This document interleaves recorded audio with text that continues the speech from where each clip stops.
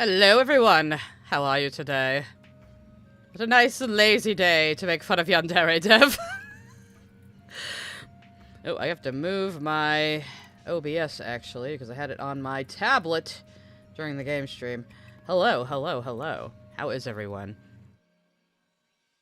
As you can see, I've gotten a little bit more work done on this page. I was hoping to only be inking this panel, but I still have to kind of finish up Steven and Sircon here. I'll be working on that. Am I going to talk about Metal Gear Solid 3? Oh god. No. No. I'm not the person to talk to about Metal Gear. I just like it from afar. Alright, so you guys all voted for more Yandev. Yeah, Rip Sapphire. Oh, she's off screen. Ruby's chasing after her. It's fine. It's like the scene up here from Now We're Only Falling Apart. It's all good. Everything's fine. Everyone will be fine. Definitely nobody will be going completely insane after this reveal. Absolutely not. Anyway. So, I thought for this stream, since, let's see, we already went over Yandev's excuses for himself. We already went over the whole Osana trial and the problems with Raibaru and all that shit. So I was like, what else could we do for Yandev? I thought, well, maybe we'll go into the game's lore. I keep talking about how stupid the lore is, but you really just don't know how stupid. I assure you. So I figured we might start with reading the wiki, actually, before we get into any videos today. So, hang on, let me just actually make sure I get my Yandev playlist up, though. I have a playlist of the videos we're going to watch today. And don't mind me, I'm a little sniffly. My allergies are killing me. I hate this time of year. And hello, Super Chat. So you're going to Super Chat. John Williams sent a Super Chat. I feel cheated. I voted for my wife's face. Well, you know, we are gonna do those other streams too. We'll do another Wilkins chat. Coffee sent a Super Chat. Yandere Dev? I thought this was the stream where we talk about MILFs. Did I get the dates wrong? Also, hi Carl. Not a MILF, but also, I almost forgot. I added a new sticker. There she is. We got our girl Midori. She's free because it's not my artwork, but... So now you can put Midori on screen. And I just realized my now playing isn't now playing. Something always has to go wrong. Okay, here we go. Invoicing Emu sent a Super Chat. The lore is just weird and contrived as can be. Before I... No, don't autoplay on me again, Yandere Dev. Not right now. Shh, shh. But there you go. You guys are already having fun with the Midori sticker, I see. Yes. We got our girl. We're just gonna stan her. She's dating, Pixie, the one Lily Orchard abuses, and, they're girlfriends now, and they've gotten away from their abusive creators. Anyway, so let me bring up Distractotron. Let me turn up the music a little bit, too. Alright. So, I wanted to start reading some of the wiki, because it is Jezeel sent a Super amazing. Chat. Demi Tax. I'm so excited to hear you boo the lore. Thank you, thank you. Everyone's making up tags for herself. I'm gonna pause the supers for... No, I'll let this one come through, but hang on. Then I'll pause the supers. Petgarar back. Sent a Super Chat. I can't believe I used to eat up these videos as a kid. The memories. Well, that's one thing that was really highlighted for me.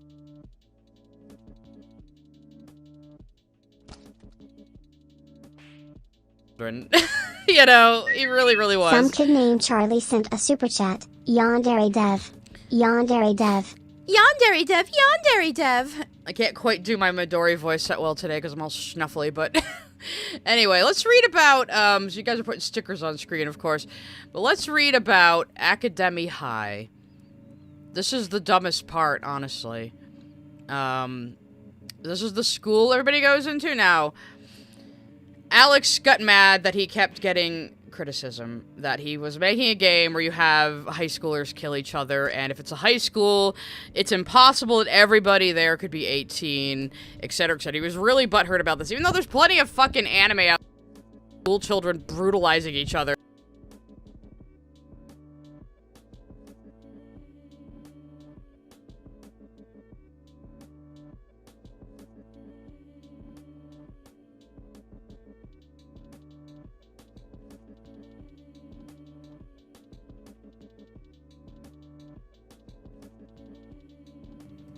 I happened again. I moved my mic and it went off for a second. Sorry about that. Yeah, like Danganronpa. Like anything like that. I don't think my new mic is dying. I was just moving it. Is it okay now? I'm waiting for everyone else to catch up now. I am here. I am here. I gotta stop touching the mic during streams. That apparently makes it turn off. So anyway, yeah, they got me. They got me. So as I was saying, yeah, school days, Danganronpa, there's plenty of stuff where school kids kill each other. And again, if his game was just parodying that kind of anime, he would be fine. But he wanted to make a serious fucking story. And, so this is what he came up with. Maybe I should try to read it like Yandere Dev. Academy is a prestigious, I can't, okay, never mind, fuck that, I already fucked it up. Academy is a prestigious post-high school academy that simulates the feeling of a high school environment for people who prefer a high school atmosphere over a college atmosphere. So this is his excuse. Academy High School is not actually a high school. It is a LARPing community for people who have graduated high school but just really don't want to leave. Which totally makes it all better. But, like, why didn't you just make it a prestigious academy that's just for senior year students? And they would all be 18. Like, make 18 the age you have to get into, like it's a pre-college thing. Why not do it? Because, like, I don't know if Alex even knows this, but in Japan, you have to take entrance exams even for high school. So it would not be completely out of pocket for there to be a prestigious senior year only high school that you have to get into with an entrance exam, you know? Hazaki Kentai sent a super chat. I'm gonna have to miss the stream, but I will watch the VOD later. Pretend I sent like 3 other super chats. Thank you, Hikari. I will. Thank you for your 3 totally real super chats. Anyway, so... Sent a super chat. Sup, Sai? You see that gay peevid? Don't know about you, but it has list stink all over it. My money's on him helping with it. Also straight tax. Unchan sent a super chat. Just started watching her streams recently. Love it. Oh, thank you, thank you. Yes, I have seen the KP vid several times, because goddammit Malcolm streamed about it, and the Op Block streamed about it, and I've been raging about it on Twitter, because everything they did was entirely inappropriate, but that's not what the stream is about today. So... Academy is very famous, being synonymous with Harvard or Yale within the in-game universe. The LARPing high school, fake high school for college people is on the same level as Harvard or Yale, guys. Like, dude, if he wasn't so insecure, he wouldn't care, you know? Wait a minute, though. It is regarded as an elite school with students from wealthy families attending. Students from age 16 to 18 can join Academy. So people there could be under 18 anyway!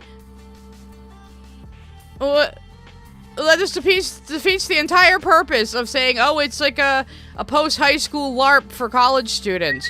Kiku resent a super chat. Finally, I am present for one of your live streams. Hey, welcome. I hope you enjoy this one. Sideshow Psycho, which, if you know anything about Japanese, is a really stupid fucking name, founded Academy Academy around 1985. He informed Kocho Suyona that Psycho would be bankrolling Academy, and he created Academy for his daughter to give her the perfect ideal high school life. However, it was actually part of her intense training. So, not only is it a post-high school LARP, this dude made it for his daughter so he could train her to be the next CEO. Because that makes all the fucking sense. It's Mohammed sent a super chat. Yandere Dev seems like the type of guy who really can't accept the fact that his ideas aren't as good outside of his own head as he thinks they are. Yeah, and he never, like, workshops them. Or he just pukes up everything he ever thinks of into the game without even, like, thinking. Petgarar back. Sent a super chat. Press X to doubt. Yeah, as we should. Ed Stevens sent a super chat. What happens if you don't pass the exam in a Japanese school? Also Islander tax. I'm not sure. I think not having a high school degree, I mean, obviously, it would put you in lower income jobs. And I don't think it's like America where it's like you have to have a high school degree to even work at fucking McDonald's, you know? Cantankerous Cotty sent a super chat. This feels like a treat for finally leaving my awful barista job. Cheers. Clinking beer mugs emoji. Maybe I should have the super chats over the stickers. I'm not entirely sure. Let me stick the stickers under the supers. It doesn't seem fair. Oh, thank you for the gifted subs. Is the effect going? Oh, it is. You see how the chat's sparkling a little bit? That's what's going to happen now when people give gifted subs. It's a little Dana subtle, though. _brain sent a super chat. It honestly sounds like he changed one line of his lore but didn't look at the full document to see if it was consistent. I know! Just like his code. Yeah. Oh, John trivia. Williams sent a super chat. Was this everyone is 18 before or after he teamed up with the H artist? After. Bluebo501 sent a super chat. The fact that this could easily be a H-type plot. Where do you think he gets all of his fucking inspiration from? He fucking stole a pool asset from an actual hentai game. And I think a grass texture, too. So, yeah, he is familiar with those. But yeah, like, everyone always asks you, because, like, one of the rivals is supposed to be Senpai's little sister. So if everyone's 18, it's impossible unless she's a twin or something, you know? So, and yes, the young girl with the sister complex was sus, but, like, again, that's an anime trope. So if he was still just making fun of anime, people would have accepted that more. But now we know he's a gooner, so he probably is getting off on it. It's Mohammed sent a super chat. Yandere Dev seems like the type of guy to do all the work himself because he can't handle other people's inputs and then cry horrible mental health. Yeah, we watched that last time. Sent a super chat to answer the entrance question. They are dropout. Yeah, they're just dropouts, yeah. Action Fan 19 sent a super chat. If they want to stay in school, just go to community college. I recommend Greendale. Maybe it is like a community college. It's Mohammed sent a super chat. Yandere Dev seems like the type of guy to like Yandere Dev. Yandere Dev, why are you such a Yandere Dev?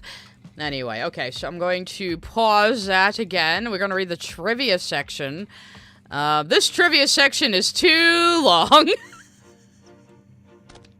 It's just an automatic thing in there. How the fuck? God damn it, it's like longer than the whole fucking article. Oh my god.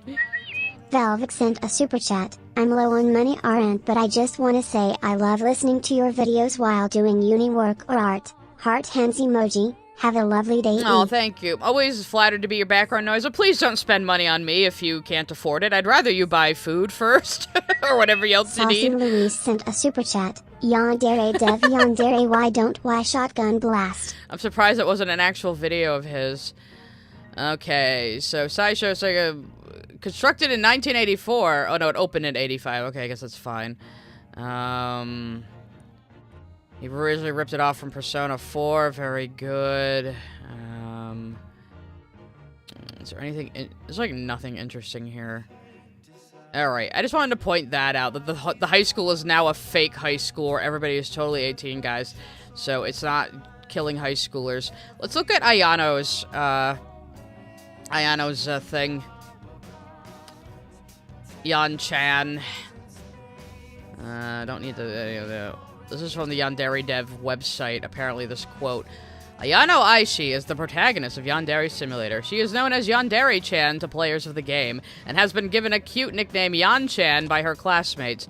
Since early childhood, Ayano has suffered from inexplicable, incurable condition. In short, this condition leaves her with a perpetual sense of being empty, hollow, and incomplete. As a result, she has never been able to experience satisfaction, fulfillment, or happiness, and has not been able to experience emotions on the same capacity as other people. As she grew older, she learned to pretend to be a normal person in order to avoid drawing negative attention from others, but was never able to feel any degree of empathy toward other human beings. Alex, that's not a yandere, that's psychopathy. That's called being a sociopath. That's not a yandere. The word yandere is a portmanteau of, like, sick and, like, beating heart, you know? Or love, I think. No, Doki Doki is beating heart. But like dere is like love or feeling, so it's like sick love is basically what yandere means. It means you're so in love that you're like sick in the head. You know, that's not the same as sociopathy.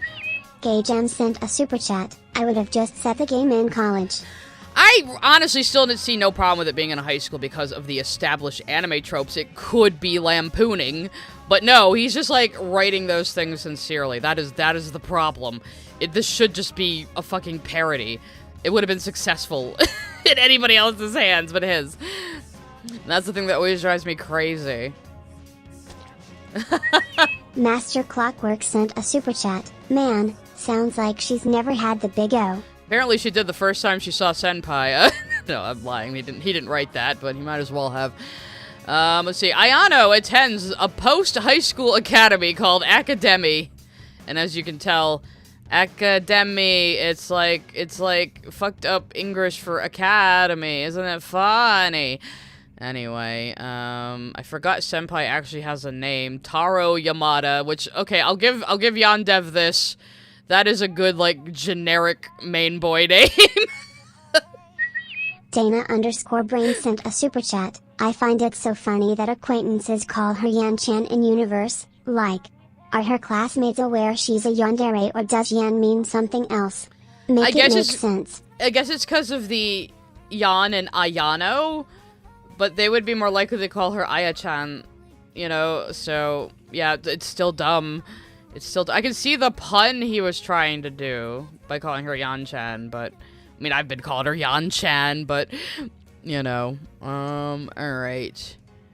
Let's read about the Aishi family curse, because this is the dumbest fucking part.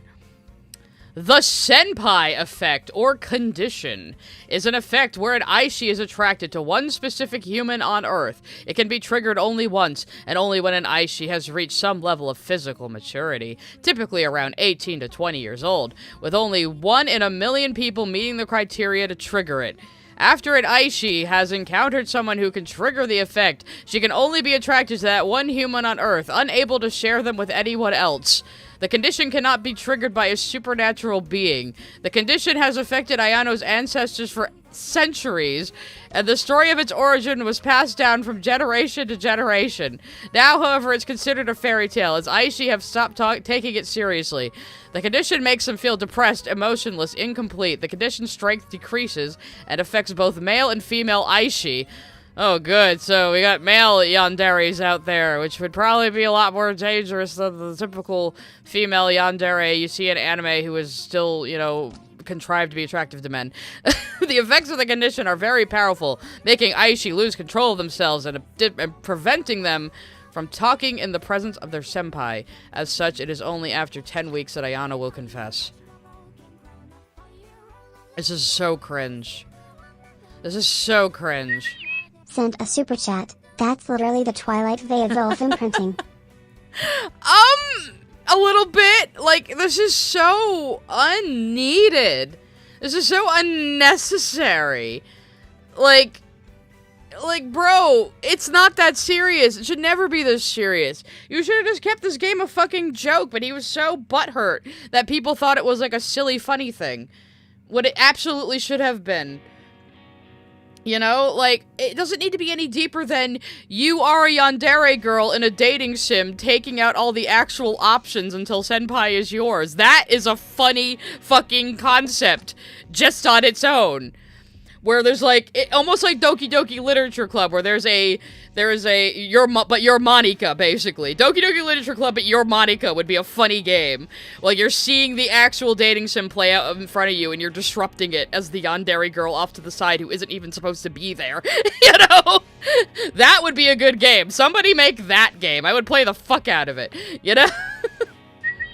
John Williams sent a super chat. Yan Chen is Patrick Bateman without the fake charisma. Is Patrick Bateman a male yandere? Or is it Christian Grey?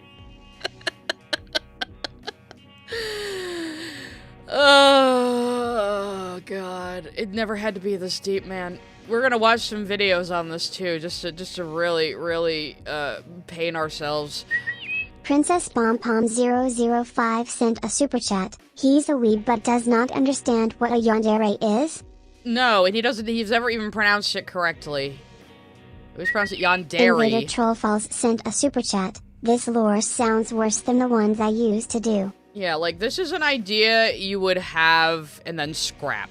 Like, sometimes you have to get through your bad ideas to get to the good ones. This is an idea I would have just left in a notebook somewhere and never ever used if I was him. Angels Art and Gaming sent a super chat. Would this affect gay Aishi as well? Gay Presumably, he says it's just triggered by a single human, so... Wokador sent a super chat. Silent Hill music in the background, chest kiss. That's just my random playlist for stream. It comes in clutch sometimes. Nostalgic Nerd 90 sent a super chat. Sai, you should check out a video called Scott Cawthon vs. Yandere Dev by Splash. I think I've watched that, but it's pretty short, so we could throw that one in there. Just, maybe you might have to remind me later. Let's see... Let's just keep reading this, because this is batshit crazy. The exact criteria that someone must meet to trigger the effect are unknown to them, only that the person has to be older than the Aishi, even by a second. Why?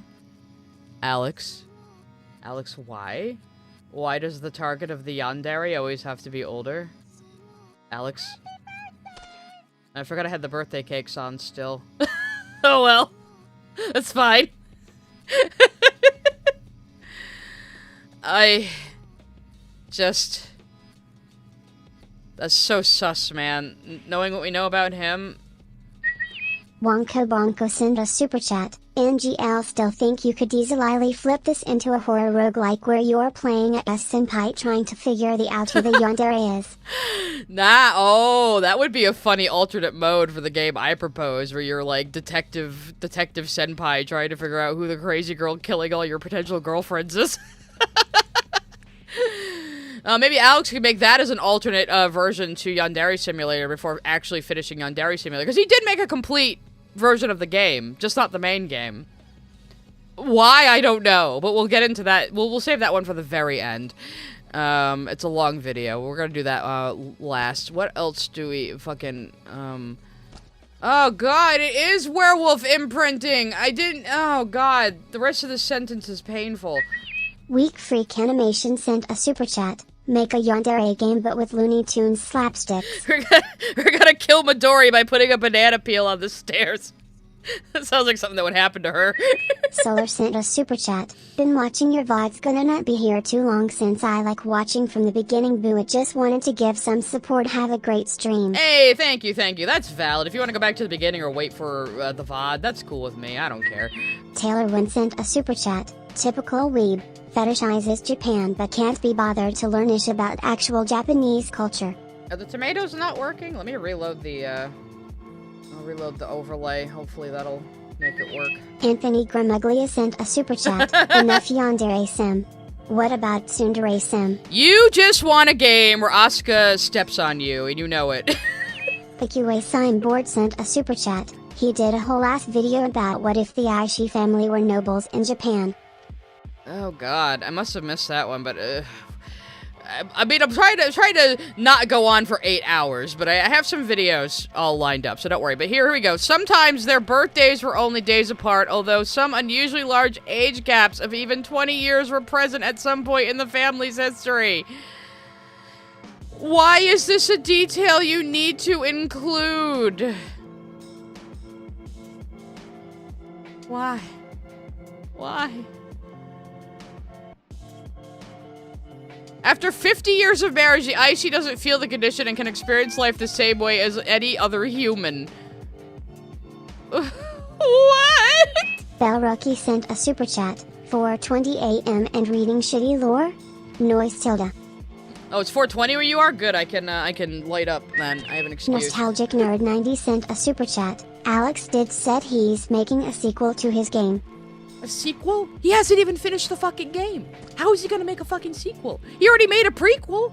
That's what we're gonna go over at the end. He already made a fucking prequel to a game that's not even done! Sent a super chat. Tsundere Sim. Press X to be Baka. Now, are you simulating being a tsundere? Because that could also be funny. It's not like I like you or anything, baka. Like, the whole game is like convincing senpai you don't like him. That would be pretty funny, too, actually. Look, we're having so many game ideas. If anybody in here wants to make these games, please steal these ideas. So, let's see. Some Aishi, once finding someone who triggers the senpai effect, assume they have fallen in love with them, while others believe that their senpai is a treatment for their very rare medical condition. They coldly view their senpai as their medicine and opt to mind break them. Dude, he was writing this with one hand. Also, you're stealing this from Mirai, not Mirai. Yeah, Mirai Nikki. I'm always afraid I'm gonna confuse it with Mirai Yumi, but... Dana_Brain sent a super chat. Turns 50, huh?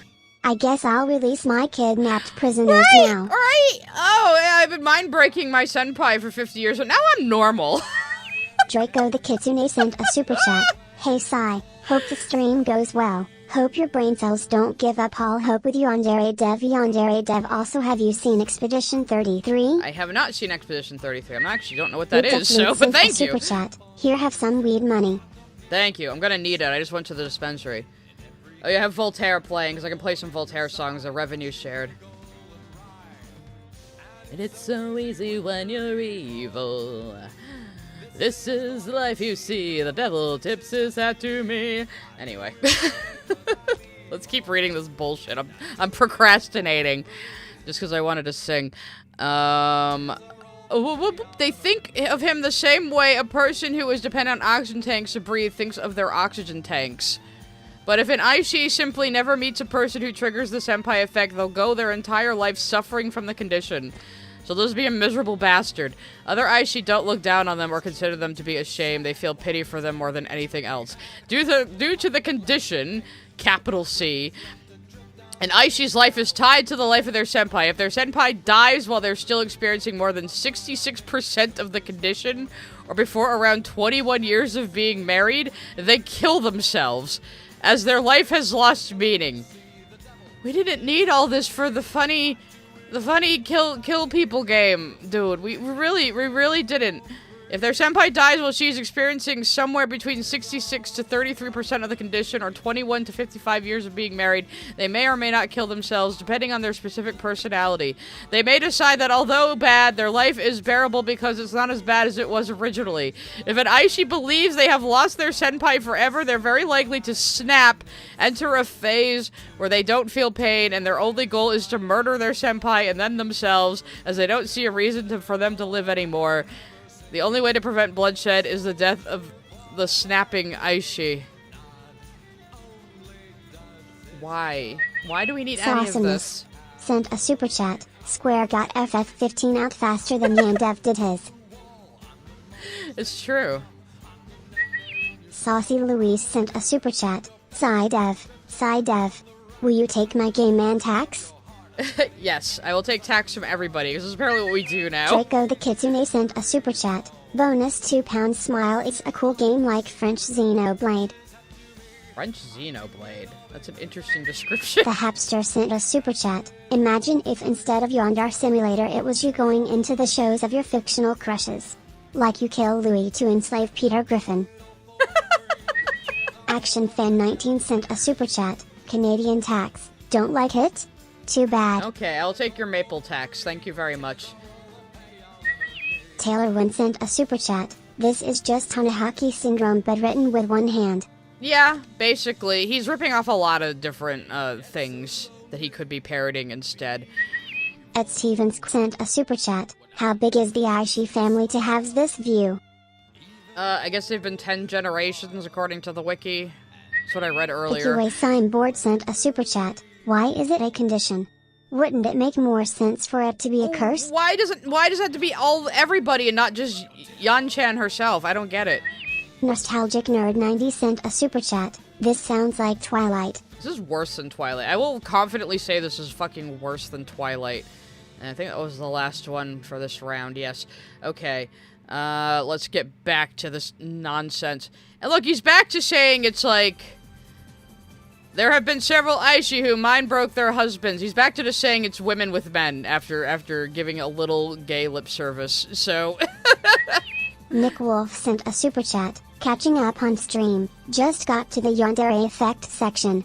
You might as well have given her the devil gene from Tekken. Would be more fun at least. I know, at least if you're gonna do this shit, at least go really campy with it, you know?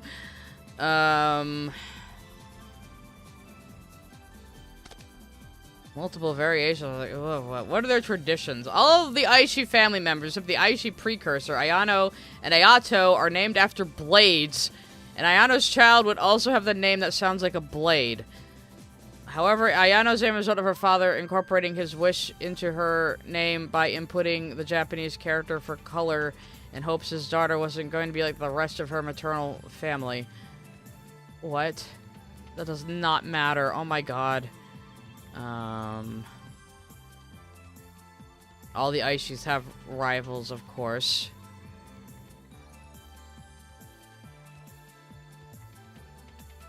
Hypothetical male counterpart of Ayano. Okay, it doesn't even. It's not even in the gifts. Why is he Angels here? Art and Gaming sent a super chat. If it's a curse, why not just make it like the Yagami curse from Koth, where having sudden rage and hatred for a specific target triggers it? I don't know. Because he's dumb? Because she has a cousin? She has a goth cousin? What?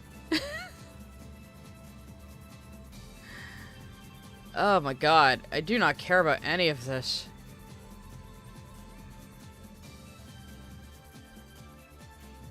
Okay, let's move on to some other articles. Draco the Kitsune sent a super chat, but side Daredev wall of text go BRR. Yandere Dev thinks it would be uncharacteristic for Aishi to believe in any religion. Why?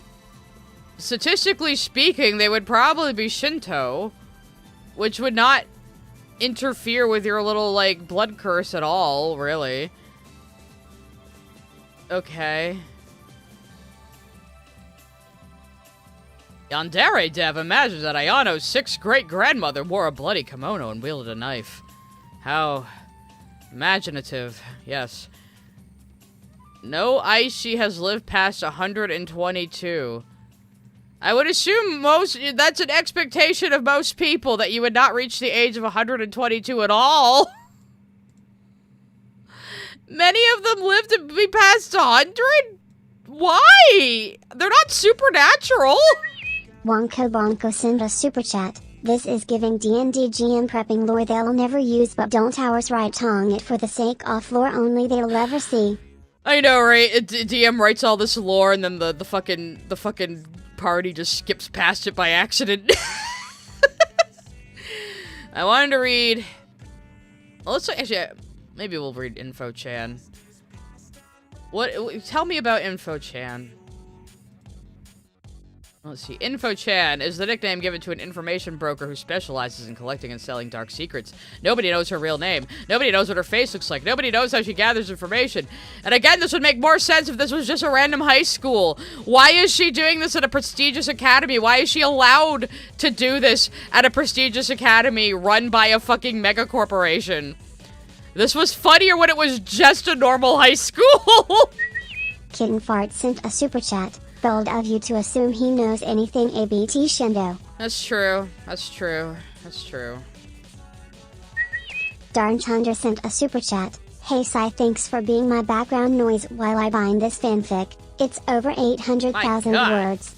Also, I'm ashamed to have been a very big fan of this games when I was a kid. Frown. It's okay. I mean, I can see how the concept appeals to kids. And like I said, the premise itself is very funny and could still work as a game. It's just the guy behind it takes himself too fucking seriously. And he's just too fucking incompetent. Awesomeness. Sent a super chat. Not living up to your 100s is a skill issue, Sai. Oh, I see how it is. All right, I know. Right, they're Asian though, so they would live to be like 120, wouldn't they? Sent a super chat. Carl from ATHF. It don't matter. None of this matter. None of this matter. Anyway, her article is boring. Let's look at Megami. I'm fascinated with Megami. She is supposed to be the final rival. And now she's like mixed up into all of this fucking cringe-ass lore about the school being this corporate private academy for post-high school LARPers. I just, Taylor Wynn sent a super chat. Of course, Academy is one big high school LARP. Yandev never left high school. Well, he never went to high school. He was homeschooled, which explains a lot, doesn't it? Nostalgic Nerd 90 sent a super chat. Watered down version of Persona. Oh, yeah, he is trying to knock off Persona all the time, even though there's no reason to in this game. The Hapster sent a super chat. Ken Pinder's Knuckles lore is better than this. I might be a little below the belt, but you might be right. Actually, I think he went to high school for, like, the last couple of years, like, junior and senior year, but he was, like, homeschooled before that, so that's probably why he's such a fucking weirdo. That's your barely designed F3 Tish, Yandev. Thank you, Parrot. I forgot I had him on still. He's gonna be a problem when the videos are playing. That's a viewer attack one over on Twitch, that's their version of Super Chats, in a way. Bylonic sent a super chat. Hey Sai, I've been a big fan of yours, but you seem to have fallen off. Maybe you need a break. JK, you're doing great, Sai. Yeah, I got a message like that recently from a totally real former fan who said I'm falling off and you know, I'm just going insane or something. I don't know. PQA Signboard sent a super chat. Did you get to the fake anime that's barely in the game but has a ton of lore for some reason? Also look up Megami's mom. You can look up Megami's mom. Yeah, I didn't want to talk about the games or the light note stuff or whatever. It's like, it's so boring. Speaking of Kaiser falling off, he did send me something I need to show on screen real quick. Because Kaiser's always sending me fan art. Here we go. Yeah, I told a story. I told a story last time about how at my old house, our basement flooded because there was like a lot of groundwater and it wasn't a pipe, we had a crack in the foundation, there was a lot of groundwater from a lot of rain and the basement flooded, and I actually went down into like 4 feet of water to rescue my PlayStation 2, but we lost the Sega Genesis. So here is a dramatic artist depiction of the story where I tossed the Sega Genesis into the water to rescue my PlayStation 2, which I still have. Wonderful. Excellent. Awesomeness sent a super chat. MGS for us weird ass future is more realistic than this. Oh no. Rat Bastard sent a super chat. We Can we talk about the rap battles? They hunt me. The rap battles? I don't even know about the rap battles. Oh god. We might have to look that up. I mean, I know they did a Stronger Than You cover, which was really cringe. Alright, let's look at the background of Megami Psycho. Megami means goddess, by the way, basically. Megami is the heiress to the large business conglomerate Psycho Corp. Most of her life was spent inside of Psycho Corp headquarters, where also where her family lives. The fuck is she, Helena Egan? Growing up, Megami's childhood years were cold, sterile, and clinical. She is Helena Egan. Her CEO training began around the time of her formal education. Training and education were the two focuses of every single day. She didn't get to spend time around other children. Okay, this is boring. Oh god, this shit. One key event in Megami's life was when her father gave her a hamster as a pet. Megami loved the hamster as it brought her more joy than anything else in life. The hamster was the apple of Megami's eye, and she considered taking care of it one of the most important parts of her days. When Megami turned 7, her father commanded her to kill her beloved hamster. What a tragic backstory. Oh god.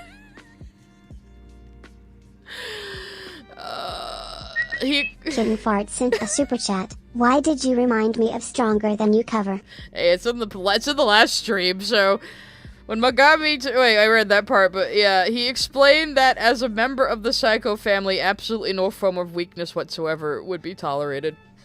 You okay over there, Sadie? And she's all snuffly from the pollen, too. Me and the dog are both as miserable with our noses running right now. Hey! You alright, baby girl? Nah, she's okay. She's just coughing. I don't know if you could hear her. Anyway, let's see. Oh god, it goes on for like fucking ever about this hamster killing. I'm not even gonna, they even made art for it. They made art for the hamster killing. They made art for the hamster killing. Why? This character is never gonna be in the game because he's never gonna fucking finish it. Nostalgic Nerd 90 sent a super chat. Yeah, I'll stick with the FNAF and Undertale lore. FNAF lore is pretty fucking bad, but, you know, at least Scott Cawthon is having fun. So, hello, super chat. Hello, super chat. Supers. I don't know why they're not coming right now, but we'll have to wait, I guess. Let's see. Oblivion Blade TT sent a super chat. Not the hamster. No. Anything but the hamster, no.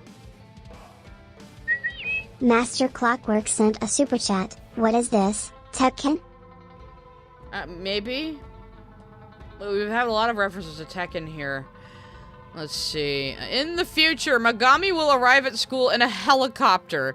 Due to this, the mentioned helicopter might be the only aerial vehicle that can be seen in the game. Who cares? And, like, I think, like, her dad isn't letting her go to school because of the murders or something. But if you can... But you can also...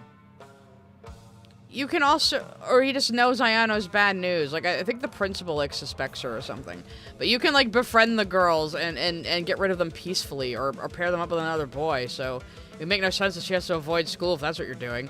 So, putting that in was all fucking stupid anyway. Igor sent a super chat. Why don't bad hamsters ever die peacefully at all? I know, right? Isn't there a FNAF game supposed to stream? I know, Kaiser, you sent me one. You sent me one, I know. Well, it'll go in the voting pool eventually, alright? Saucy Louise sent a super chat. Cubs Scouts was the only good thing about Yandere Simulator. He also made a parody of Yandev's update video since Yandev made a parody of Cubs Scouts. That's amazing. Yeah, he's kind of fallen off it now, to be expected. But yeah, Cub Scouts videos of just trying to break Yandere Simulator in increasingly creative ways are always a whole lot of fun. Bylonic sent a super chat. Yandev doesn't realize that a lot of the over-the-top storytelling in anime is there for comedy. Yeah, I think he really doesn't get that. Or like, you know, it's shit for teenagers, so people don't care about making it that serious. You know... We'll watch her video. I think I have an older version of it. We'll watch this cringy ass shit where she talks to you on a laptop. Awesomeness sent a super chat. Hamster Girl is the Kmart brand John Wick. Now, Ayano didn't kill her hamster, though. That would be pretty funny. That's why she wants revenge. Sometimes she feels lonely, even surrounded by a lot of people. Who the fuck cares? Since she knows Ayano's true nature, and they are in the same year in the same school, Megami kept a close eye on Ayano. Okay, so, like, they just know she's the daughter of another crazy person or discriminating against her. That's good. So, yeah. Let's look at the Psycho family. Somebody wanted me to look at Megami's mom, too. The Psycho family owns Psycho Corps, which was founded and opened in 1946, and Academy, which was founded around 1985. Yeah. Yes, the name Psycho means highest, best, maximum, superior. Anyway, yeah, it's not a surname, though. And Sideshow basically means CEO. It just means CEO, and he made it his name! Oh, God. Okay, she has a brother. Here's the mom. Here's the mom. Let's look. We were talking about MILFs earlier, weren't we? All the art too, like all the artists he get. I wanted to open this on another tab. All the artists he gets are like Gooner artists too. Like you could just tell by the way they draw tits. Their shading techniques. These are all Gooner artists. Let's see. This woman's not even in the fucking game. Mrs. Psycho looks a lot like her daughter. She has half-length whatever. Okay. Oh my god. Why is there so much text? For the side character that doesn't even exist in the fucking game. Okay, let's look at this. There are few people whose lifelong ambition is to change the course of human history, and there are even fewer people who are actually capable of accomplishing such a lofty goal. The founder of the Psycho Corporation was one such person. In the 74 years since it was established, the Psycho Corporation is... This is even about her. This is just... Oh, okay.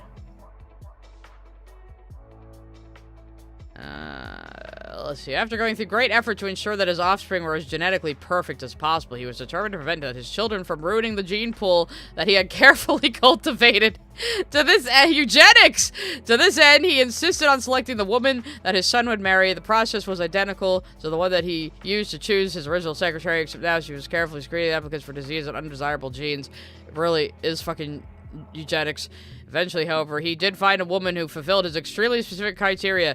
Before he would allow this woman to become part of the Psycho bloodline, he insisted on hiring her as his secretary so that he could judge her competence firsthand. Ew. It's a good thing you didn't have a secretary, Yandere Dev, if you think this. Like, oh, I wish to bed this woman. I'll make her my secretary first. What the fuck, bro? You watch too much porn. Like, entirely too much. After he was firmly convinced that this woman was worthy of bearing his grandchildren, he allowed, or rather commanded, his son to marry her. This woman, once an extremely ambitious and driven entrepreneur, was the CEO of the only company that stood a chance of competing against Psycho Corp. However, it became clear that her business would never be unable to outperform the Invincible Corporation. Would never be unable to outperform, so it always would be able to. What? So I guess she was from a rival corporation and they just merged the corporations and the family? Okay.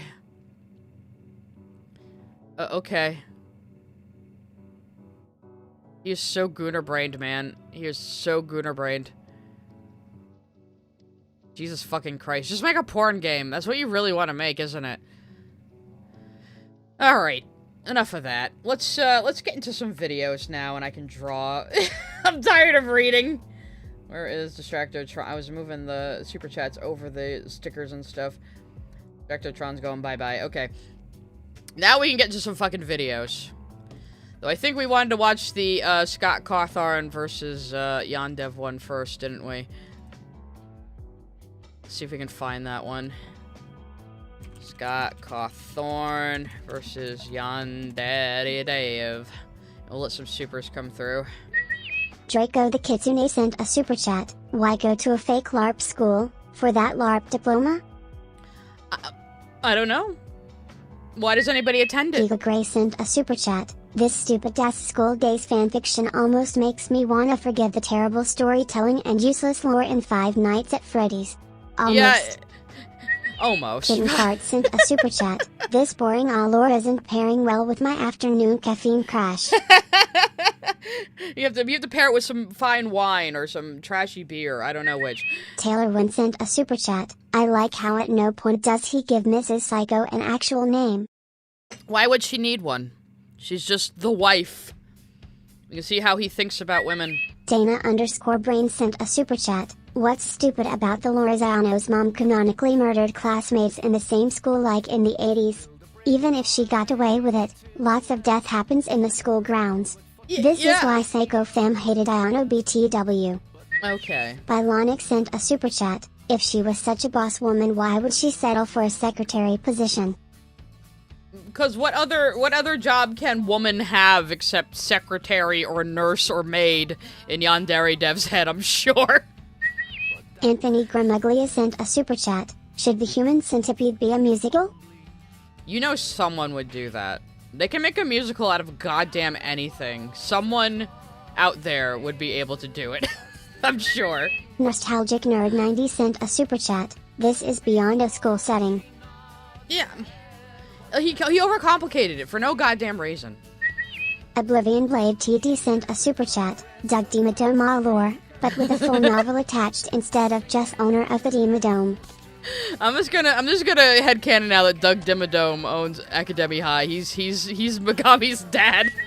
Miss Jasmine sent a super chat. Is this not just the backstory of Zuko's parents from the Atla comics?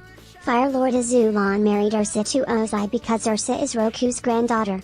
I mean, this happens a lot in history where, you want to combine powerful families and get certain people into your family bloodline. It's not unusual. Especially in Japan, like, arranged marriages are still pretty common over there. So, but I don't think Yandere Dev knows that, because he's like, I needed to make sure my son could marry this woman, so I made her his secretary. Like, arranged marriages happen all the goddamn time over there. Taylor Wynn sent a super chat. All the moms in this games are housewives, aren't they? Yes. Correct. I'll have to turn off Flogging Molly now, unfortunately. But we're gonna get into some videos now. Here we go, guys. This is actually, I've seen this before. This is pretty funny. Oh, Oingo Boingo.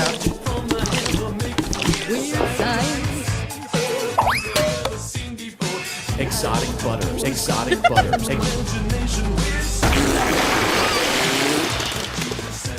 Hopefully the sound effects cover the copyrighted music.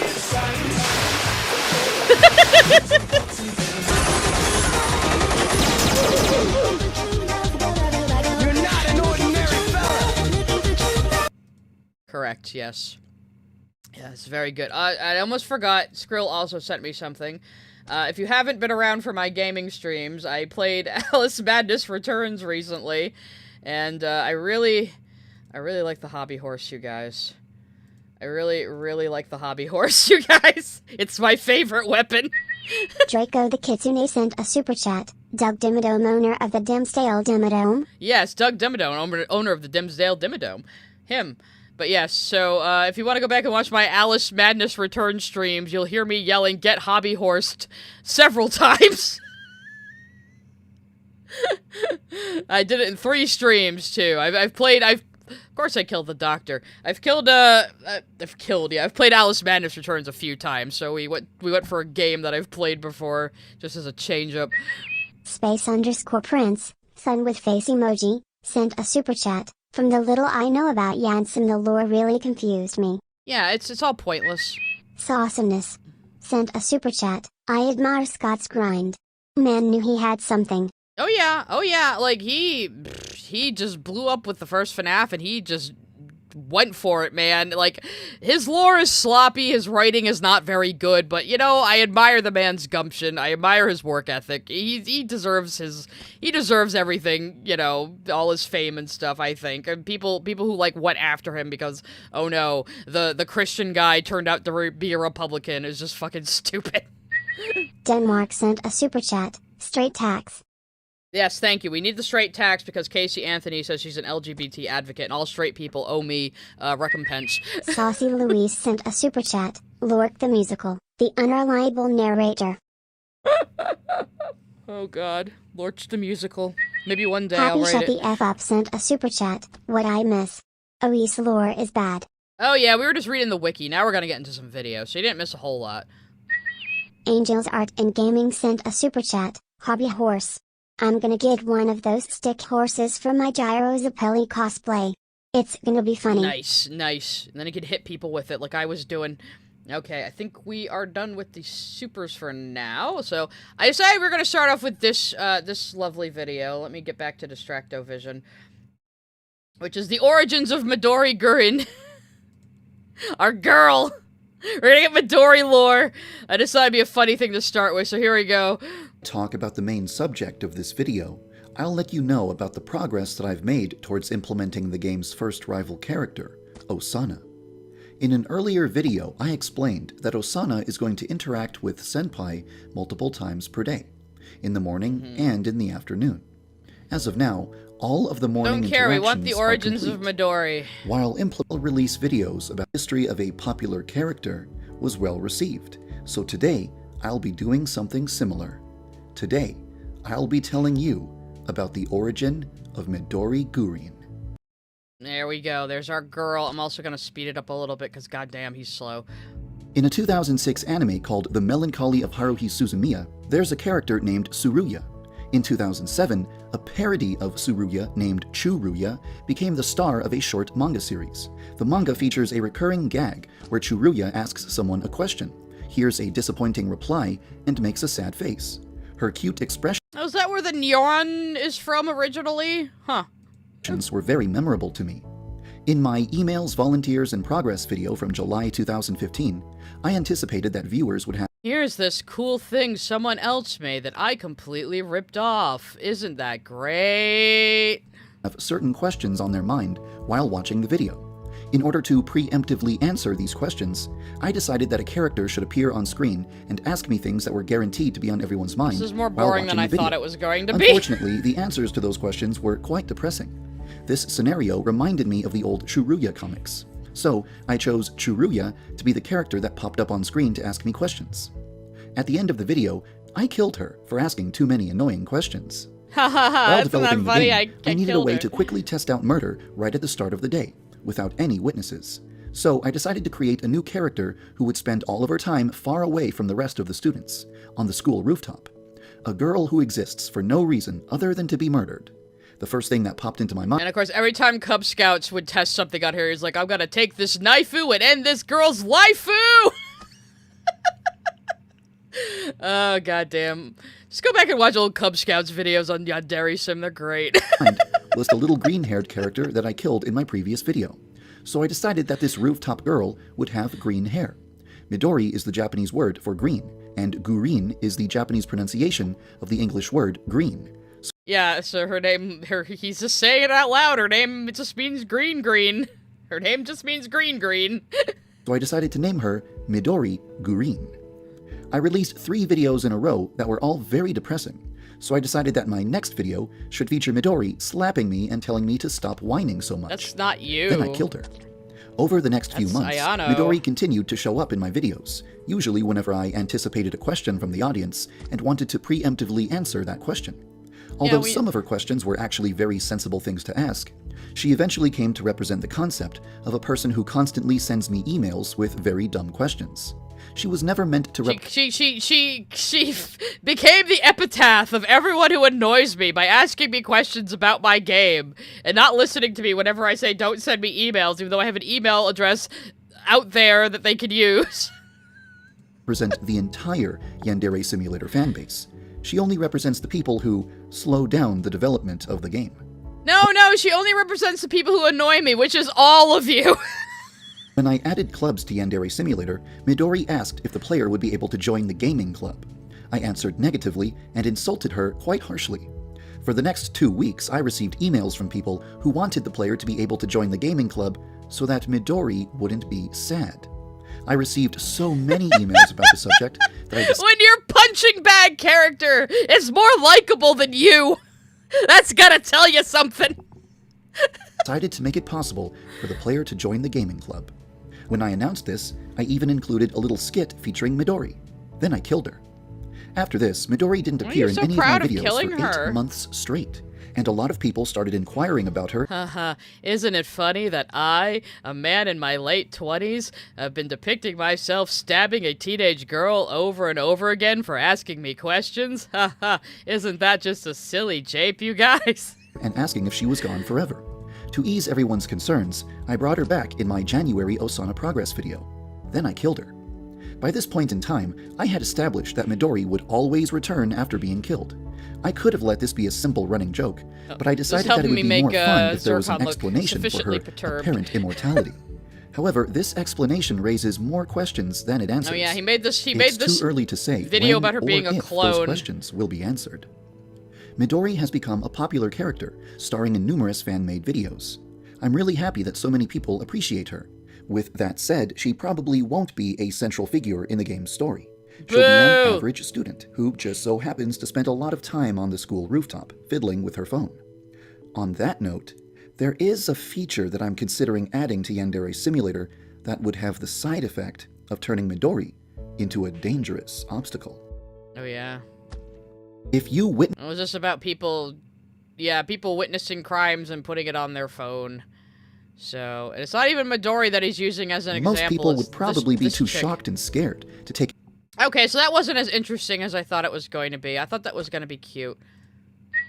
Bylonic sent a super chat. Also, in Japan, the family name is more important than the bloodline. Yes. Adoption is not rare and is not stigmatized. Cause family name. Yeah, we went over this in James Somerton's thing on Utena, which I do have an edit out of if you want to watch that, where he didn't understand the concept that a lot of the times when a Japanese family that's really prestigious only has a daughter, they will have a man marry into the family and adopt him in order to have a male heir, so really bloodlines themselves are not that important when it comes to legacy and lineage in Japanese culture. So he's wrong again. The QA signboard sent a super chat. I think MadPat videos and fanwork tricked us into thinking the lore in FNAF was good. I never thought it was good, but that's just me. It just got worse, that's all. Denmark sent a super chat. Green super chat for Green Green. Green Green, our girl Green Green. The best girl. The only good thing to come out of this fucking game. We have some other supers coming? Oh, we might have some other supers coming. No, I guess not. No, there should be some more. What the fuck?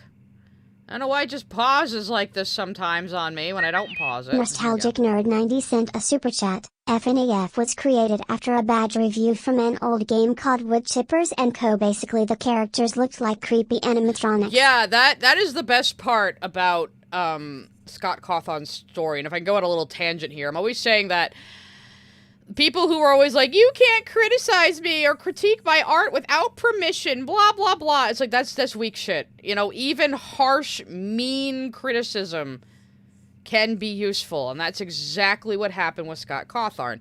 He tried to get into the gaming industry for years. He made a lot of different little games, and he did that Chippers and Sons game, and it got a bunch of bad reviews, and everyone was saying it was so creepy looking, and all the characters in it looked like creepy animatronics, and it made him really depressed. But then one day, he started to think, I bet I could make something even scarier on purpose. And that's what he did. And he was met with massive success. So sometimes, even when people are being mean to you, it doesn't mean that their criticism isn't useful or valid. You know, that's a very good example of that. Space_Prince, sun with face emoji, sent a super chat. Yandev's manner is weirdly and annoyingly passive-aggressive, like I can't explain it. He is so passive-aggressive. Spill Your Guts sent a super chat, fully admitting how cringe I was in high school. I used to do online text roleplay for Yansem. Midori was one of the few characters that had any sort of personality, so she was my OC's bestie. Nice, best girl. nice. She is best the girl. QA signboard sent a super chat. Midori is the Meg of Yansem. Little bits if we all actually like her. Saucy Louise sent a super chat. Could we watch Cubs Scouts as the last video? We could throw a Cub Scouts video in just to give you guys an idea of what he was like. Happy Shut the F Up sent a super chat. Watching you throwing hands with these people is like watching the early episodes where they went on solving mysteries but only Frylock investigate. Casual Trash Poster sent a super chat. I need a game or fanfic from Midori's perspective where she escapes Yandev. Justice for Midori Gurren. Green Like we heart said, emoji. Green heart emoji. According green to heart emoji. my community's lore, Midori has escaped Yandev and Pixie has escaped Lily Orchard, and they're in college and they're girlfriends now. So that's good. Master Clockwork sent a super chat. Meet my character, Sakura Cherry Blossom.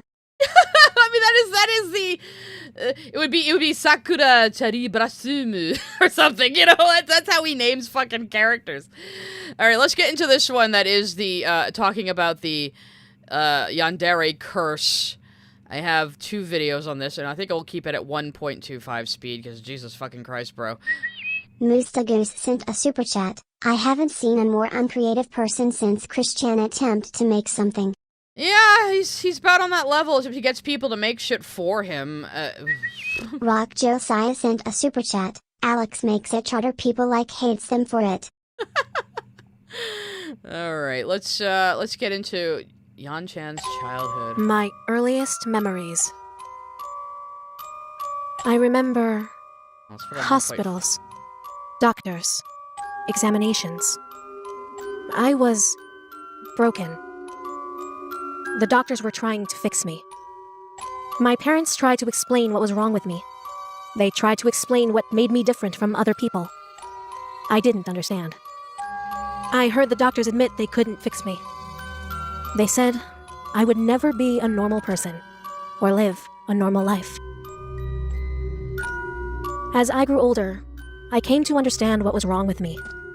I saw other children become happy, sad, angry, but I never felt these things. I only felt empty, hollow. I mean, and again, what you're describing is psychopathy, not yandere. Yanderes are passionate. Incomplete. My father desperately wanted to help me. But my mother, she was nothing like my father. She wasn't worried about me at all. She said that she was exactly like me when she was a child. She told me that one day I would meet someone special. She told me that I would meet someone who would make me feel complete. My father did not want to listen to my mother's words. He wanted a normal child more than anything. Well, he was her senpai, though. Why wouldn't he be aware of this? In a way. There was like audio clips of like the mom and the dad, I remember, that were actually a little funny because he sounded a bit like James Sunderland, and he sounded like a complete like cucked bitch. Like he had no control in the relationship at all. Thing in the world. He tried everything to make me happy. But nothing worked. I never felt happy. But I did feel pity. I felt pity for this sad man. I did not want my father to worry anymore. And so, I began to act like the other children. I pretended to be normal. My father was Again, this is psychopathy. This is what you're describing, a sociopath. happy. We finally became a normal family. But I think he knew, deep down in his heart, that I was only pretending. I'm gonna remember her arms go At over school, the top here. the other children mistreated me. They bullied me because I was strange to them. It was Oh, so sad. inconvenient.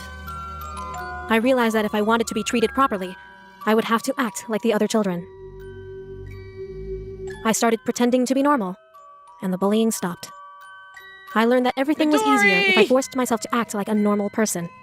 Eventually, I was pretending to be normal almost every hour of every day. And again, this is just not what a yandere is. You're writing about a psychopath. Like, you've just, you're trying to take this so seriously when, like, it just shouldn't be taken seriously. It should be this should all be a joke. Anthony Gramaglia sent a super chat. Why can't you Yandev just make an Eva parody? I don't know. And Nostalgic Ant Nerd also sent 90 me sent this a after super chat. asking that. Heading to work, here's a last tip, sigh. It's Asuka playing her Switch while Shinji Dana dies. _brain sent a super chat. Canonically, Ayano's mom kidnapped her dad and forced her to marry him. I think. Yeah, so shouldn't he be aware? Like, yeah, maybe this runs in the family. Spill Your Guts sent a super chat. Ayano is more Kadir, cold until meeting the one. Yeah, it's just nonsensical. None of this needs to be a Red thing. sent a super chat. I'd if someone already asked this, but have you seen that Yandev stole a design from an indie developer he groomed in the past? I did see that video. I thought about going over it here, but I think it'd be better if people just go to that person's channel and watch the video for themselves instead of having me, like, giggling over it, you know? So, I might touch on it, though. We might just... Because it seems like he updated the design of Vaibaru and completely ripped somebody off who used to do stuff for him. Princess Pompom 005 sent a super chat. You might as well call this a SPD simulator. A little bit. Igor sent a super chat. Can we save the father? I feel kinda bad.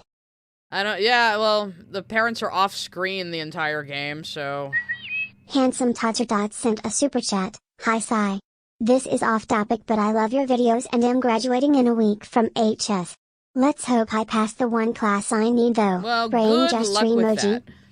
Thank you for your super chat. And you can tell me what you think about this fucking post-high school academy bullshit. You're closer to the experience than me. Anyway, I skipped ahead a little bit because this is boring as shit. By doing anything that might cause me to feel something. Guilt, shame, regret. I wanted to feel something. Now guys are killing animals, Anything. of course. Piss people off. But nothing worked. No matter what I did, no matter how extreme, I could not feel anything. My mother's advice was always the same. One day, you will meet someone special. One day, someone will make you feel complete. I thought about these words all the time. It was the only thing for me to look forward to. The only reason for me to live. Meeting the person who would save me. I can't feel anything, and that made me feel really sad.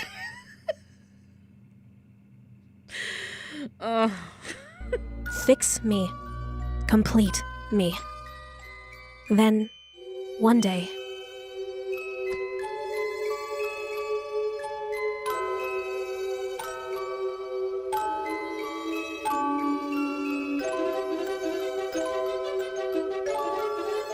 Generic anime boy. He's irresistible. He's a harem protagonist if I ever did see one.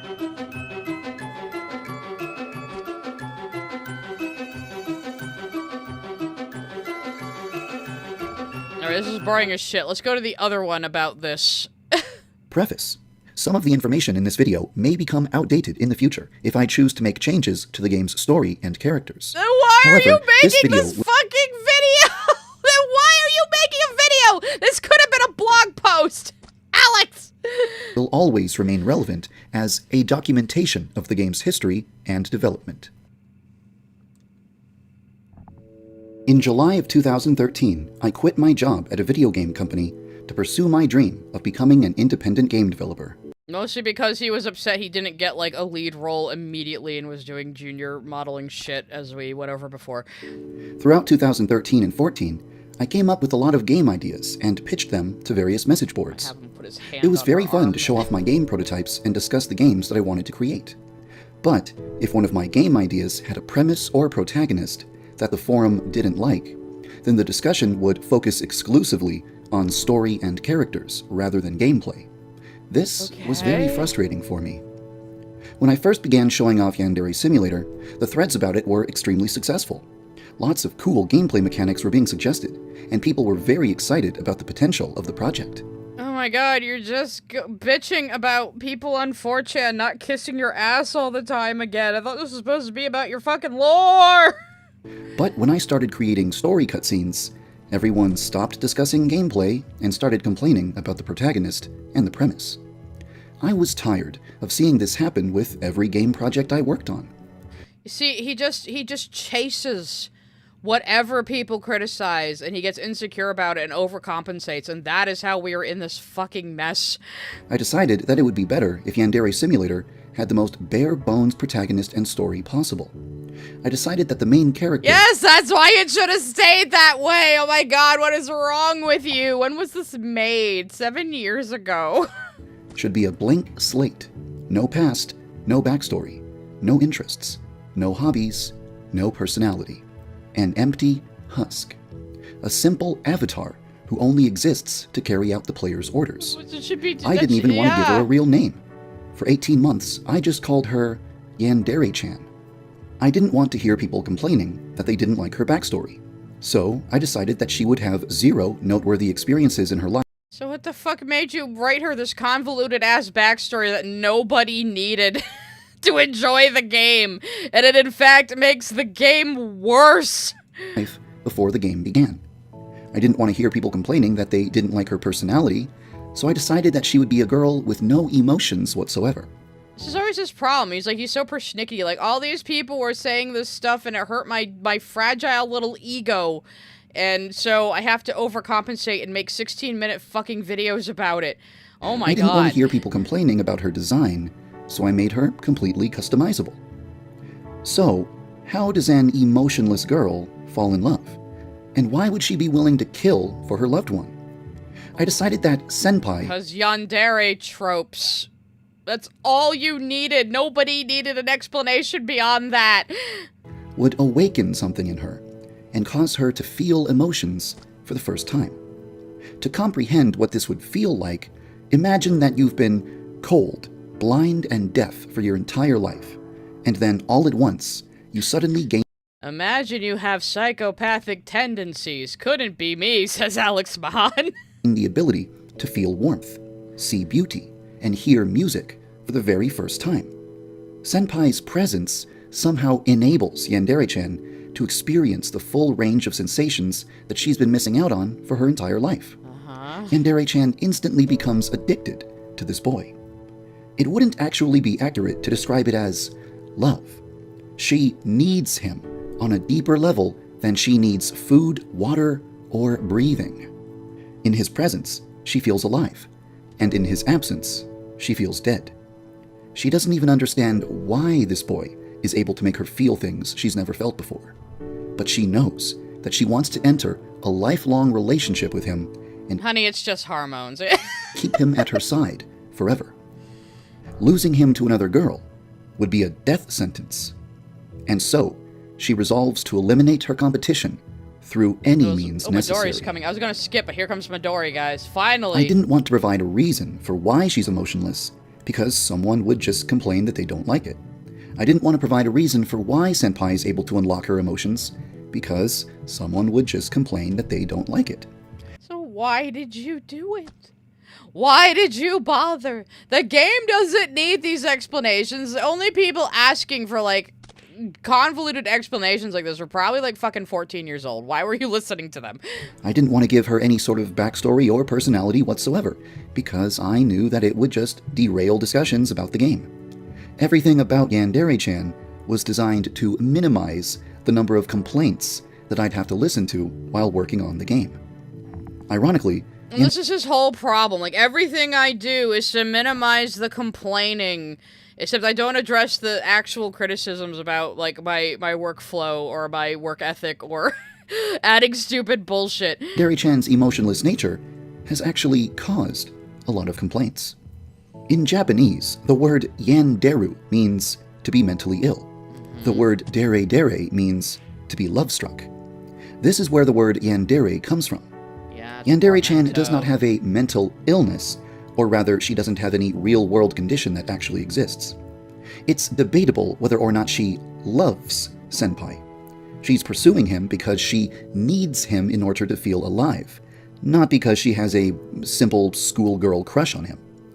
So, does Yandere-chan... Why couldn't it just be a crazy girl with a schoolgirl crush killing the other girls? That's all we needed the fucking game to be, bro. Oh my god, this is more boring than I thought it was going to be. I wonder if anything else interesting happens here. I don't know. Maybe we'll speed it up really fast and just power through it. Oh god, I'm turning into Malcolm. And even qualify as a Yandere girl? It depends on how strict you are with the definition of the word. She doesn't! She doesn't! You just wrote a psychopath! She doesn't! Yandere, as a character who seems innocent but secretly has a psychotic side, then our protagonist is definitely a Yandere girl.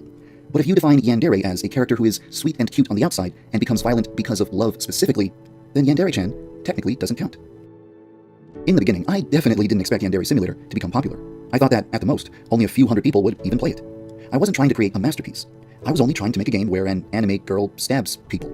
I thought I'd just work on it for about And now you've doomed yourself to the Sisyphean existence with this game that's never gonna be finished.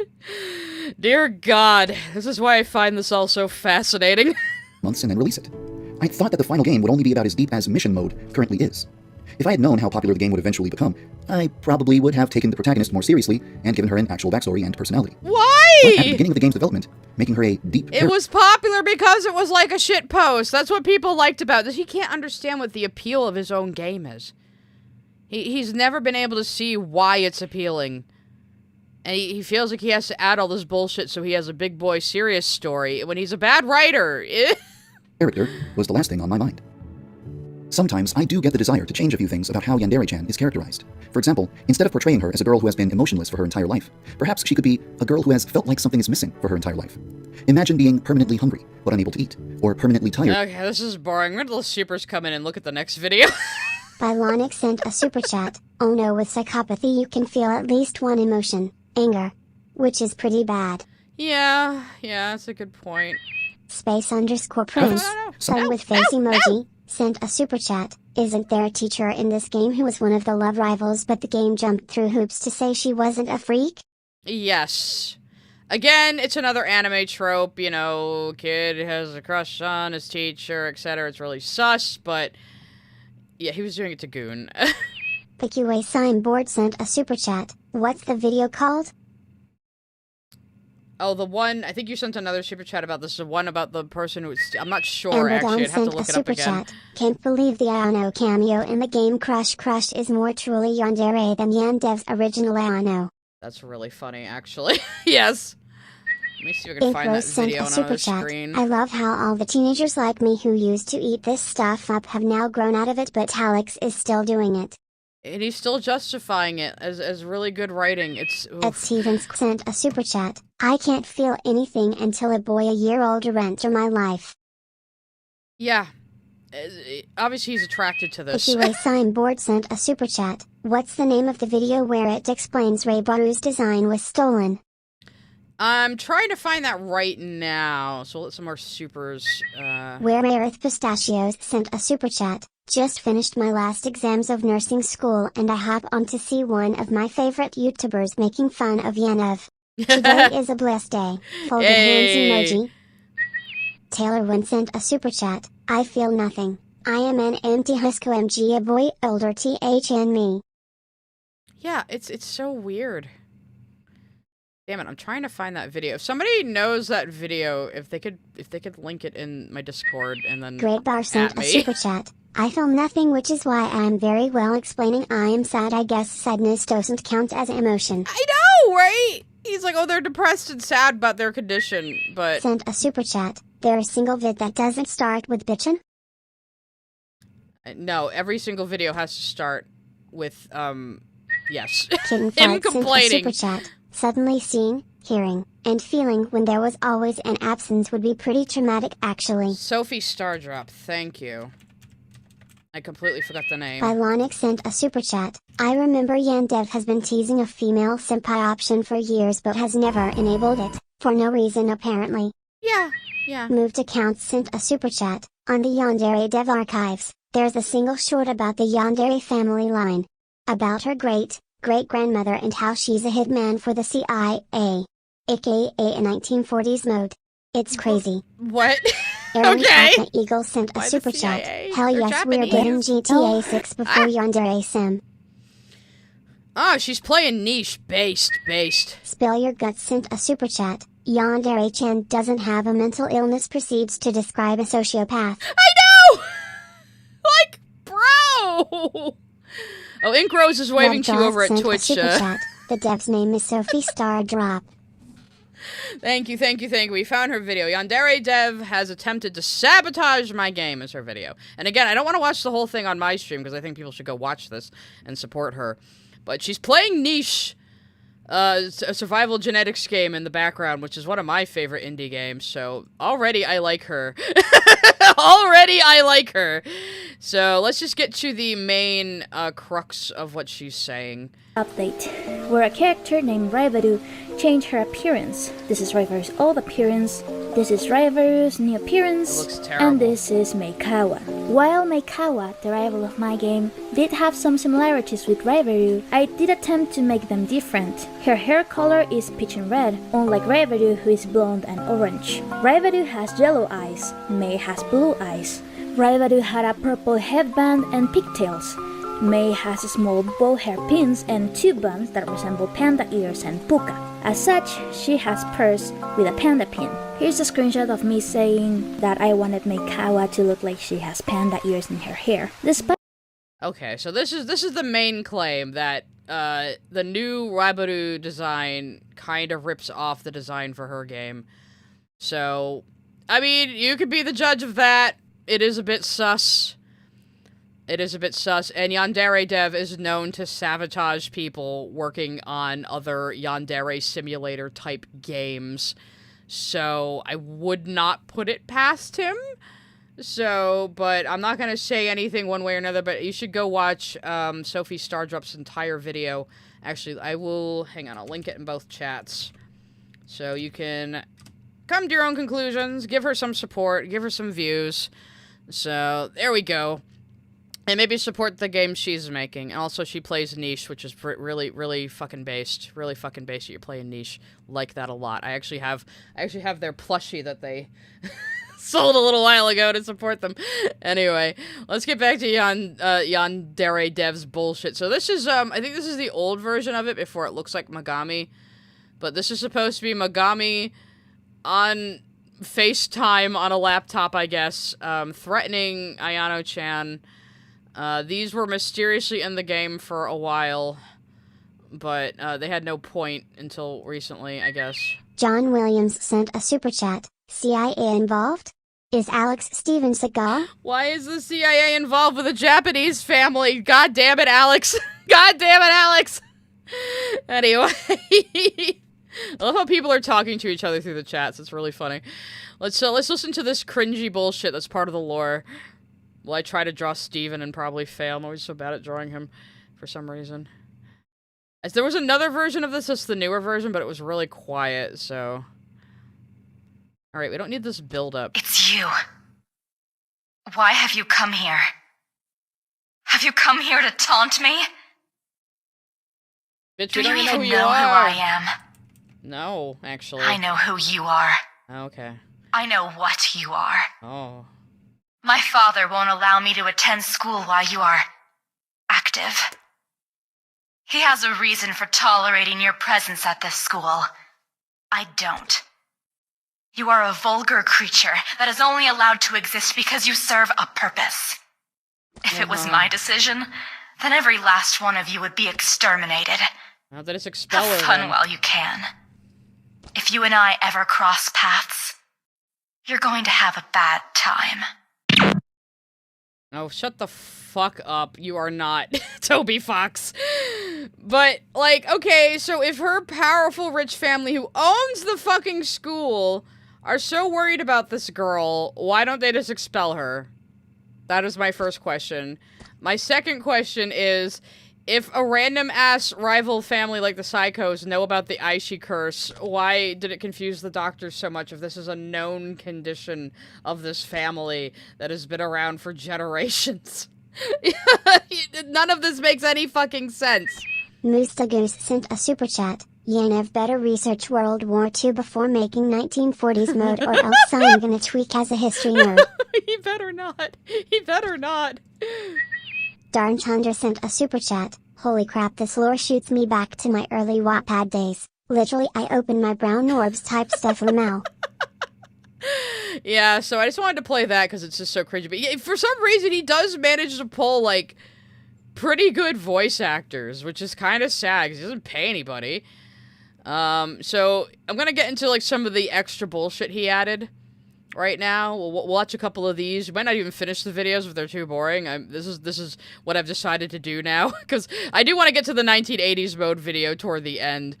Oh yeah, well, no, I had more about the blood curse over here. They do have a new opening for the game. Let me skip to this real quick. That reflects the stupid blood curse. Something is wrong with me. This is like the final version of the thing we watched earlier. For as long as I can remember, I've always felt empty, incomplete. Like a part of me is missing. I think I'm gonna speed This it up. hollow feeling has dominated my life. I've never been able to feel anything else. Why My is the world music has so always good? been cold, dark, silent. My mother was exactly like me when she was a child. But when she met my father, everything changed for her. It changed for He him brought too. warmth and color and life into her world. And now he's He been made kidnapped. her complete. She told me that one day I'd meet someone special, just like she did. Someone who would cure me, fix me, save me. That's a healthy attitude. I've spent my entire life waiting for that day, dreaming of the moment when I'd meet the person You're who would right, it's complete probably me. a Kevin MacLeod track. It was the only thing for me to look forward to. It was my only reason to live. And then, one day,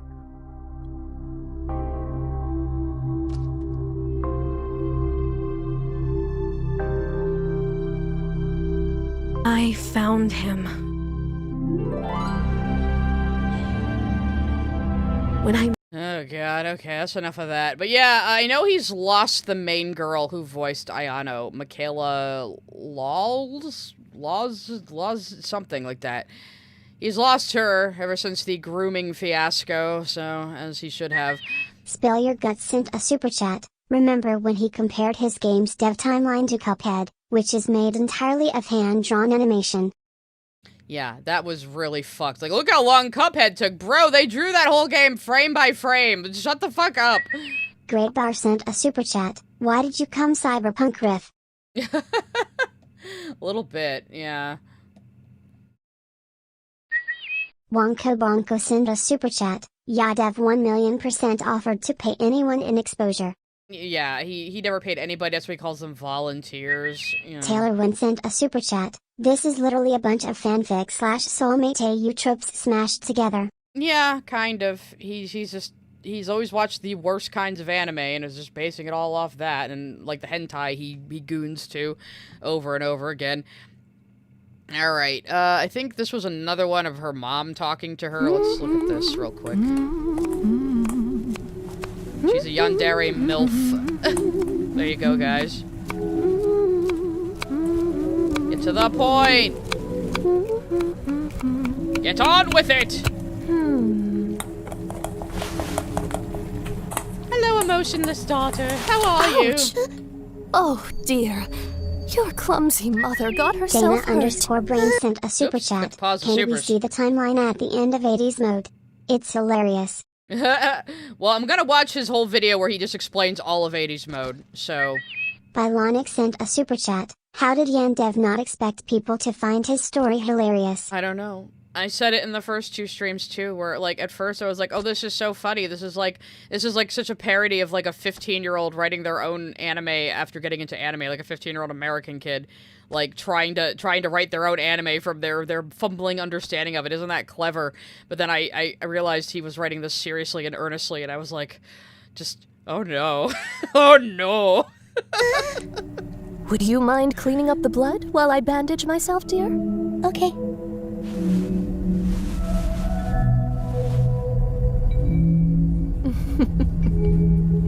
You're gonna kill people just like me. It's clean. Thank you, dear. You might be surprised to hear this, but actually, the blood is still there. Here, let me show you. What? See this, dear? This is called luminol. Here, let me show you what it can do. First, I'll spray it where the blood was. Now, I'm going to turn off the lights. So this bitch knew her daughter was gonna grow up to fucking murder people and was okay with this. That's actually a little funny. I kinda like the mom, I don't know. Next, I'll use something called a blacklight. Look what it can do, sweetie. She just has these See things, that? of course. Blood combined with luminol will glow under a blacklight. Isn't Remember when your grandparents came over and asked me to release your father? Well, I'll show you what happened to them. that amazing? Now, I'm going to show you something called hydrogen peroxide. First, I'll sprinkle it where the blood was. Then, Okay, this is going a little. This is going on a little too long. isn't that just amazing, sweetheart? Now you know the proper way to clean up blood. I hope this comes in handy for you one day. This is very normal to just have like a luminol and a black light in your kitchen. Oh, this is her putting her mother's lessons to work at the end here. Well, obviously, if she was also a Yandere, it would make sense that she's teaching her Yandere daughter this. I mean, again, if this game was a comedy like it should be, that would be pretty funny.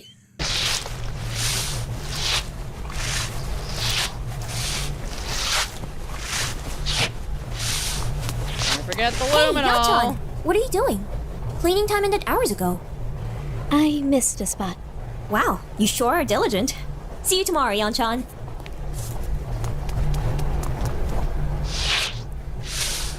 That's how Japanese people talk. Gas! Lay gas! You could have seen this coming.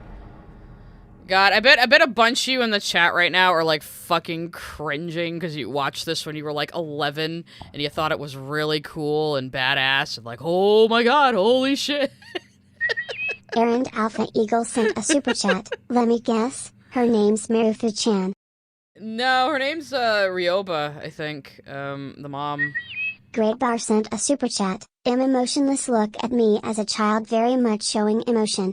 The whole backstory is just superfluous and unneeded, and it makes no sense that it's badly written Shadova anyway. sent a super chat. Hi Sai. Sad this game could have been good. Yeah, I know. And it's cursed now. Everybody tries to make it fails now. Yeah. Space_Prince, son with face emoji, sent a super chat. Infant daughter, clean up this blood I got by knifing myself while I leave Yo in the kitchen alone. Are we sure she's cured? It's a teaching moment about cleaning up blood. Obviously. Again, if this was a fucking dark comedy, the mom would be hilarious. I still low-key kind of like her. I don't know. Spill Your Guts sent a super chat. Okay, but a game where an assassin mom trains her daughter and is super sweet and doting despite their jobs would actually be good. Isn't that just Spy Family? Chipmanly93 sent a super chat. Mom is gonna teach you how to end a man. First, we grab the knife. Yeah, see? If this game could just have stayed a comedy, the mom would be so based. It's so great. So anyway, at one point, Yandev made the mistake that No More Heroes 1 made and decided to put an unneeded city in the game. So let's watch something about that. At various points throughout Yandere Simulator's development, I've discussed whether or not the game would benefit from the addition of a small town. There are numerous practical reasons why a small town could potentially I'm talking myself into why I totally should do this instead of finishing the main gameplay loop, yeah. actually improve the game. However, creating such a large environment would significantly extend the game's development time, and that's something I would prefer to avoid. You should not do that. So I eventually arrived at the conclusion that, instead of building an entire town, it would be much more pragmatic to simply add a single street that serves most of the same don't purposes. even do that! A few days ago, I received the assets required to build a single street in Yandere Simulator, so I could find out if I got the assets required from my... Why am I doing the Lily voice? I got my assets I required from my free teenage volunteers and free Unity shit. the concept works as well as I'd hoped. In this video, I'll show you Yandere Simulator's new street, and I'll explain what kind of functionality it might provide in the future. Good, yeah. You can access the street from Yandere-chan's home. Because you have to go to school during the day, you can only visit the street at night. However, in the final game, you will be able to visit the street during the weekend, so it is possible to see it during the daytime. For now, I was gonna say, why couldn't she just skip school if you wanted to for like that one day, you know? you can press the spacebar to instantly toggle between night and day. Oh. The street currently contains 8 locations: a hardware store, a manga store, a maid cafe, a hair salon, a ramen restaurant, This is shit you add as free DLC after you finish the main game.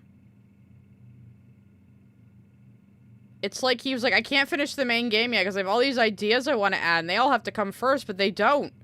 You finish the main game first, and then you add shit like this. Look at something like No Man's Sky that's been having updates for like fucking 10 years, you know? a music store, a convenience store, a video game store, and an electronics store. When you enter a store, you see a portrait... Hey, what did Midori say there? I saw Midori real quick. We have to go back. I saw Midori. Convenience store, a video game store, and an electronics store. You said there were 8 buildings, but you just named 9. You can't even count, Baka Yandere Dev. Well, she's always cooking them. When you enter a store, you see a portrait of the shopkeeper who operates it. For example, in the convenience store, you see a cashier. If you don't press any buttons for a while, she gets bored of waiting for you and starts messing around on her phone. Why is this needed? Again, this is shit you add after the main game is done. Currently, this cashier is the only shopkeeper portrait I have, but in a future update, every store will have a unique shopkeeper. Ideally, every store will also have a unique interface that suits the theme of the store, similarly to what can be seen in the Persona games. The hardware... Bro, you are never gonna be as stylish as the Persona game, so don't even try. All you needed to do was make a funny anime schoolgirl killing simulator. That's all anybody wanted from you. Why do you do this? I mean, a lot of people say he's a grifter and he was just stalling to get more money, but I honestly think it's more incompetence. More incompetence and anxiety and just caring too much about what other people think of him, you know, but then again, not caring enough what other people think of him to not flirt with a 16-year-old. You're a confusing creature, Alex Mahan. hardware store was inspired by a situation that I frequently encounter in the Hitman games. I'll explain. In some of the Hitman games, you can choose what equipment to bring with you on your next mission. You can bring guns, poison, bombs, but you don't have the option of bringing certain everyday. Bro, you're not making Hitman either, because you get butthurt when people kill the rivals in a way you don't approve of. You are not making Hitman. At least Hitman, you can, whatever it takes to make the mission happen, you can do. I will be streaming Hitman eventually, because I've never actually played them, but a buddy of mine has assured me I'd really, really like them. And I think he's right. Items. Simple objects like screwdrivers are often essential to complete a task in Hitman, but running around the entire map, wasting a bunch of time looking for a screwdriver is extremely annoying. I always thought it was weird that I'm allowed to bring shotguns, assault rifles, and sniper rifles, but I'm not allowed to bring a simple screwdriver. You're supposed to be creative, man. You can't just go like, I'm gonna kill, unless you're doing a challenge for yourself. It's like you don't go into Hitman going, I'm gonna find this one particular item to kill the target with. You're supposed to get creative. The whole point of Hitman is creativity. To save myself some time. It would make sense if Yandere-chan was allowed to bring certain household items from home to school. At the start of the game, her home would probably already have several common items, like a pair of scissors, a box cutter, a screwdriver, etc. But if the player disposes of these items at school... Skip ahead to the mini-game he added, because he really had to do that. Simply allows Yandere-chan to access her part-time job as a waitress, which is how she earns the money to afford all of the products I'm talking about in this video. Yes, he made a shitty version of Diner Dash for Yandere Simulator before finishing the fucking game. And also, at a prestigious Japanese academy, you wouldn't be allowed to have a part-time job. That happens at a lot of high schools in Japan. They forbid students from having part-time jobs because it reflects poorly on the academy itself. Like the reputation of your school is very important in Japan. It's not like here in America where nobody gives a shit outside of the football team. Yeah. This is currently the only way for Yandere-chan to earn money. But now that there is much more emphasis on purchasing things with money, perhaps Yandere-chan will be given alternate ways to earn money in the future. Until now... Why does it matter? Why does it matter? You can have her get items in the school. Again, creativity should be the key here. Why is there a ramen restaurant? I just want to see this part because it's making me hungry. The street also has a ramen restaurant. This restaurant could be just for decoration, but it's also possible that perhaps it could serve some sort of practical purpose for the player. Maybe you could listen to people gossip as they eat ramen and learn gameplay tips. Or you might overhear critical information about your current rival. You should have been thinking about this and working on this after the main game. Yes, Inkrose, of course he made her job a maid cafe because he's gooner-brained and he only watches the worst kind of anime. Next to the ramen restaurant is a dark alleyway. He only watches the worst kind of anime, and I guess Evangelion, which Ant is here. I can't shit on Eva, or he'll whine at me later. Is a dark alleyway where... Hey, have I seen that guy before? No! Why did you actually put the fucking Yakuza in your game, you stupid piece of shit? I am never going to let go of this fucking thing!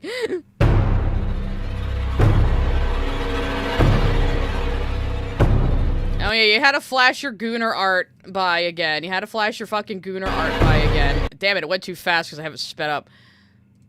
There we go. This fucking artwork. That's definitely in his Goon folder. Like, oh, what would be good for my silly anime game? I know, selling teenage girls into sex slavery. How do you look at this image of 3 grown men hauling a teenage girl off into a windowless van and think this is a good fucking idea for your silly anime game? Even if you were writing this seriously, why is this a good idea? This is not a good idea. None of this is a good idea, and it just shows what a fucking gooner you are.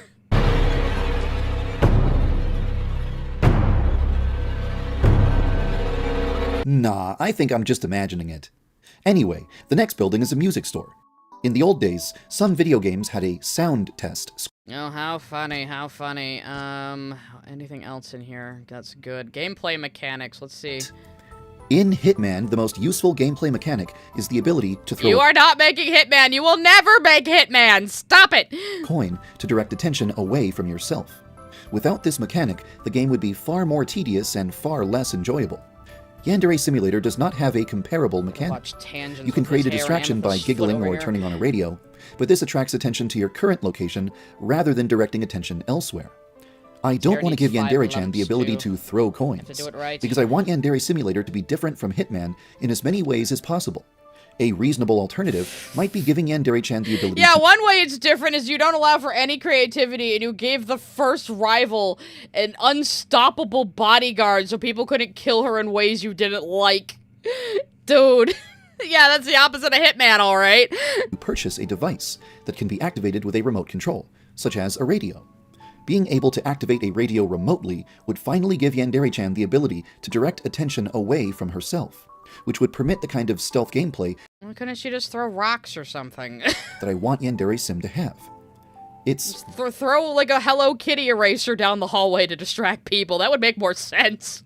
better than just putting bushes everywhere, right? Anyway, that's the sort of thing that the electronics store could provide. I can think of at least one other way that a street could improve I'm gonna gameplay. start inking. This Probably the background student, characters Kokona first. Haruka, goes on dates with older men in exchange for money. In Oh. Japan, this is called enjo kosai, which means compensated dating. And it's not a good thing, Alex. This is not a normal thing tolerated by Japanese people. It's weird, and most people think it's weird. It's exploiting young girls. It's basically prostitution. A lot of these girls are pressured into just becoming prostitutes or get raped on their compensated dates. It is not a good thing. Just because you heard about it in anime doesn't mean it's like a normal part of Japanese culture. If you want to expose Kokona's dirty secret, you only need to eavesdrop on a phone call The dirty secret of this whore getting taken advantage of by older men. It's her fault. where she discusses enjo kosai, and then gossip about it online. But perhaps the player should be required to actually catch her in the act of enjo kosai, and take a picture of her with an older man in order to gain the ability to spread rumors about her. Couldn't she just say that's my uncle? I mean, I'm just saying. That's another potential use for a street in Yandere Simulator, spying on your rivals and gathering evidence that can damage their reputations. And again, you could have added this feature after the main gameplay loop as a little bonus in a new gameplay method. You know, This concludes the tour of the street in its current form. It's possible that it will change drastically in future builds, based on frustrate feedback me. from players. It's kind of an experiment, or prototype, right now. Let me know what you think yeah, Coconuts not even a rival. Why are you picking on her? of the street, and your suggestions might shape the game in the future. In case you're curious about Coconut got replaced with the drama club bitch with the same hair.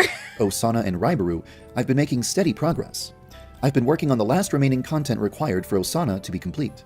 Her suitor, Raibaru's weaknesses, her befriend betray elimination, He'll say that in the next, like, 5 videos, too. I'm so close to finishing Osana, guys. I'm really close to finishing Osana. Just ignore that in the 2 weeks before Osana was released, he didn't do any game streaming at all. I'm just pointing that out. Just throwing it out there.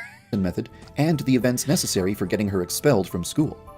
However, I have also been dedicating a lot of time to fixing anything that looks janky or buggy, and making sure that Osana's events are as polished as possible. I'm on the wrong layer. I know that probably isn't super exciting to hear about, but trust me, it's going to improve the overall experience a lot. Speaking of Osana really. and Raibaru, there's actually something I'd like to share with you. As Are you they know, dating? characters react to corpses differently depending on their persona. Cowards Okay. react by running away, teachers' pets tell teachers, etc. Raibaru's reaction to seeing a corpse is to run to Osana, tell her that the school is not safe, and then run away with her. Recently, I accidentally killed Osana right next to Raibaru, without Raibaru noticing. That's not supposed to be possible, but that's beside the point. When Raibaru Oh no, I found ways around my bullshit mechanic that I put in because I was really butthurt about people killing the first rival too quickly. Oh my god! discovered Osana's corpse, she said, "Oh my god, is that a dead body?" Then she said, "I need to find Osana and get out of here." Then she ran up to Osana's corpse and said, "Osana, something horrible has happened. We need to get someplace safe and call the police." Pretty fucking funny. Then she started running away, taking Osana's corpse with her. I'm surprised he admitted to a glitch this bad, but it is pretty fucking hilarious, I'll give you that. I need to get my girlfriend's corpse out of here! This is exactly the sort of thing that I'm taking care of right now. It might be funny to look at, but I definitely don't want anything like this to occur when Osana is officially released. It might be funny to look at, but none of you laugh. You better not laugh at me for this. None of you laugh. This isn't funny, guys. I'm gonna fix it, guys. I'm a good game dev, guys. Nobody laugh. That's why I'm spending a lot of time double-checking and triple-checking really fucking every funny, possible set of circumstances and fixing every bug I can find. Okay, that's about the end of that video. Let some supers come through. Bylonic sent a super chat. I don't know, Misside is a really good Yandere game. I've heard of that one. I don't know much about it, but yeah. Hello, super chats. There we go. Awesomeness sent a super chat. Oi, NMH boring ass city was goated. Are you sure? Yeah. Emelum Red sent a super chat. Literally, what is Ayano's outfit while she's in the town? It's bugged me since the beginning. Yeah, I Crying don't face know. emoji. It's like a sweater and a mini skirt. What the fuck? Saucy Louise sent a super chat. Reminds me of the one line from Star vs. the Forces of Evil. You know you've done it, try it when you hear the next snap.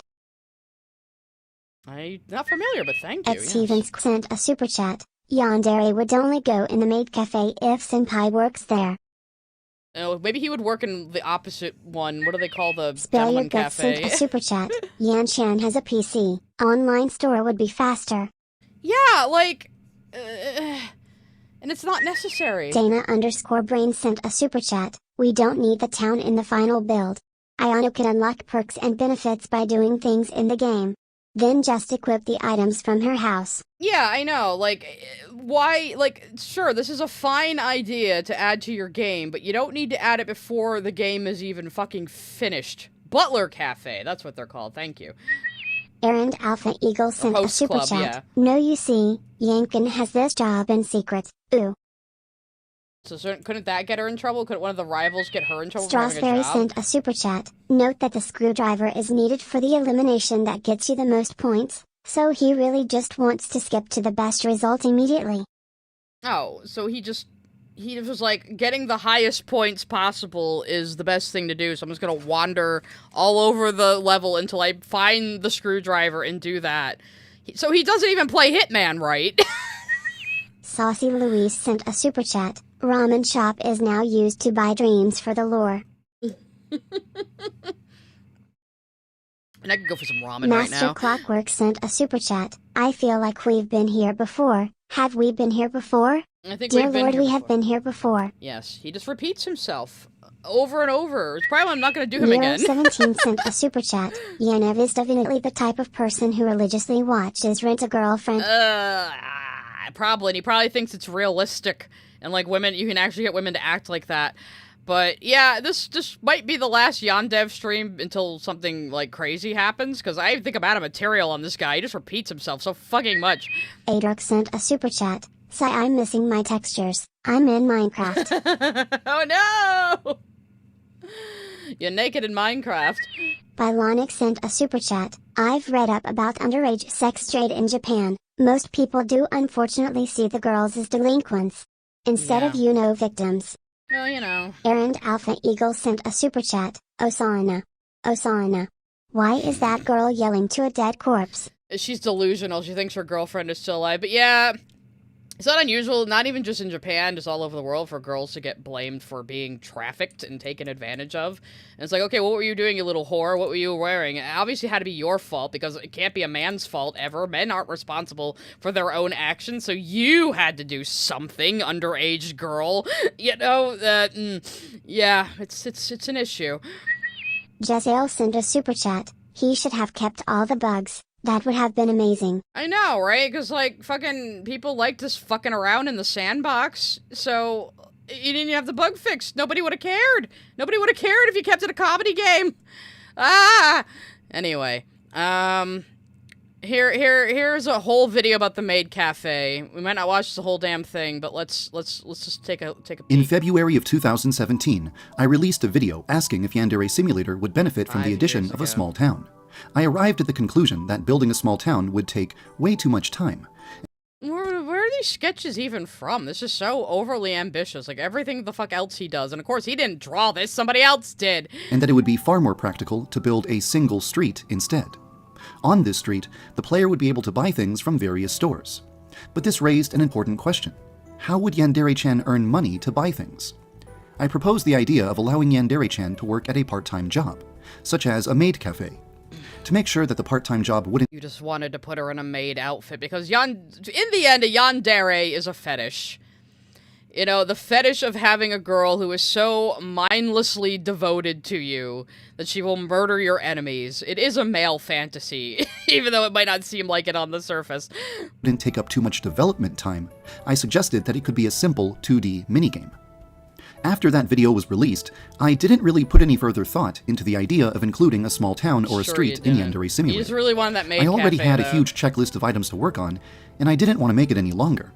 So I put the idea of a small town out of my mind. So awkward But right every now and then, I would think about the maid cafe minigame and what it might be like. Even though I gave up on the idea of doing a town, but I really wanted to make a maid cafe game so we could put Yan-chan in a maid outfit. You know, definitely not goonering. Definitely not another gooner idea from his goon brain. Wanted to make it, I couldn't justify spending any time working on it when I still had so many other features to work on. Fortunately— Then why did you make it? Oh god, is he gonna mention Tiny Build? Oh my god, this is gonna be so fucking funny. Fortunately, another programmer generously volunteered to make the maid minigame for me. As a result— Oh, we didn't even make this bullshit! Somebody else made it in, like, RPG Maker or something! Yandere Simulator has a cool new feature this week, without taking any of my time or attention away from Osana. A new option is now available in Yandere-chan's room. Not taking any time or attention away from Osana. This was still like 2 years before Osana was released. You can now choose to leave your home and go work a part-time job at a maid cafe. The gameplay is simple. Take orders from customers, deliver the orders to the chef, and bring meals to customers. This customer ordered ice cream, so let's go over to the chef and tell him about it, so that he'll start cooking some ice cream on the stove. There, it's done. Are you making fun of this thing that someone made for you for free? Yeah, Spinell's traumatized by this stream, but... So, somebody made this whole thing for you for free for your game, which you intend to sell, and you're making fun of it. It'd be one thing if he made this and was joking about, haha, yeah, he even cooks the ice cream on the stove, isn't that funny? But somebody else made this for you. For free. Because they like you. Ugh. Oh yeah, Incros. I went into the whole Tiny Build stuff in the past streams. I got 2 other streams on Yandev and 2 video edits of those streams out right now. So you got plenty to look forward to. Here's your freshly cooked ice cream. The difficulty level that you choose will determine how many customers you have. Okay, well he didn't make it, and he's making fun of it, so now I'm gonna skip ahead again. Let's look at the rival introduction video for more lore, guys. This is supposed to be all the girls who are in the game that you're gonna kill, that are after Senpai's heart. So this was 8 years ago. 8 years ago, and he only has 1.5 of them done. Spill Your Guts sent a super chat. What if I write an AU where Ayano's dad divorces Ryoba and gets his daughter and himself therapy to stop the cycle of abuse? You should do that. Put it on AO3. Emelum Red sent a super chat. Do you guys remember the cookie clicker clone Alex made? You literally just stabbed Senpai instead. Oh, wow. How fucking clever. How fucking clever. Oh my god. Anyway, so we're gonna get ready to cringe, guys. Somebody just put a big heart over the screen. The stickers will not save you.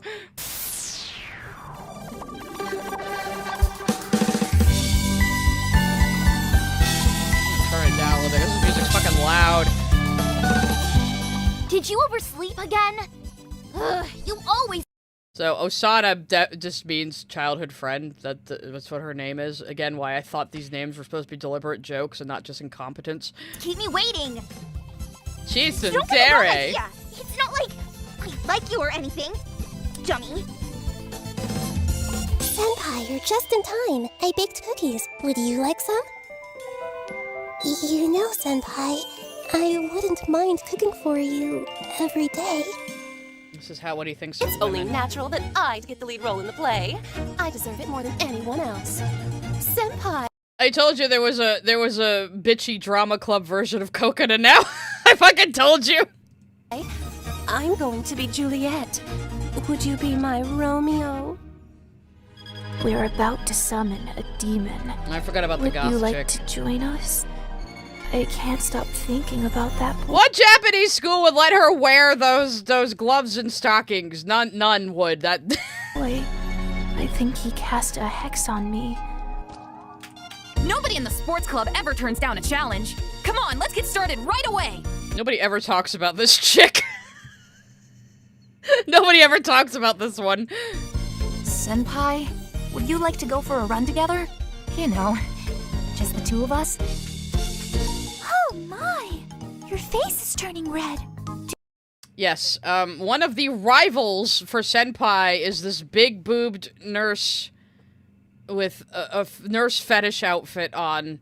Because you would definitely be allowed to work in a school looking like this. Going to work with, like, fucking no shirt or bra on under your uniform. You would definitely be allowed into a school like this. Yes. So, yeah, adult women are also rivals, if you didn't know. Yeah. Do you have a fever? Come see me anytime. I'm always happy to take care of you. Just sexy nurse fetish. That's all this fucking... Bro watches way too much hentai. I can teach you all sorts of things. Yes, and Mommy Dami student counselor. Also very, very, on the up and up here. Very, yeah, she would definitely be allowed to work at a school acting like this, yeah. Would you like me to be your private tutor? And again, this is just total male fantasy. Total male fantasy. One-dimensional view of women as sex objects is what this is. Girls like you really get on my nerves. Get lost. And of course, we got the delinquent. Her skirt should be long! Excuse you, her skirt should be long, down to her ankles. You don't know you don't even know the anime tropes. You're fucking ripping off here, bro. Boy. He's the only one who... Welcome home, big brother! How was... Yes, let's take a real good look at this one. Let's take a real good... One of the rivals for Senpai is his little sister, who is very attached to him. And he's saying, no, Yan-chan just misunderstands their relationship. That's his cope now. And again, the sexy nurse, the counselor, the little sister with a crush on her brother, those are all anime tropes. And again, if he was making fun of this shit, it would be one thing, but he's doing it unironically. He wants you to forget about that one, though. It's your day! Tell me all about it! And you're supposed to win his heart after murdering his younger sister. If you got a girlfriend, would you forget about me? That won't happen, will it? My top priority is to put a stop to anyone that poses a threat to this school. Her bra is doing a whole lot of work here. What is this pose, even? Like, is she flexing with her boobs, too? Like, she puts one arm up and then she flexes her boobs up to, like, extra emphasis on what she's saying? Senpai, I think someone may be stalking you. But don't worry. I'll keep you safe. How is he your senpai if you're in the same grade?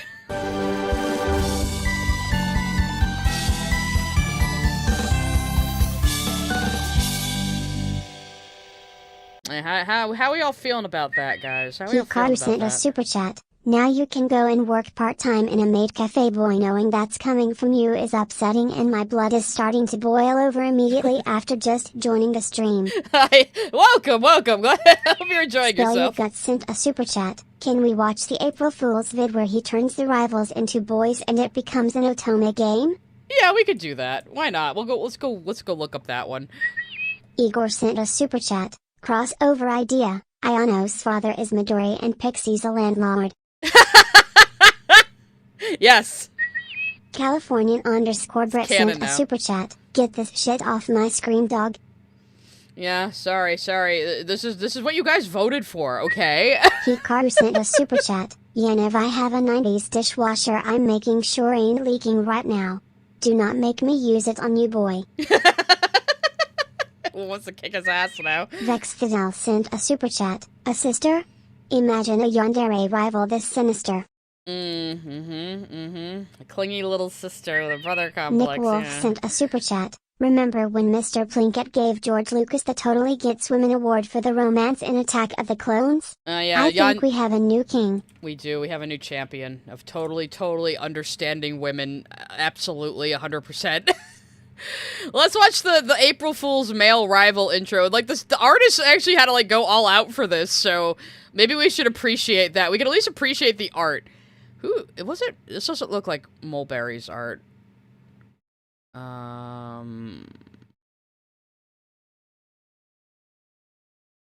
Okay, he gives credit to the color correction assistant, but not the artist. Jonah Scott! Sean Chiplock! What? How? Bro, you must have been desperate. Jonah Scott, no!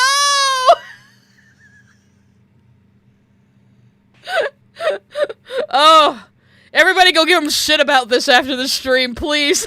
Everybody go give him shit about this. He's Info-kun. Cause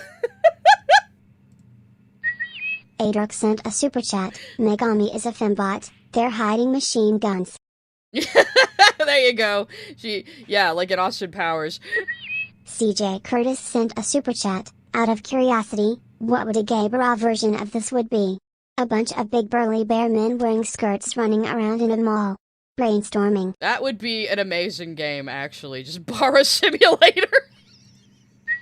Master Clockwork sent a super chat. Eating flaming Cheetos, because it's less painful. Anyway, yes, Jonah Scott, also known as the English voice of Lugosi from Beastars, among other things.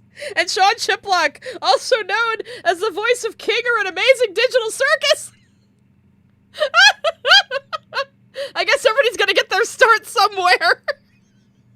Oh no. This is like when I'm like watching some old show and I see like some random person who's like a big celebrity now, but this was them early in their career when they were doing bit parts. It's like so surreal.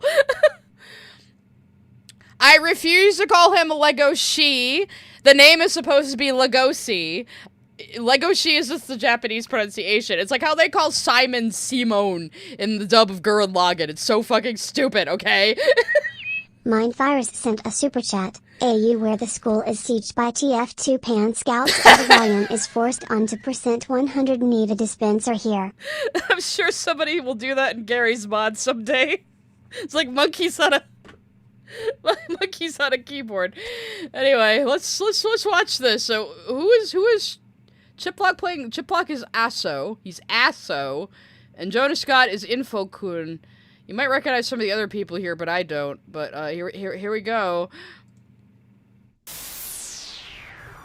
And like the art, like I said, the art is actually good. The art is actually good. He didn't credit the fucking artist. He credited the nameplate maker and the color corrector, but not the fucking artist.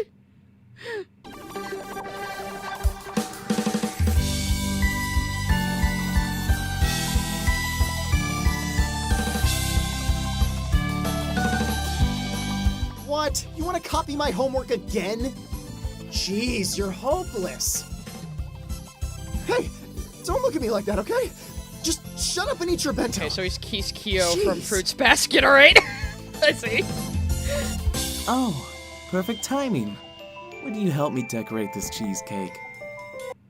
I actually like this better than the female design. You are just the sweetest thing. I mean it. From the bottom of my heart. Let's be honest. No one could... Okay, we just have another Fruits Basket character here. You know which one I mean. Ayame, is that his name? Ayame, yes. play this role better than me. I only share the stage with the best. You'll need to try a little harder, darling. You should... Okay, they just need to have this guy in the game as the twin of the drama chick. Like, seriously. Are you really interested? It's Voltaire, guys! How did you stir these feelings inside of me? Did you cast a spell on me? All right, everyone, on your feet. Chiplock. Time's a wasting. Let's get moving. Okay, this is just a character from Free.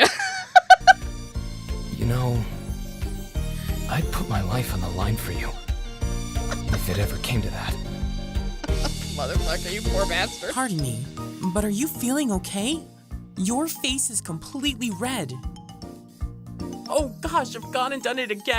Look at this fucking twink over here. But now this would be a grown man with a teenage girl now.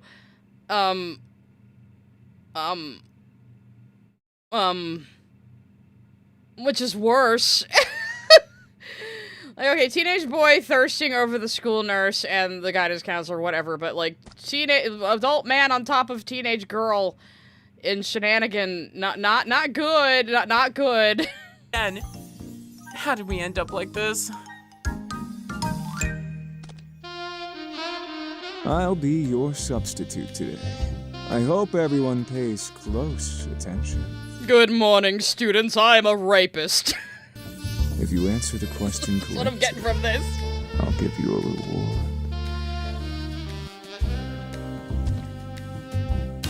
You got something you want to say? Then say it to my face. Is this a Final Fantasy character? No one can know about this, okay? This stays between us. Got that? This school is absolutely amazing. No! I'm so happy to be. No, there's a Shota now. No! Here. I promise I'll make you proud, okay? Thank you for believing in me.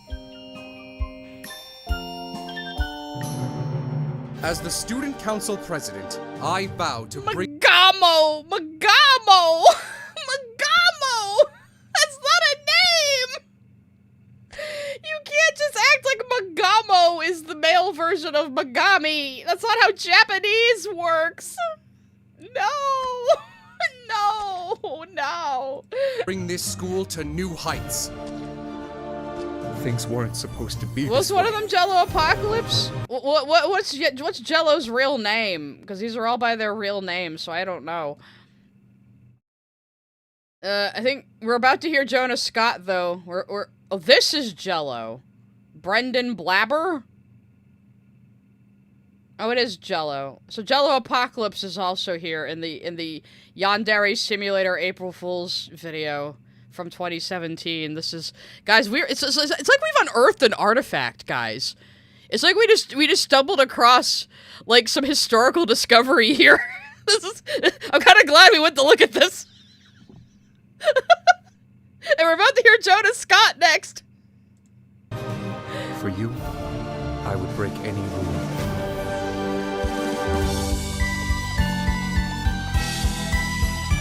Oh, where is he?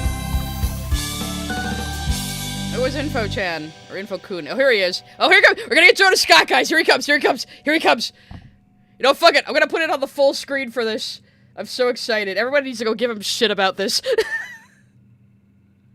Here comes our boy. Here comes our boy.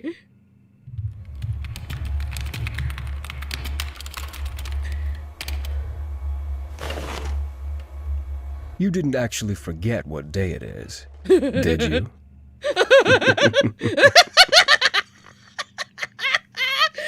Okay, next time he streams, promise me, people will give him shit about this.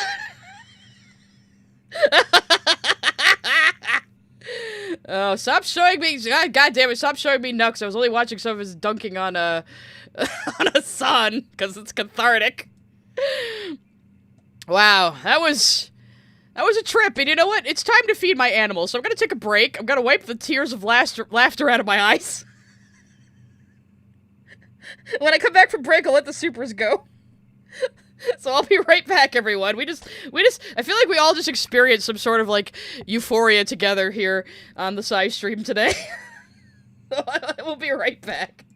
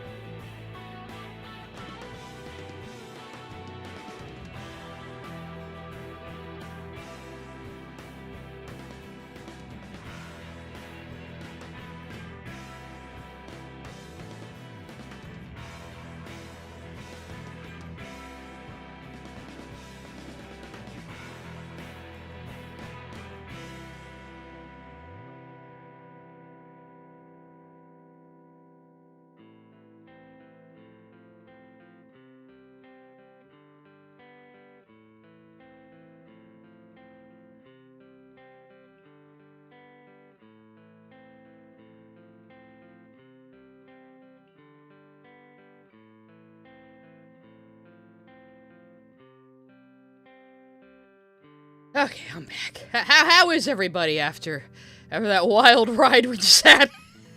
None of the supers come. Californian_Brit sent a super chat. My king? My indie game pro tax voice claim? Jonah? Yep, Jonah Scott was in this old fucking Yandev video. What the fuck? Oh, there were more than that. Must be. Come on, play the super chats. Damn you. I don't know why it's taking so long.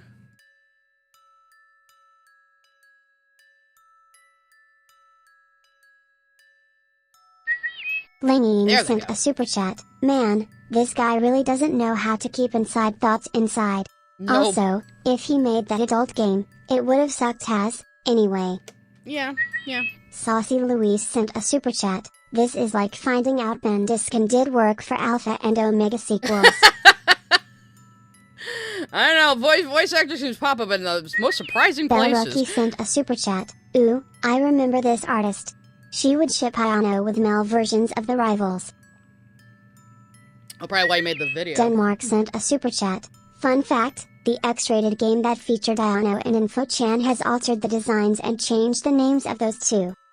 Oh, that's probably for the best. Even the Gooner game doesn't Virus want you. sent a super chat. So basically Jello consumed the chalice. Yes! Is it like the Sonichu medallion curse, I wonder? But no, Jonah Scott's in some Nick Chiplet Wolf okay. sent a super chat. And starring Peter Falk as Detective Megamo. You know, come to think of it though, since Jello is so on the woke side now, and so about censoring anime for being culturally inappropriate to America, I wonder how people would feel about him having been involved in Yandere Simulator with Alex Mahan. I mean, I wouldn't give him shit about it, but I'm sure a lot of people who follow him would, and I'm just throwing it out there. Igor sent a super chat. Why couldn't we just have this game minus the creepy bits? Yeah, because unfortunately it was Alex Mahan making it. That is why. Oblivion Blade TT sent a super chat. Sai-chan. I just finished yard work with your stream as my background noise. In summary, also, Silent Hill music slaps. I love Silent Hill music. Spell Your Guts sent a super chat. Found the artist, Komi Senpai on DeviantArt. Komi Senpai. Oh, let's look them up real quick because I actually low-key like their art. Komi Senpai. They're not a goon artist, are they? He usually hires goon artists. Oh no, they're not so bad. Okay. Anthony Gramuglia sent a super chat. Jello reaction to One Piece was heinous. It was, and his whole thing with Lovely Complex and how he's helping people fix Japanese shows. It's just like the 90s racism.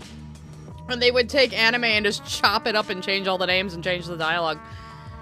So it looks like they were still doing... Is this Yansim, though? Or is this something similar?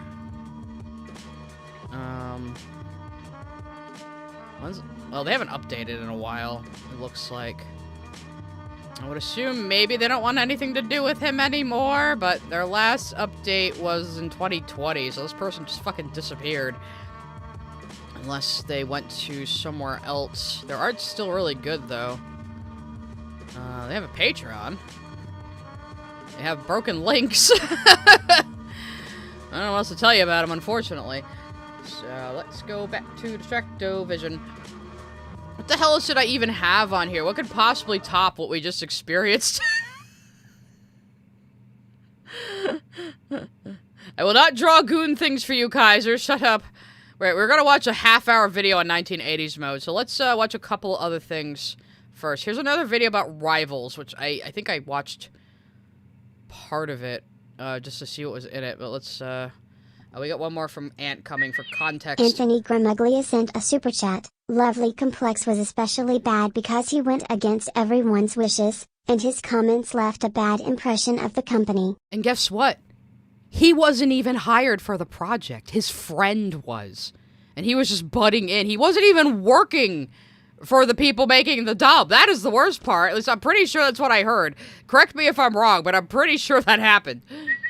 Hikaru sent a super chat. Jello, you non-American culture ugh. Yeah, it is so ironic that all these people who think they're progressive are like, well, obviously the rest of the world has to follow American sensibilities or they're wrong.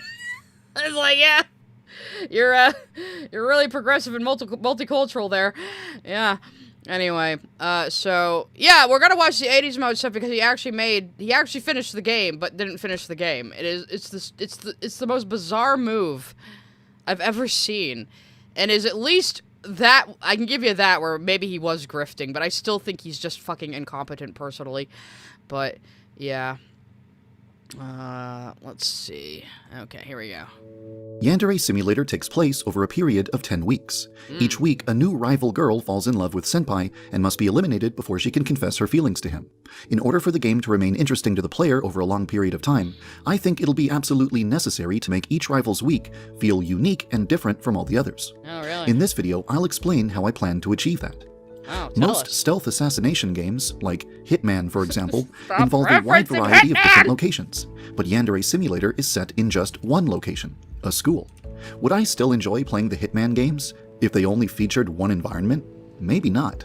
From what we've seen from the past video, you don't even play them right, so you don't even understand what makes these games appealing. It's baffling. That sounds like it would get boring and repetitive. So how can Yandere Simulator remain interesting while taking place entirely in one location? Not sure to create a problem. problem. I might be able to learn something from another stealth game that has already tackled this exact issue. The game is called Lucius. Lucius is a stealth assassination. Lucius. Lucius! You're using Lucius as an example of what you want to do for gameplay. How is this not a joke? That is such an infamously bad game, which I should probably play on stream sometime now that I think about it. But it's an infamously bad game. How can anyone take you seriously, bro? Game featuring a school-aged protagonist who must pretend to be an innocent person while secretly eliminating a series of victims in one environment over the course of 1 year. It's actually kind of shocking how many similarities there are between Yandere Simulator and Lucius. But for now, they both have bad code. Let's focus on one thing in particular, how Lucius managed to remain engaging while using only one location.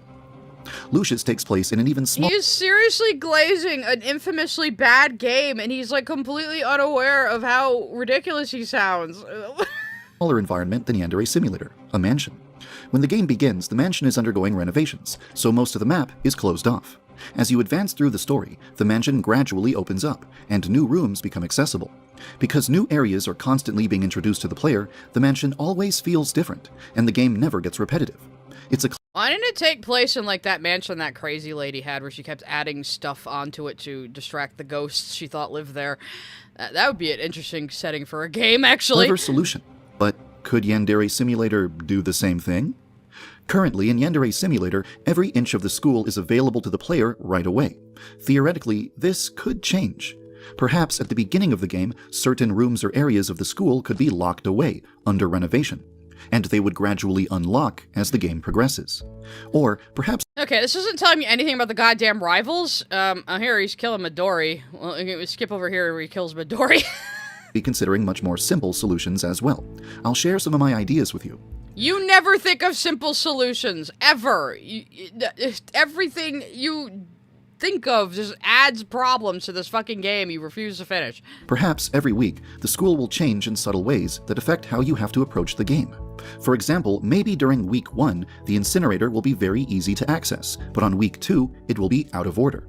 This means that during week 2, the player would have to change their usual plans and use less common methods of corpse disposal, such as... So you're just gonna arbitrarily make it so you can't... I mean, it would be fair, I think, a fair gameplay mechanic if once you've used an elimination method, you can't do it again. That could be a good, interesting gameplay mechanic, but he's really not thinking this through. He's just arbitrarily preventing players from being creative again. as the wood chipper in the gardening club, or the vat of acid in the science club.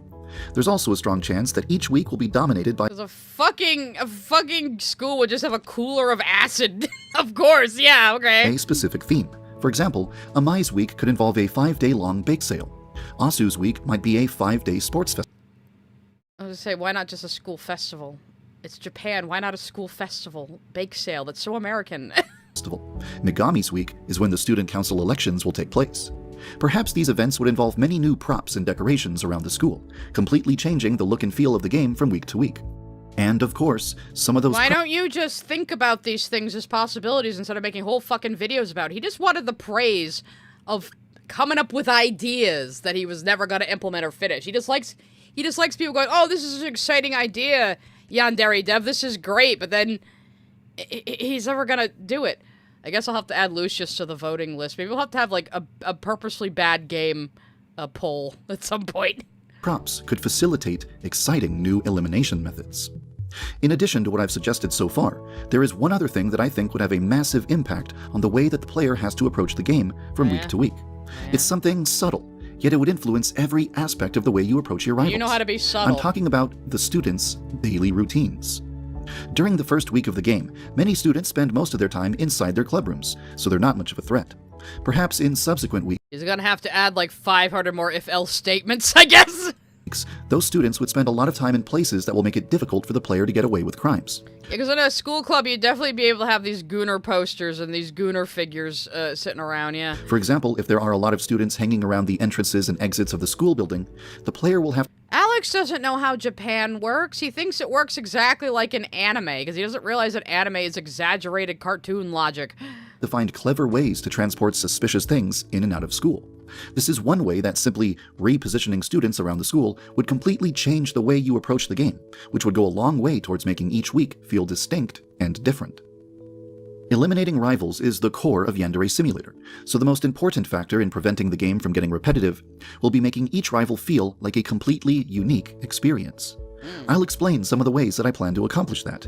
The first thing to mention is that every rival should... Okay, and this was 4 years ago, and he's got one rival in and half of the next one. ...have a set of circumstances that prevents the player from just running up and killing them without consequence.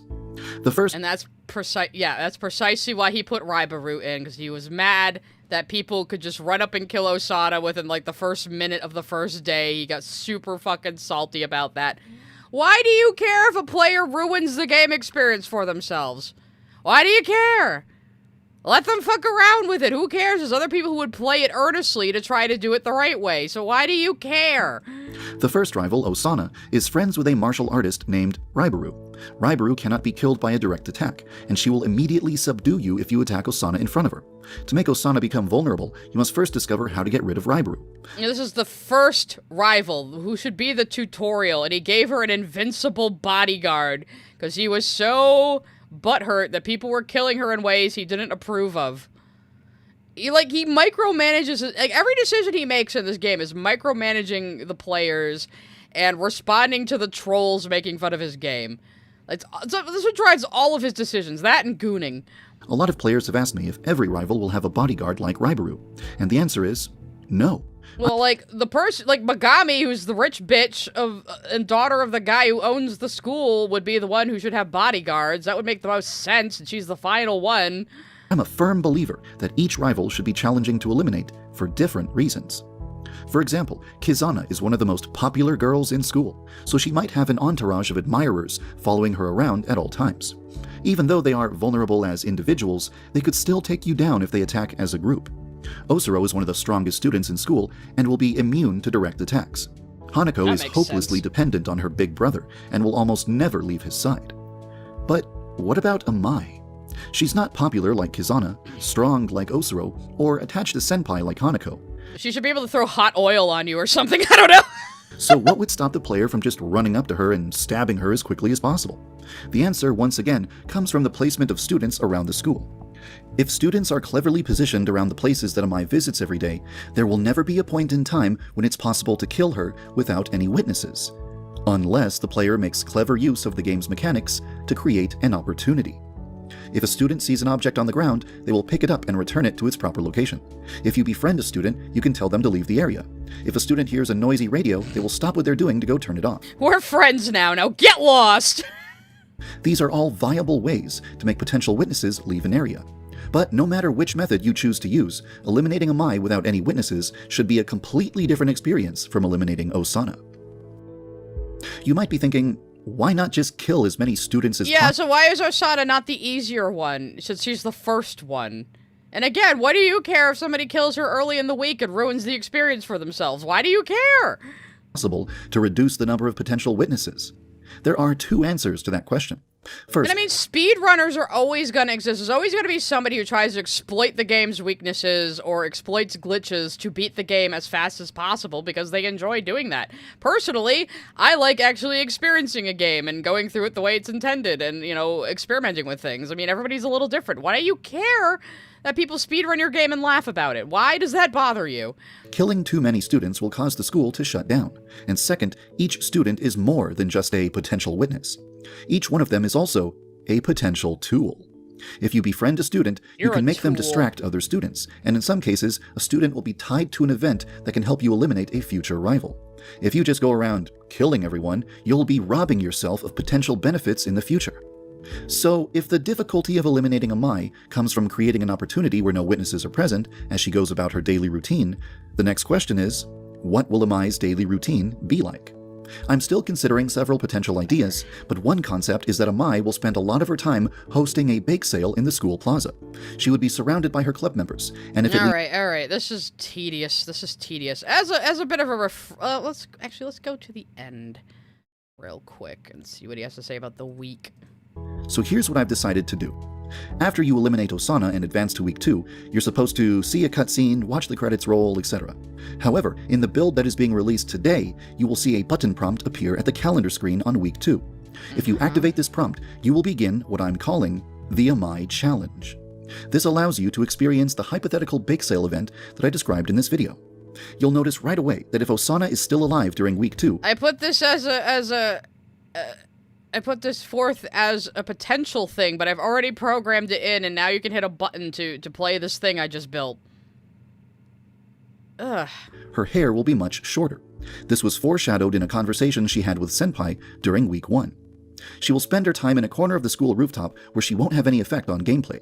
This is because I think that previously eliminated rivals should no longer present any threat to the player on subsequent... So he does have, like, non-violent ways to take care of the rivals.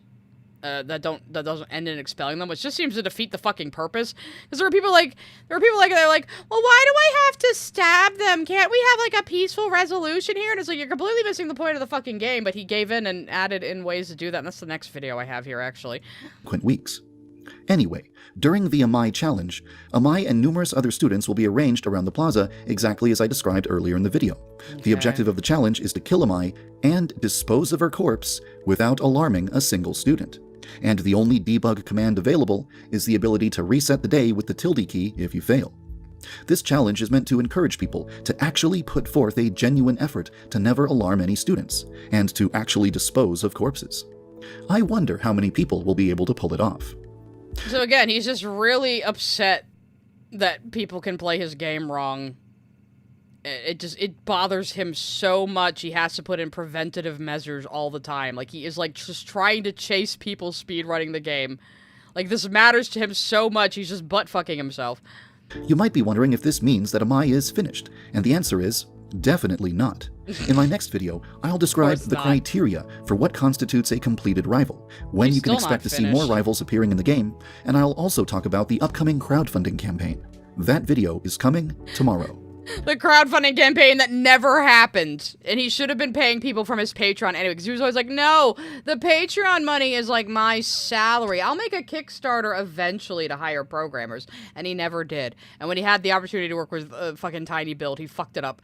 So, yeah. So we're going to look at the friendship and betrayal, where he put in non-violent ways to deal with the rivals before finishing the rivals. And then maybe we'll watch some Cub Scouts as a palate cleanser, and then we'll get into this 1980s mode video, and that'll probably be the end. Poor Coconut-chan. For over a year, I've been using this girl to test out gameplay mechanics. 8 years She's ago, been stabbed, Jesus. poisoned, drowned, electrocuted, pushed off the roof, bullied into suicide, and chopped up into itty-bitty pieces. She used to be like the test dummy, Coconut, before Midori became more fun to bully, I guess. What has Coconut done to deserve all this? She has a crush on the same boy that you have a crush on. That's a crime that carries the death penalty. But what if, instead of harming Coconut, we try to help her? Wait, this was before he even implemented the official rivals. Jesus Christ, bro. Even before he implemented all of the official rivals, he was implementing a way to get rid of them peacefully in the fucking Yandere stabby game. Like, this is so pointless. If you stalk Coconut, you can eavesdrop on her private conversations. If you listen when she's talking to her best friend, Saki, you will hear her mention that she's been having some trouble at home. Ever since my mom died, my dad's been drinking a lot. Sometimes, when he's drunk, he comes into my room and... forget I said... It's gonna reveal that he comes into her room and cries. So, let's get to the rest of this fucking bullshit. Being abused by her father. She was concerned for her father because he's being... What a surprise. Coconut wasn't being abused by her father. She was concerned for her father because he's being extorted by a loan shark.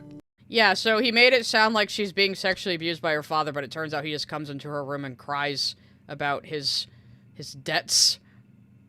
Yeah.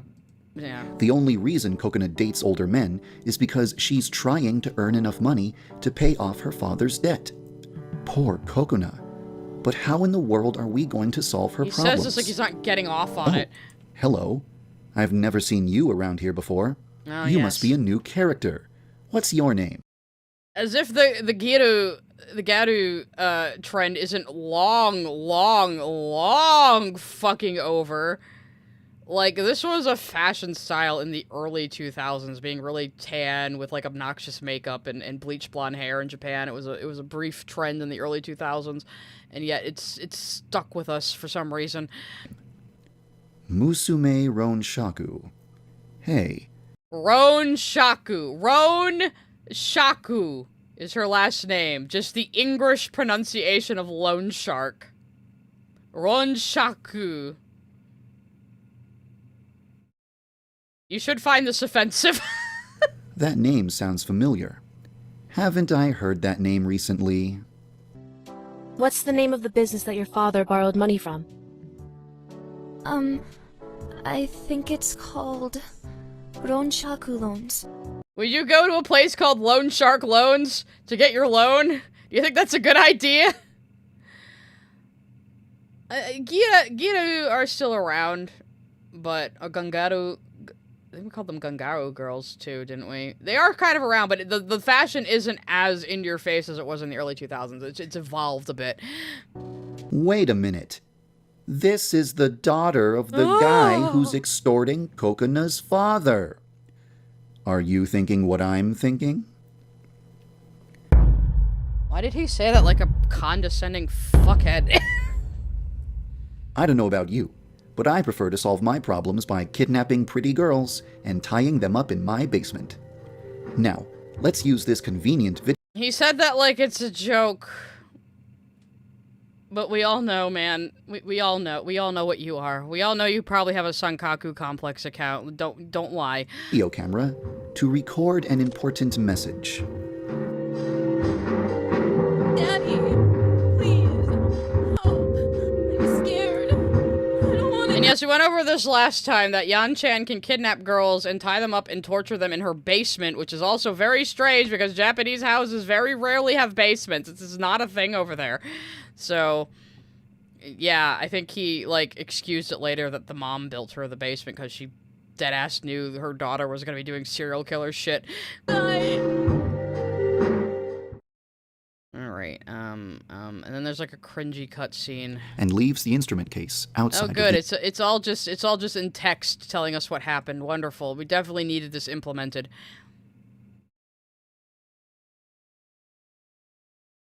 You have a nice place, Yan-chan. Thanks. So yeah, she basically blackmails the loan shark into forgiving his debts. This fucking teenage girl. And now here you can decide whether you're gonna kill Coconut or befriend her, and then you can befriend a rival to eliminate them. It's yeah. Where are your parents? Overseas. So you take care of yourself? That must be hard. I manage. So cliche. I want to thank you again for helping my dad. I won't ask what you did. I'm sure it's something that you wouldn't want to talk about. I won't ask what you did. You clearly did something very violent and illegal, but thank you. but I hope you gave him what he deserved. Loan sharks are awful people. I did a bunch of stupid things while I was trying to make money. Him. But my biggest regret was getting Saki involved. I never told her about my dad's debt, but I did tell her that I needed money fast. She tried to help me out by selling her underwear to some boys. I'm definitely listening still. In the end, she couldn't go through with it. So instead of selling the clothes, she threw it over the school wall. I wonder if she ever found it. That must have been so embarrassing for her. I feel so bad about it. But now it's all in the past. I didn't even notice you got up high. And now I can finally stop spending my time trying to make money in gross ways. It's not an AI voice, it's just a very awkward amateur voice actor. It's okay.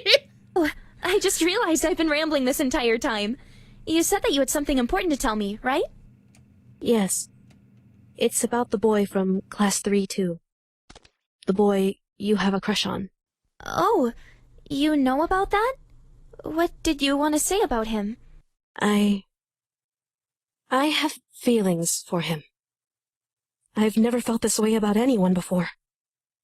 And I can't bear the thought of seeing him with anyone else. You know what would be funny is if you did this, but then you're at risk of the eliminated rival trying to help you by telling Senpai you have a crush on him for you, and then you have to kill her anyway. That's what I'd do if I was making this game. I know that this is a selfish request, but please, don't take him away from me. Let me try to win his heart.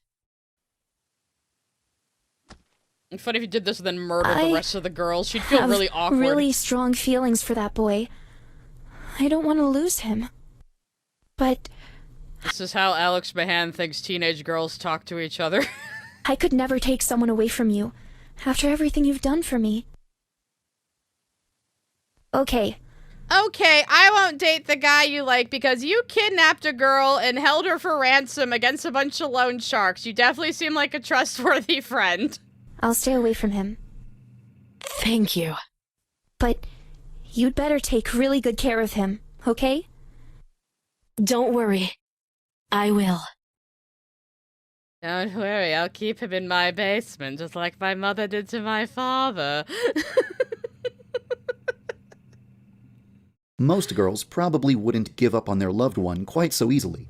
However, Yandere-chan just saved Kokona's father from a lifetime of debt, and saved Kokona from becoming a teenage prostitute. Retribution. In this situation, Kokona simply can't say— Saved her from becoming a teenage prostitute, so you do know that compensated dating can often lead to these girls getting pimped out. You know that.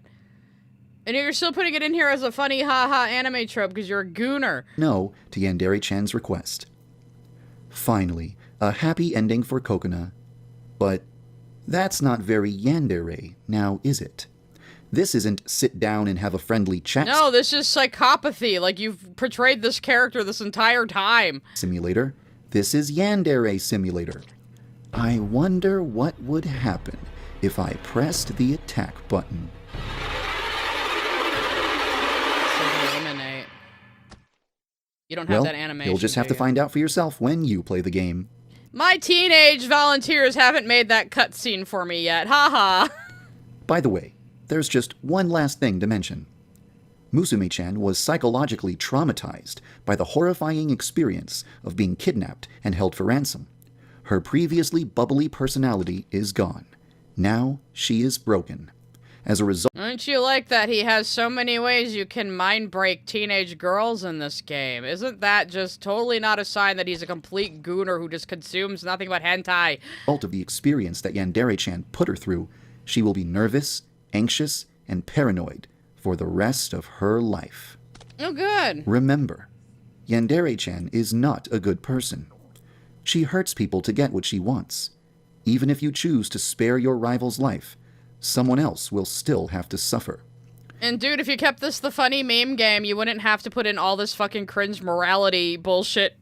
If it was just if it was just Goat Simulator, basically, but a Yandere girl, you would be fine right now, and the game would probably be done. Melon Red sent a super chat. How about the Cubs Scouts bit where Budo got shipped with Senpai and they grabbed each other's cheeks lol? let's maybe watch some Cub Scouts as a palate cleanser before Saucy the last Louise sent a super chat. This why you shouldn't trust a man who said Cars 2 was objectively a 5/10. Never trusted Jello Apocalypse from the start. What? Oh my god. Sent a super chat. I have no idea why people can't keep their creepy kinks to themselves. Like I'm a certified boob enjoyer, but I don't have to craft a universe around it. It's not even a kink. Nick Wolf sent a super chat. McBain realized the goggles do nothing. Let's see what's a good one here. Hikaru sent a super chat. Yandere sim going off anime logic would be ironic. Sadly it's Yandev. He ain't that creative or smart enough to think of this. No, he's not. Errand Alpha Eagle sent a super chat. BBB, but you need to solve this like a puzzle. You need to put some effort in it, not kill her immediately. Yeah, but why do you... But again, why does he care? Smjite sent a super chat. Give me Yan Ops, the line, Alex. Yan Ops, the line! The Alphabet Killer Challenge is pretty fucking funny, so let's, Spill Your Guts sent a super chat. Non-violent sex to a Sonic cuts hair cause stalker. Yeah, you can save her from a stalker and her friendship thing. Nick Wolf sent a super chat. Friendship mechanic? Why not add a babyality too? No kidding. Any from, Ed like, Stevens recently? sent a super chat. Clip high tea. Clip it? Clip what? There's so many things we could clip here. Hikaru sent a super chat. I don't know about you, but I like to solve my problems by Yanevno. Tomato emoji, tomato emoji, tomato emoji, tomato emoji, tomato emoji, tomato emoji, tomato emoji, tomato emoji. Taylor Wynn sent a super chat. Yandev's barely disguised fetish. Yeah, not even disguised. Not even disguised. I think that's just a... Nick Wolf sent a super chat. Are you thinking what I'm thinking? I think so, brain. But if you give a mouse a cookie, what's it gonna wash it down? She sent a super chat. Man, I'm not a prude and I've played and watched some gruesome stuff, but seeing cutesy anime girls being horribly murdered and tortured makes me sick. Bylonic sent a super chat. Real high school girls would take their hoop earrings out and say he's mine bitch. And proceeded to engage in the most brutal of combat. Yeah. No, yeah, he totally gets the understands woman reward. So let's watch a little bit of Cub Scouts. There's one with Midori in it, but we want to Alphabet Killer one first. So this guy basically made a whole series just breaking Yandere Simulator and playing every update, and he's really funny. And hang on, my cat just opened the door. I gotta close it.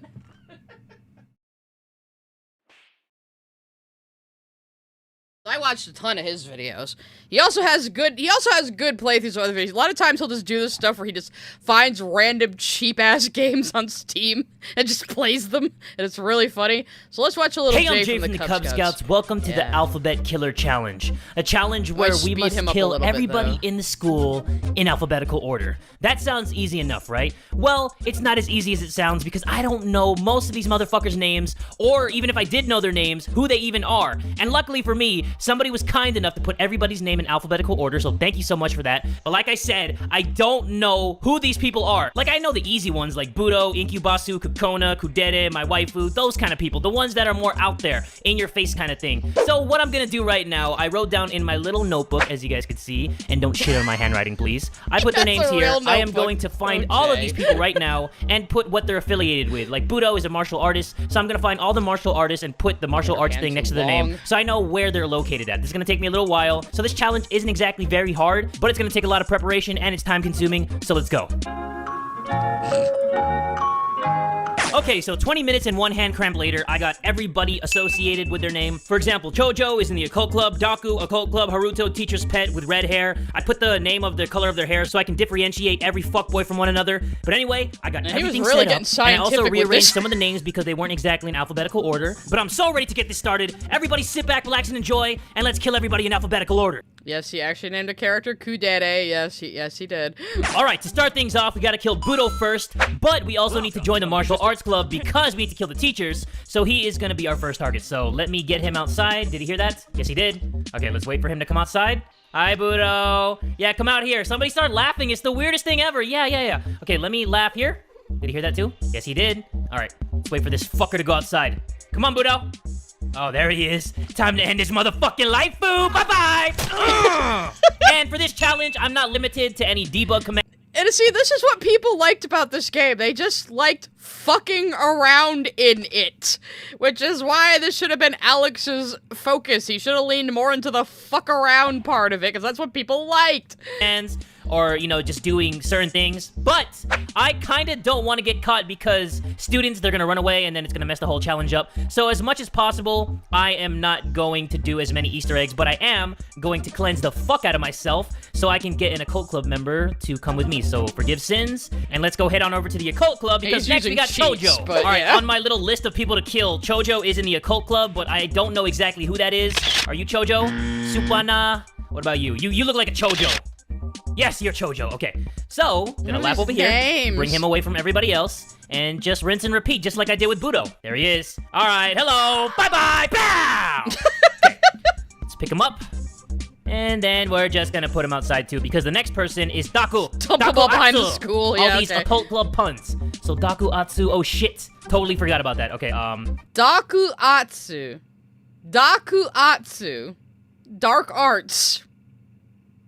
Is that character's name? Somebody just keeps covering me with senshi. I hope you're enjoying yourself. Daku Atsu. Which one is Daku Atsu? I think this guy's Daku Atsu. Hold on, let me see. Oh god. Oh god. He noticed me, but it's okay. Are you Daku? Bitch, are you Daku? Shin. This is Shin. This is Daku. It's gotta be Daku. Daku Atsu. There he is. He's looking down on you like that. All right, Daku. Here we go. And hopefully he heard that. Nope, he didn't hear that. Okay. Boom. So they can't notice me. It's not in the challenge rules that I need to do, like, anything sneakily. I'm just trying. They're the occult club. It was his excuse to have a goth girl. Trying to sneak because I want to. All right. Daku, say hello to the knife. Okay. So he's good. Let's put him inside this room. At least Ace Attorney has names are the names in Ace Attorney are supposed to be jokes. This is just, no. So nobody notices a thing. Ba-blam. And we are good to go. So we got Haruto next. This is Haruto right here. Let's make sure. Yep, Haruto Yuto. Can you follow me, please? I need you to go over here. And the reason why I'm killing you is because you are the next letter in the alphabet, bitch. Bye-bye. The fuck? Weirdest death ever. So Haruto is dead. He likes that Yandere. Is a teacher's pet with green hair. He is next. So this is Hayato. He's gonna follow me as well. So everybody say bye-bye to Hayato. Bow! And you're dead. Cool. Next is Incubasu. So let's forgive our sins, head over to the roof, follow me, and this is basically an easy-ass challenge. All you have to do is make sure that you know your alphabet.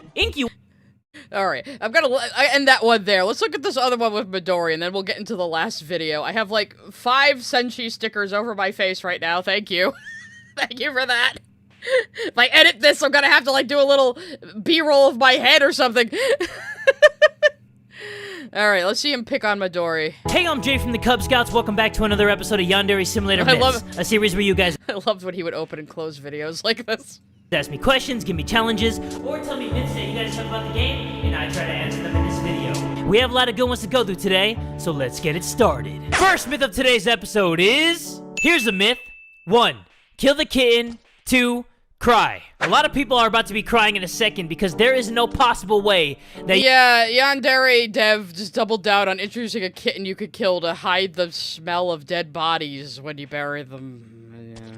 You can kill this kitten. I think Yandere Dev just added the kitten just for a laugh, like an Easter egg, just so people could be like, oh, there's a kitten here. What can we do about it? You can't do jack shit, because I remember him saying, hey, it's not really practical to hide the kitten over the body so you can't discover it. And look, you can't kill the kitten with the knife. Look at this. Come over here, you little fucker. I can't slice him up. There is no option to kill the kitten with the knife. You can't even go to class and try to raise up your stats because it's not gonna do a thing either. See, my physical education is up. You can't go to the turtle and ask him for super sanity animation powers to kill the kitten either. But we're just gonna try it out so people know that nothing is gonna work for this kitten. See, sanity animations are enabled, but you still can't slice this cute little fucker. You can't douse it in gasoline. You can't light it on fire with matches. You can throw matches at the kitten, but you can't do anything involving setting it on fire. Wait, it's hitting the wall. A lot of people might be like, Jay, you threw it at the wall. That's why it wasn't lit on fire, Jay. No, watch this. Check this out. Check this shit out. Okay, still hit the wall. Motherfucking match. Okay, right here. Direct hit, baby. Good job, Jay. Oh, my God. Stop throwing at the wall, Yan-chan. He's supposed to have the Kobe skills. There you go. Where's the part with Midori?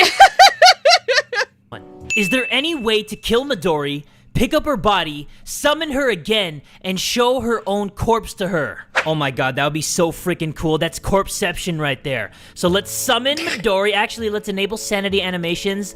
Then let's summon Midori. Alright, Midori, time to meet my Naifu! Blah! Okay, so we're gonna pick up her body. And yes, there we go. Okay, summon victim. Oh, what? Wait! Oh my god, this can't be happening! Yes! I look like a zombie! Midori, Glitched out of the arms. come to me. I wonder if anybody else will be triggered by me looking like this while I have Midori in my hands. I'm a zombie. Oh man, this looks cool as shit. Okay. You have to think that Yandere Dev got really fucking pissed off at people like Jay doing stuff like this, you know? If I run, will I drop the body? No. Yes. It looks like I'm like full from eating like at a all-you-can-eat Korean barbecue place. Alright, that's enough of Jay. You get the point. His videos are still very fun to watch. My takeaway sticker privileges just keeps up. A super chat. You're here because you want it to be something you're not. I know. A girlfriend. I'm here because Yandev will never finish your game. Rusty Jackson sent a super chat. I remember trying to give Yandev some advice as a programmer and he sometime later made a video saying why he chose to program like well ass. And it was novice programmer advice. That was in the fucking hate and shame video too, which I just put an edit up of the other day, so. Aaron Alpha Eagle sent a super chat. Why create Trebaru when you got this kid instead? I don't know. Is that the last one? Oh, it was the last one. I might have to put a little bit of a cooldown on the stickers here. You guys are getting a little crazy. Let me see here. Alright, I'm gonna put a bigger cooldown on them, I think. Bylonic sent a super chat. Yandev, wines know you're having fun wrong. Yeah, I know. That's it. He hates when people play the game in a way he doesn't like or approve of. It's a normal amount of stickers. What are you talking about? They can still throw the tomatoes pretty fast, though. Like I said, I'm gonna need, like, some side-chan B-roll if I cut this one down. Anyway. Alright, so for the last video, we are going to watch his video on 1980s mode. And what 1980s mode is, he actually finished a version of the game with 10 rivals in it. But it's 1980s mode with Yan-chan's mom. So instead of finishing the main game, he made a completely separate prequel with 10 rivals completed in it. I don't know why he did this. I don't know how he didn't think anyone would see this as the most passive-aggressive bullshit a person could possibly do. But we're gonna listen to half an hour of him talking about it for the end of the stream, so buckle up, kids. Footage of the ending. Ah, no! Skipped ahead. I will speed it up, though. I'll keep him on 1.25 for now. If it's not fast enough, I will increase it. Hello!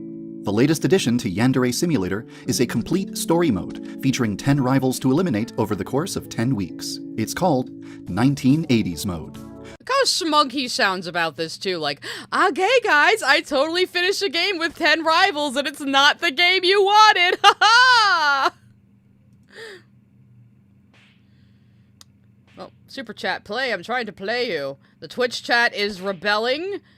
The Twitch chat is rebelling right now. It's a mutiny. This is terrible. And they're doing the free stickers. Sent a super chat. Psy versus Twitch chat. A legendary battle. There we go. There we go. Oh, you could actually see me for half a second until they started slapping more stickers over me. Guys, I'm buried under here. Help, help. Anyway. The protagonist of 1980s mode is Ryoba Aishi, who is the mother of Ayano Aishi, also known as Yandere-chan. It's a prequel to the main story of Yandere Simulator, but even though it's a prequel, it still provides a complete experience. It begins with a tutorial. There is a story with a beginning, a middle, and an end. There are 10 rival girls to eliminate in a wide variety of different ways. After you beat the final rival... He sounds so smug and proud of this, where he's like, hey guys, look, I made a completely different parallel game instead of finishing the main one. Isn't that impressive? Aren't you happy with me right now? Oblivion Blade TD sent a super chat. J Silverhand, V turn on the TV. Turn on the TV any channel. They put Alex in Mikashi. They put Alex Mahan in Soul Killer V. Arasaka's gone too far. Watch the story reach its conclusion, and when everything is over, the credits roll. I tried my best to make sure that 1980s mode provides everything that people wanted and expected back when they first heard about Yandere Simulator. So why didn't you make that in the main game? Why did you make a completely separate game? That was what people wanted. Why did you do this? In addition to the rivals, I also added features that people have wanted to see in the game for years, and I even brought... Nobody wanted the Yakuza. You introduced the idea of the Yakuza and then polled your 11-year-old fans if they thought your idea was good. And of course they're gonna say yes. In addition to the rivals, I also added features that people have wanted to see in the game for years, and I even brought back some old characters who were removed from the game a long time ago. In other words, 1980s mode is my attempt to give you the game you hoped Yandere Simulator was going to be before I began. Why didn't you just finish Yandere Simulator? I don't understand the logic here. This is breaking my brain. To give you the game you hoped Yandere Simulator was going to be before I began taking the game in a different direction. The reason why I decided to make a prequel story mode before completing the main story mode is because I don't currently have the assets necessary to implement the 10 main rivals in a way that would meet people's expectations. Again, this is like anxiety and OCD, where he's just like, no, I can't finish the first game until everything is perfect and everything meets everybody possible's expectations for it. So I made this completely different parallel game to prove I could do 10 rivals instead of just finishing the main game, because I'm worried about people criticizing the main game and it not being perfect. And this is a spiral he causes for himself. But it doesn't matter because he's a fucking gooner who flirted with a 16-year-old girl, so we don't feel sorry for him. But I still wanted to create a system for eliminating 10 rivals over 10 weeks, and let people playtest that system and give their feedback on it. Now that you know what 1980s mode is and why it exists, I'd like to tell you everything about it. There's a lot to discuss, so I'm afraid if I have a secretary that she's going to leak future features of the game and spoil the story. So here I'm going to tell you every single aspect of this feature and the entire story. You hurt my brain, Alex Mahan. You hurt my brain. Provide a list of timestamps in the description below in case you'd like to skip directly to the things you're most interested in. With all of that said, let's begin.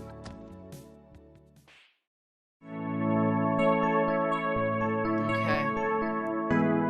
I think he just wanted to use these VHS effects he got off of in Vanto or something. One of the biggest complaints I've heard about Yandere Simulator is that the main character doesn't fit the description of a Yandere girl. Many people feel that a Yandere girl is supposed to have a cute side and a scary side, and that the contrast between these two sides is the appeal of the Yandere archetype. But Ayano doesn't have a cute side. She is suffering from a mysterious condition that causes her to feel numb at all times, unless she's in the presence. So you're saying that your main Yandere character in Yandere Simulator is not a Yandere. You've just admitted that, yeah. Of one specific boy. That is why she is obsessed with him and willing to kill for him, which technically makes her a Yandere, but because of her condition, she almost never expresses any kind of strong emotions, which prevents her from having the appeal of a typical Yandere character. So is he trying to say she's a Yandere, but she also has like a psychopathic disorder? At the same time, I mean, you didn't have to overcomplicate this, man. That's the point. You did not have to overcomplicate this. Creating a new story mode with a new protagonist gave me the opportunity to correct this problem. So I tried to make Ryoba more of a traditional Yandere. She has the same condition as her daughter, but unlike her daughter, she has a distinct personality and can But you still depict her like a milfy housewife archetype, even though she's supposed to be a teenager here. She's still like, Ada. You know, this is what I get from this character. express emotions.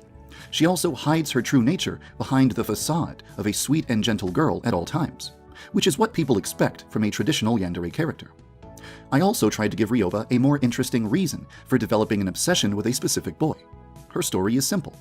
She has been having the same dream every night for her entire life, a dream where she meets her soulmate, and one day she finds the boy from her dreams in real life, which convinces her that her dreams were showing her the future, and that it is her destiny to be with this boy, which is why she is willing to kill any girl that tries to date him.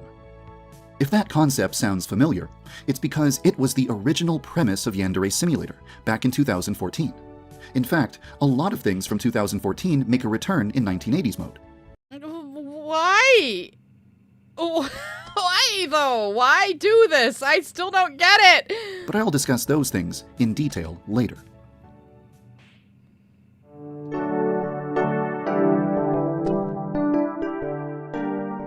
Another thing that I've heard a lot of people complain about is Taro Yamada, the boy that Yandere-chan is obsessed with. Many people feel that he is a bland and boring character.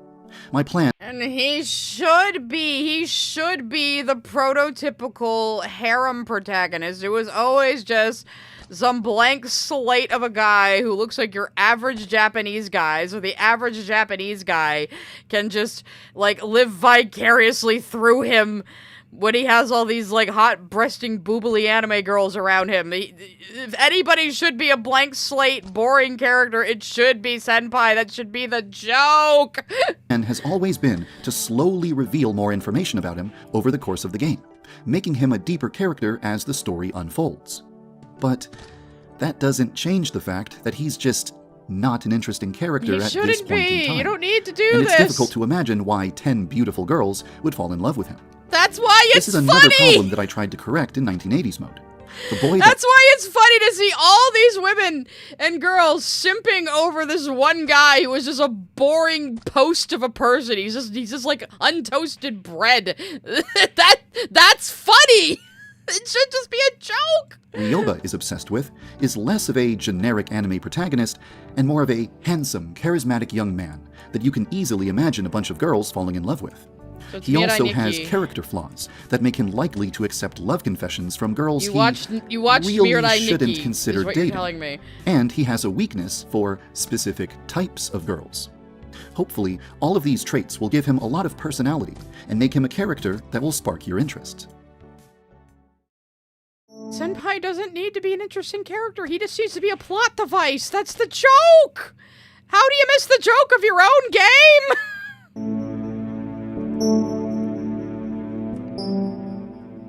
One thing that Yandere Simulator has always lacked is a proper tutorial. So 1980s mode starts off with a playable sequence that teaches the player the basics of the game. You can eliminate Ryoba's rival Did you put this in the main game? any way you want, lethally or non-lethally. But it is a canonical fact that Ryoba is a killer. So, to establish this as quickly as possible, I decided that the tutorial should be about the first time that Ryoba ever took a girl's life, and you might recognize the victim. Many players are probably already aware that Yandere-chan can encounter a ghost in one of the girls' bathrooms.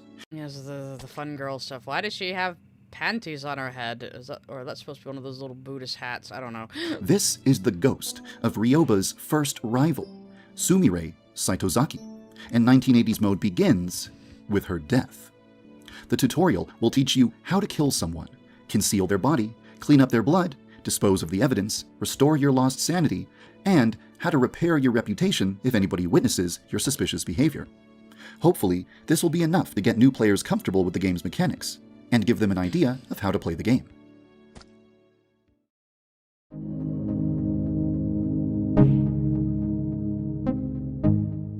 "1980s mode is my way of proceeding forward with Yandere Simulator's development, without the creation of new animations or new voice acting. Or you could have just done this with the main game and then added voice acting and better animations later. All that matters is that you program the main gameplay loop. You can polish it up later. The game is still in alpha, even now! This means that all 10 of the rivals in 1980s mode lack voices and rely entirely on pre-existing animations. You could have done that from the beginning. You didn't need voice acting. You could have had an update later after finishing the game, and you still haven't finished it in 10 fucking years. Why do you do this, Alex? As a result, there were a lot of limitations to what I could do with these rivals, and limitations to how unique each of them could be.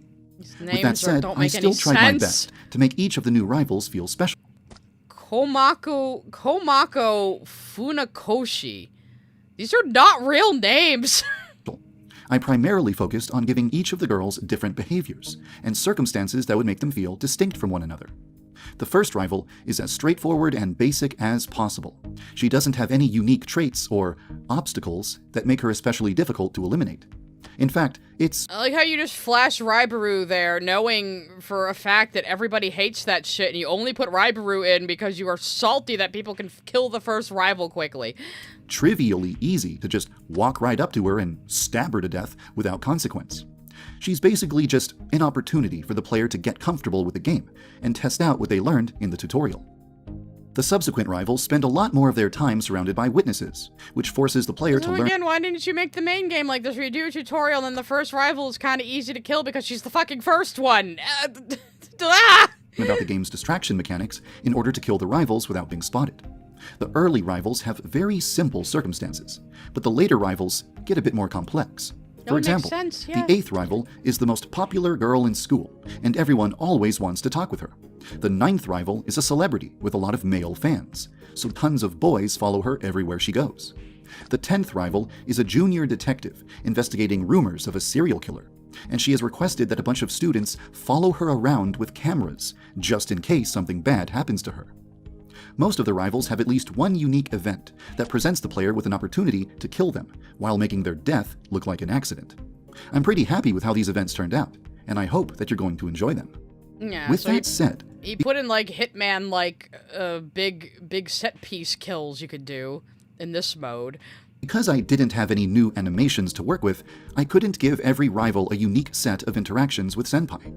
Oh, look, the fucking limitations made you have to be more creative. Imagine that. Instead of saying, I can't finish this because my free teenage volunteers haven't made the shit I need yet. You work with what you have. Instead, every rival shares the same 5 Senpai events, but with completely different dialogue. Some of the rivals have very distinct personalities, and it was really fun to write their dialogue. Senpai treats some of the girls differently than others, which you may find interesting. Even if all of the events... I'm sure you didn't write them all as, like, one-dimensional generic anime girls who are just there to sexually appeal to you. Share the same template, hopefully you'll still enjoy the dialogue. 1980s mode features a new Befriend Betray side quest, a massive favor that you can do for a girl to earn her trust and make her vulnerable. Because of my limited resources, I had to give each rival the same Befriend Betray side quest. They were all victimized in the same way by the same person, so helping them out will Why not just have the mom just be a fucking serial killer? Why did you have to add this bullshit back in? It's unnecessary. Involve the same process. I won't spoil it, but it involves infiltrating an abandoned insane asylum and burning something with fire. I hope you're going to enjoy it. It's fucking retarded. Why would you put that in? Who wants stealth missions in this game? Nobody! Each rival also has a suitor, a boy who is in love with them. You can identify him because he will periodically walk up to the rival to gaze lovingly at her, and then bashfully walk away. In the main story mode, you give advice to suitors using a covert wireless earpiece. But you can tell this boy likes her because he just goes up and stares at her for a while and then walks away. This is how Alex Mahan knows how to flirt with women. That technology didn't exist in 1989, so the process for matchmaking in Tyler in the chat says, wait, this isn't the 80s, where are all the parachute pants and cocaine? 1980s mode is a bit different. You have to give the boy advice before he talks to the girl, and after they interact, you will see the results of the interaction and learn how close they are to entering a relationship. My intention was to make each rival more difficult to eliminate than the previous one. I'll be interested in hearing feedback on these rivals and whether or not the difficulty ramps up evenly or if it's kinda imbalanced at this point in And then you'll get butthurt at the criticism and fuck it all up probably. time. I'll look forward to tweaking and improving the rivals based on your input. Okay, after that section, let's let some supers come through, and then we'll continue. Errand Alpha Eagle sent a super chat. Should have called her Mirufu-chan. Would have been funnier XD. I don't get it personally, but I'll take your word for it. And Chan sent a super chat. I just came back from my uni class. WTF did I miss? Crying face emoji. You missed Jonas Scott being in one of these videos. John Williams sent a super chat. As in Kosei ara ara. Let's see. Ara ara. Or he would probably say era era. He would pronounce it wrong. Era era, Olivia, are you impressed?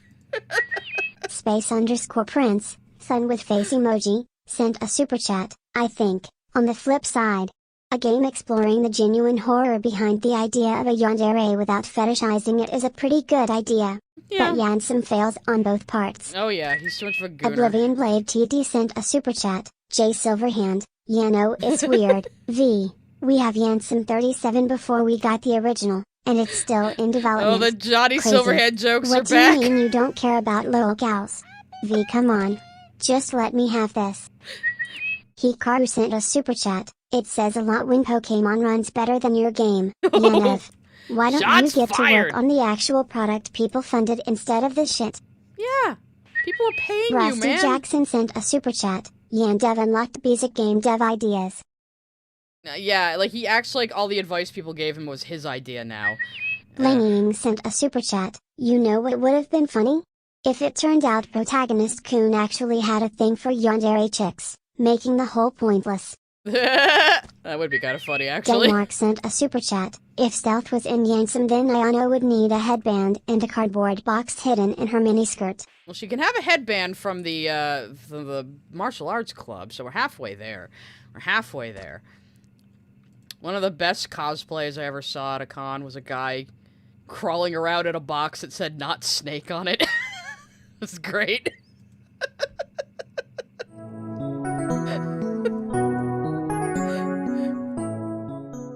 Obviously, anything that did not exist in the 80s had to be removed from the game in 1980s mode. Oh, tell This me. led to a significant number of changes to the gameplay. For example, smartphones did not I didn't have to make any new stuff for this, but I had to change a bunch of stuff because it takes place in the 80s, so yeah. John Williams sent a super chat. We're getting GTA 6 before Yansum.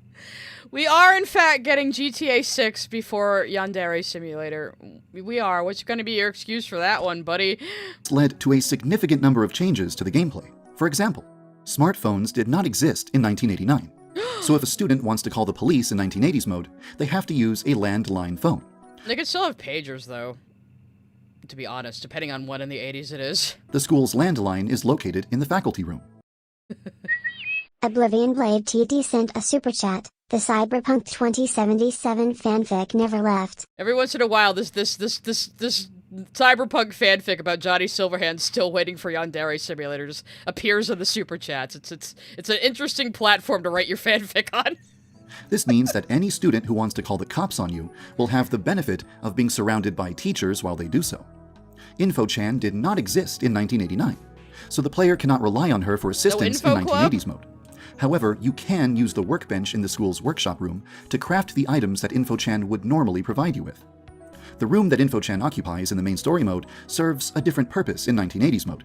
It's the club. I was gonna say, InfoChan doesn't, like, really matter much to the game in the first place now, so... Errand Alpha Eagle sent a super chat. Mirufu is basically English for MILF. Super on brand for Yandev. Now I get it. Mirufu. Mirufu. I should have said it out loud.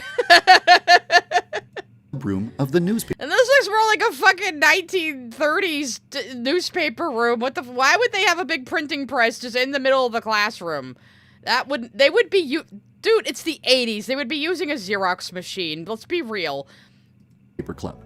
Joining that club will allow you to publish nasty rumors about your rivals, damaging their reputations. Social media did not exist in 1989, so No Ryoba shit. cannot spread gossip online or cyberstalk her rivals. Shopping Well, there wasn't even any fucking internet, really, except in the military in 1989. websites did not exist in 1989. So Ryoba has to do all of her shopping in person in the town. But yeah, it's 1989. They should have pagers. They should have pagers. Why would they have this big printing press instead of a fucking copy machine?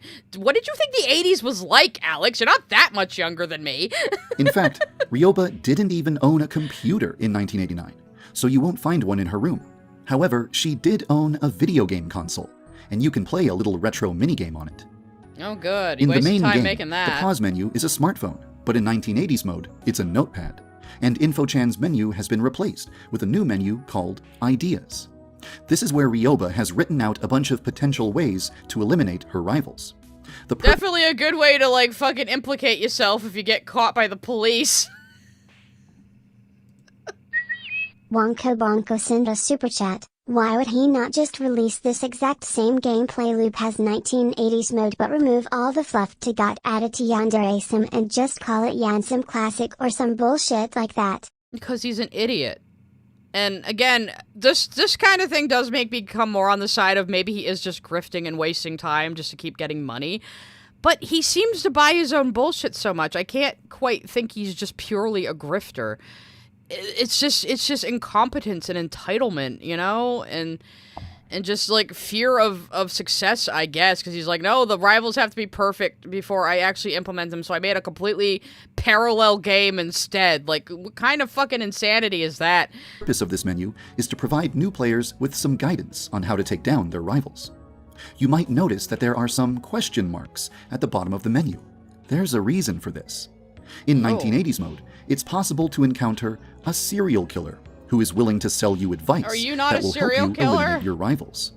Once you've paid the serial killer to share their knowledge with you, I'm sure his name is gonna be Tadu Bandu. Right? Probably. Bellbones sent a super chat. I just remembered that Yandev imitated Cubs Scouts like 7 to 8 years ago as a joke. If you search that on Cubs Scouts or Yandev's channel, you can see.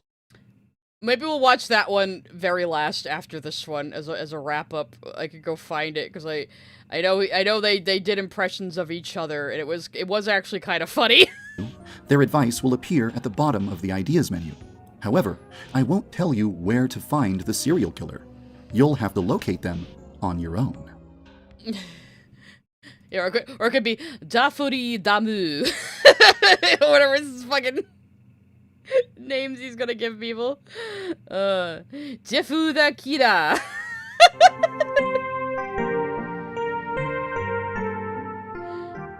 To help set the mood and make the player feel like they've really gone back in time to the 80s, a tremendous number of aesthetic changes were made to nearly every aspect of the game. Now, I at least remember some of the 80s. I was mostly, drooling on blocks at the time because I was a toddler, but I remember some of the 80s. The first one you'll notice is the VHS effect that covers the screen in 1980s mode. I think it does an excellent job of creating the right atmosphere for the time. Eduginu! Sukubi Doobidu. Not sure what that one is. Sonu of Samu. Or just call him Kita, yeah. Period. But if you don't like it, you can disable any aspect of it that you wish. Any prop anywhere in the game that would only exist in modern day has been removed or replaced with a prop that looks appropriate for the 80s. Everything from blowtorches to circular saws to radios. But that's not all. The posters in the hallways. You didn't really need to change the radio that much because, like it's not like the one you had looked like a 90s radio as it is. From blowtorches to circular saws to radios. But that's not all. The posters in the hallways, the paintings in the art club, the manga that you can purchase in town, the shopkeepers in the town. What do you mean you didn't need any? You had somebody draw all this shit. You're saying you didn't need any new assets, and you had somebody draw, like, their attempt at, like, 80s anime style, which is mostly just the eyes here. All of these things had to be replaced with new artwork, since they wouldn't have remained the same between Ryoba's time period and Ayano's time period. You don't need this shit. Just leave the walls blank. Why do you need this? Almost all of the new artwork in 1980s mode was provided by the incredible Mulberry, who did an absolutely outstanding job with Well, this looks better than her usual stuff. Maybe she should stick to this style. every illustration. And to make 1980s mode feel even more like the 80s, Oh my nearly God, all are of the you music kidding tracks me? in the game have You been put in so much effort to just make your game, but not make your game. Why? Why did you do this? recreated in the style of 80s synth music. The overwhelming majority of these tracks, around 90 in total, were provided by the talented Cameron F305, who did an excellent job with And you every didn't track. pay him. He created an album of all the tracks he made for 1980s mode, and you can find a link to it in the description below. Hopefully he gets money on Spotify, if it's not money from you. Oh good, returning characters. I'm gonna let the super come through first. Saucy Louise sent a super chat. Do you think we could listen to Deadly Dangerous Love? The Yandere Sim original song. Do we have to? Do we have to? Maybe we keep extending the stream. Maybe after the Cub Scout and Yandev impressions of each other, and then I'm calling it quits, guys. I can't take much more of this. Because the students that were attending Academy in 1989 would obviously be different than the students attending Academy in the main story mode, I had to create an entirely new cast of characters for 1980s mode. More than 100 in total. And I saw this as an excellent opportunity to bring back some old characters. I didn't have to make any new assets, but I did. I made a ton for this bullshit that nobody asked me to do. that were removed from the game in the past. For example, I brought back the very first characters that I ever added to the game, the Rainbow Girls and the Rainbow Boys. The delinquent boys with the big pompadour haircuts are also back. So are the Sukeban girls with the long skirts. You should have long I skirts even in brought current back day obscure too. characters like Witness-chan, Study-kun A, and Study-kun B. Actually, many aspects of 1980s mode are references to things from the earliest phases of the game's development. Why? The school uniform for though? 1980s mode is based on concept art that was created for Yandere Sim in 2014. Ryoba's minimum sanity laugh animation comes Concept art. So you mean free art somebody gave you that you fucking ripped off, like you ripped off that other girl we talked about earlier. 2014. Ryoba's minimum sanity laugh animation comes from the original 2014 prototype of the game. The music that plays in Ryoba's room is a remix of a track that was made for Yandere Sim in 2015. He thinks this is so also, impressive. the nurse in 1980s mode has the same hairstyle and curves as the nurse from an early 2015 build of the game. In many ways, 1980s mode is an attempt to bring back as many old concepts and characters as possible. But with that said, And there nobody are a asked bunch you of new to. characters Nobody as well. asked you and to! that's what I'd like to tell you about next. Why did you do this? I'm so confused. Nobody cares. The guidance counselor in 1980s mode, Mei Kunihito, is the mother of the guidance counselor from the main story mode, Genka Kunihito. They just come from a long line of guidance counselors. Is this something in their bloodline? What? Ah!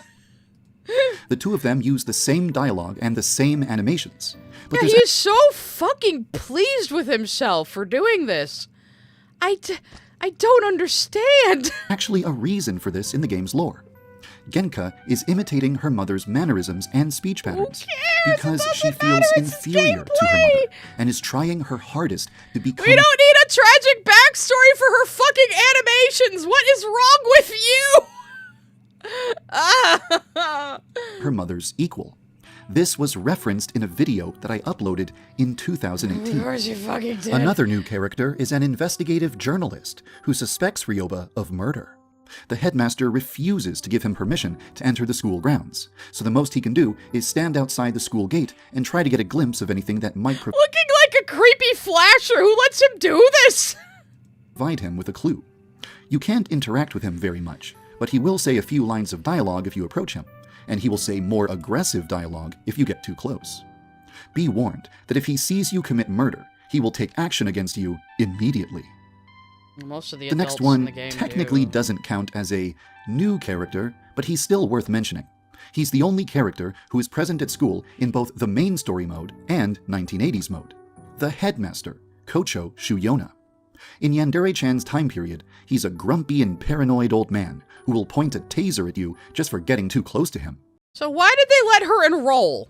Why did they let her enroll if they know whose daughter she is, and the family that owns the school knows who she is and what she's capable of and doesn't like her, and the headmaster knows who she is and what she's capable of and doesn't like her? Why did they let her enroll at all? Why did they let her enroll? This makes no sense. You tried to have the serious backstory, and it still just makes no sense. Why would they even let her in the school? If everyone who runs the school is so paranoid about her because they know her mother. This is hurting me. Oh god, this is so bad. Errand Alpha Eagle sent a super chat. All Night Nippon should be in this immersion. I don't know what that is, but I'll take your word for it. Bylonic sent a super chat. Yandev. And as you can see, the sky is blue because it's always been blue, and it would have been weird to change it. He's about getting that amount of detail. Yes, yes. Hello. Hello. More supers. I know you're coming. Supers. I don't know why it keeps delaying like that, unless I have some kind of other alert. Ghostman sent a super chat. Yandev is a fool. He should have realized he has two completely different games on his hands. One he could call Yansum, being a sandbox simulator game. The other he could call Lovesick, an immersive. Yeah, but instead he made 1980s mode, and then, yeah. Hello over there in Twitch chat, welcome. I assume you came to throw tomatoes and put senshi on my face, as people have been doing. Rusty Jackson sent a super chat. This guidance technique was passed down in the Armstrong family for generations. It's been in the Armstrong family for generations. Yes, indeed. Now I just want Armstrong to be the guidance counselor. But in 1989, he was still a friendly and trusting young man who won't mind if you want to walk around inside his office. Those are three noteworthy characters who you can find at school. But there is someone else who you can only meet outside of school. A character who a lot of people have been anticipating for a very long time. The fucking Yakuza again. You're really yeah, of course, he's really adamant about having this feature! In 2017, I released a video proposing the idea of allowing Yandere-chan to work together with a man that had connections and it was a very, to Japan's very poor idea. Anyway, a man called the Yakuza. I eventually decided that he would be out of place in Yandere-chan's time period, but I thought he would be perfect for Ryoba's time period. Why? Either way, selling teenage girls into sex trafficking through the Yakuza is not a good gameplay feature. Will you stop? And I'm happy to announce, at long last, the Yakuza is finally a fully functional character in Yandere Simulator. Nobody cared about this but you and your stupid little 13-year-old fans who would disagree with whatever you say. You can find him in an alleyway in the town at night. It's possible to pay him for various goods and services, but he doesn't do business with strangers. If you want to use his services, you'll have to follow a few steps first. The process begins at school. One of the delinquent boys is being threatened by a local gang. After you've spoken to him about his problem, you'll have the option of accompanying him when he leaves school, and then beating up the gang members who are troubling him. After you save him, he'll tell you to go see his big brother for a reward, and his brother is none other than the Yakuza himself. To thank you for saving his little brother, the Yakuza will give you a free gift. Your choice between a lockpick, a fake ID, illegal... He would just work with a random teenage girl. Yeah, yeah. ...narcotics, lethal poison, or an explosive device. After choosing your gift, you can talk to the Yakuza again to persuade him to do more business with you. He offers multiple services. You can purchase illegal goods from him, and you can also pay him to abduct one of your rivals for you. In addition to that, if you have any kidnapped victims inside of your basement, he will pay you for them. He does this because he knows he can make a lot of profit by demanding ransom money from the victims' families. Paying the Yakuza to abduct a... Yeah, sure, that's what he's gonna do with them. That's what you proposed the first time you talked about this. You definitely didn't propose that he could just haul them off in a windowless van to become sex slaves in Eastern Europe. You definitely didn't say that the first time. He does this because he knows he can make a lot of profit by demanding ransom money from the victims' families. Paying the Yakuza to abduct a rival is extremely expensive, but it's a quick way to instantly eliminate a girl without anyone suspecting your involvement.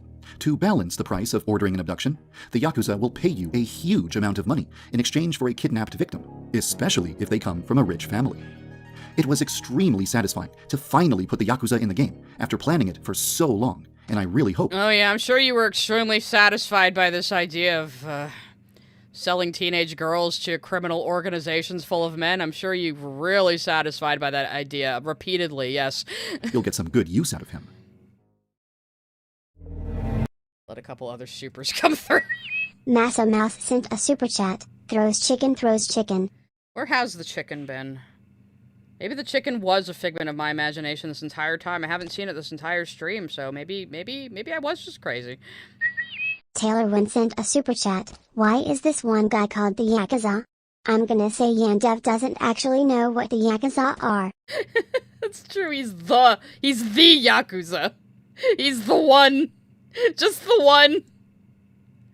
Oh, God. Okay, I think that was the last super. Yeah, it was. Okay, cool. Let me put them on pause again, and we're gonna see the ending. He actually gave the game, like, an actual solid ending. No, the parrot was here earlier. The parrot was definitely here earlier, but... Saucy Louise sent a super chat. I will say 1980s mode did inspire my own 1980s though. Hey, nice, nice, nice. Hey, you know what? Inspiration can come from the strangest fucking place. Ah! Guys, there's chickens. PETA, the chicken's here. PETA! Ghostman GM sent a super chat. Did anyone else notice he uses USD instead of yen? No, I didn't, but now that you point that out, yeah, it's a dollar sign. Dollar bills, y'all. So, he really just doesn't understand anything about Japan, does he? In 2015, I placed a bunch of cassette tapes around the school. If the player collected these tapes and put them into a tape recorder, they could listen to the story of an investigative journalist who tried to catch a serial killer in 1989. He correctly identified the culprit, and she stood trial for murder. But there wasn't enough evidence to prove that she was a killer. I wonder if this voice actor also, like, dropped out and now he has to remove those tapes. I wonder.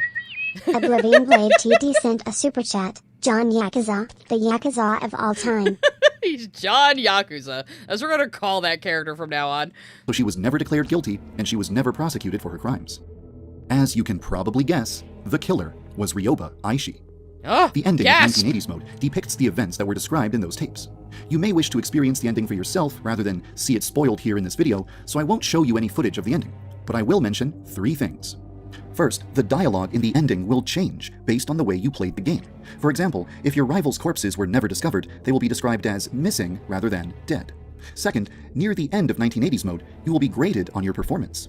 Your grade is determined by a large number of factors, and all of them can be seen by checking the stats screen that is accessed from the calendar screen. I'm going to assume he didn't implement this well because he's him, but...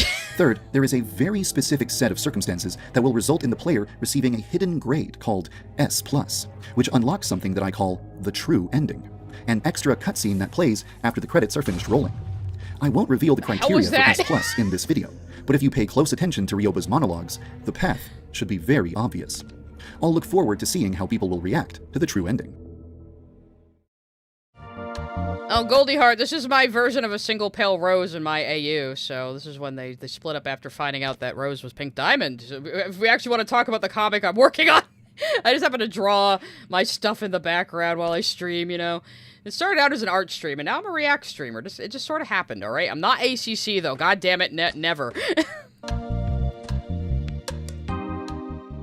You might be curious to know how long it took to create 1980s mode. The answer is that it took exactly 3 months, from June 17th to September. Took him 3 months to just put 10 rivals in the game, but he didn't do it in the main game.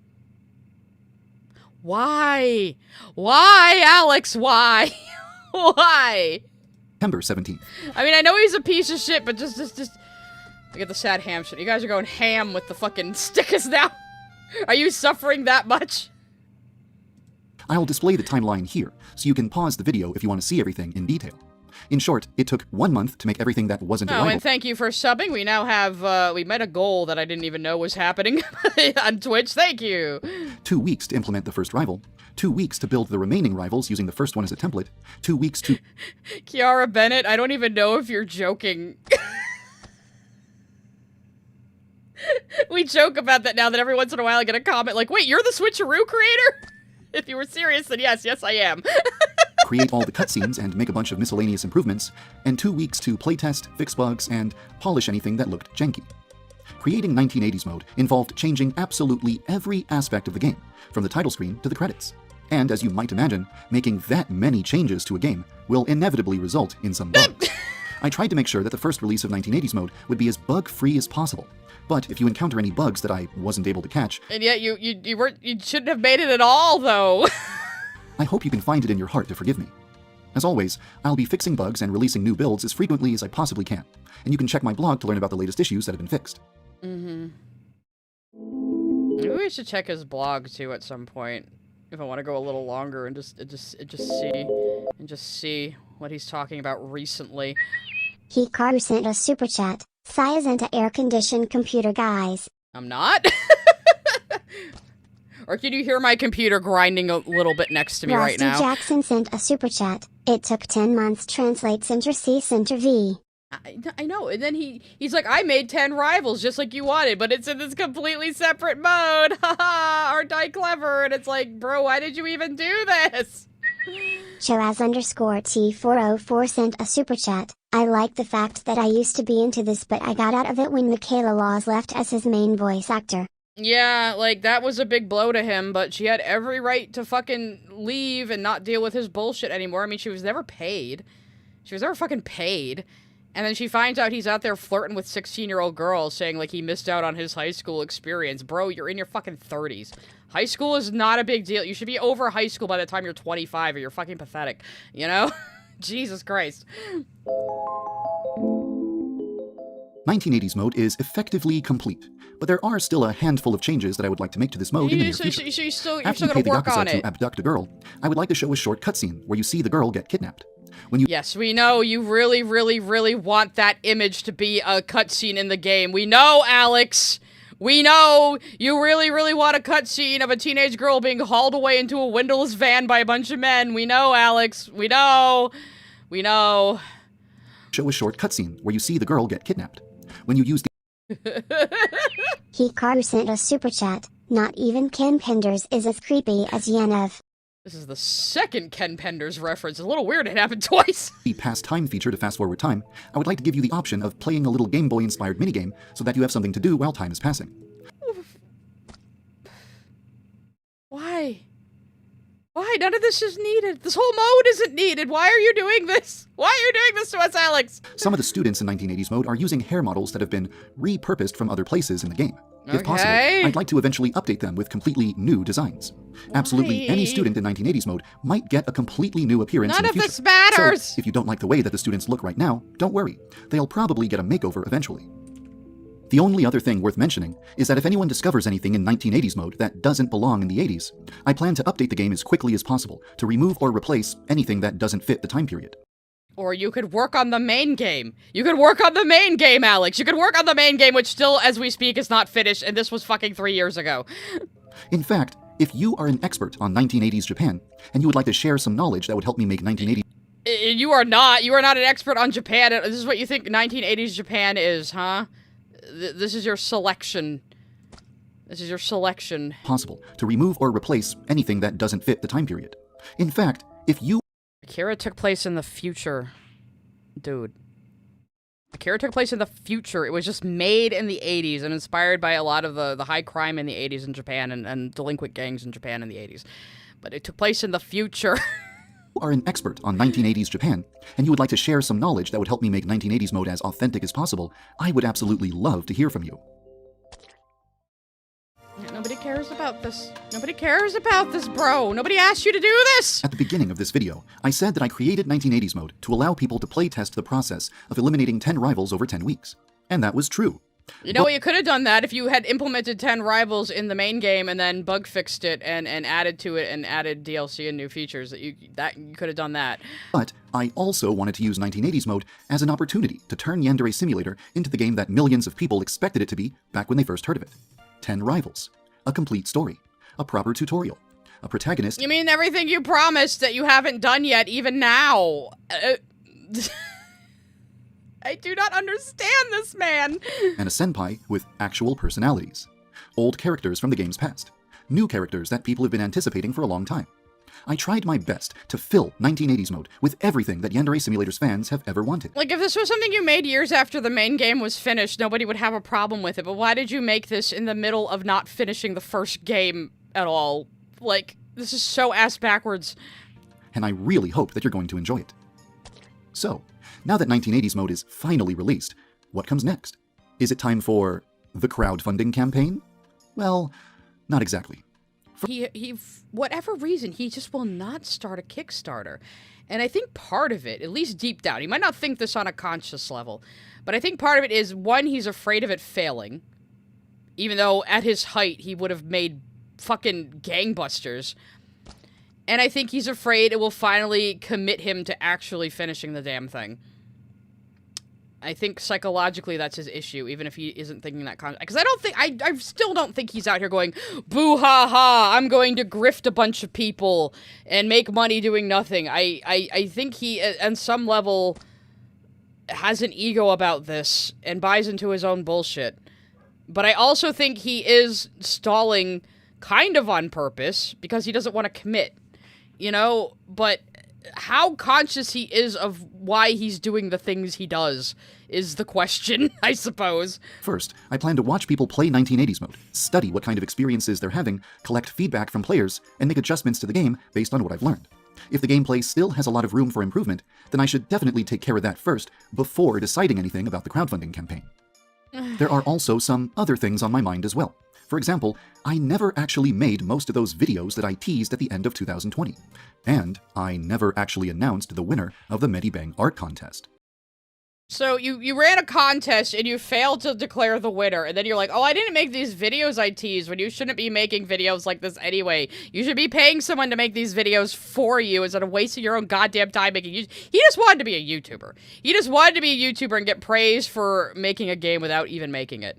Because if you go back and read his old reaction to the guy from Skullgirls, the guy who made Skullgirls actually gave him really good professional advice. It was a little harsh, sure, but it was really good advice, and his reaction to that was, my hero tore me down in front of everybody. I worked hard for 3 whole weeks and thought it was impressive, and now it feels like I did all of that for nothing, and he hasn't changed. You know? I hope that I'll be able to set aside some time to take care of those things in the near future.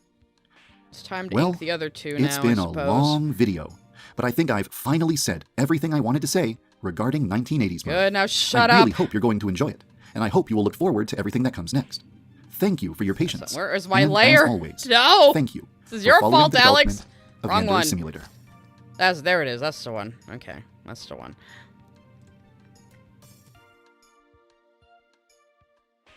Oh, that was cringe. First Aid sent a super chat. Alex made such a stink about not wanting to waste time with emails and now has to do bug fixes for 2 different modes. My dude.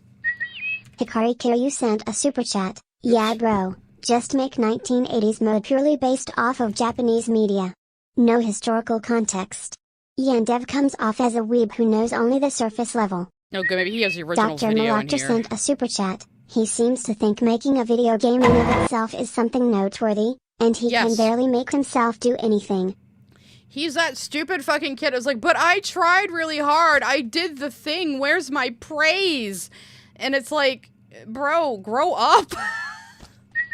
Strasberry sent a super chat. I suppose he's imagined the game a million ways, but it will only exist in one definitive form, and it will never make everyone happy. No, and it's why he's paralyzed. Alpha Eagle sent a super chat. ZZZZZZZ. Huh? The video's over already? Alex privated his impression of Cub Scouts. He privated it. What a fucking miserable bitch. Is it because Cub Scouts doesn't like him anymore? Is it because Cub Scouts doesn't like him anymore? Is that why he did that? Let's see if the second one is in here. He's probably gonna have he's probably gonna have clips of it at least. Like, dude, he was just having fun. Fine, we'll just watch the 2J ones. We'll just watch the 2J ones. Fuck you, Yandere Dev. You're allergic to fucking fun. You're allergic to fucking fun, you bastard. This was in 2016, so we're gonna enjoy this. Actually, let's oh, it's on playback normal anyway. Okay, let's. Hey guys, and welcome back to another episode of Uncharted 4 Myths, the video series where you send me questions and I investigate whether or not the myths are true. First myth. At least we get to hear part of it, and yeah, Yandere Dev isn't doing a very good job of imitating Jay at all. It is possible to play all of Crash Bandicoot in Uncharted. This myth is now busted. That myth is not true. It is impossible to play all the levels of Crash Bandicoot in Uncharted 4. That's all we have time for today, guys. Thanks for watching, and be sure to tell a friend today The Yandere Dev from the Cub Scouts is that dude. Get him, Jay. Get his ass. Get him. Over the past several weeks, I have worked tirelessly to implement rivals into Yandere Simulator. But due to the endless amount of emails I get every day, it looks as though it might take a few more months, even a year, to fully implement a new rival. I made a poll asking you all what should be my next move. Most of you getting massive yawn boners at the thought of rivals, so I decided fuck it, who needs sleep, and started coding away. While working on the full functionality of Osana, a genius elimination method popped into my head. What would be the best way to hide evidence besides a furnace or a grinder?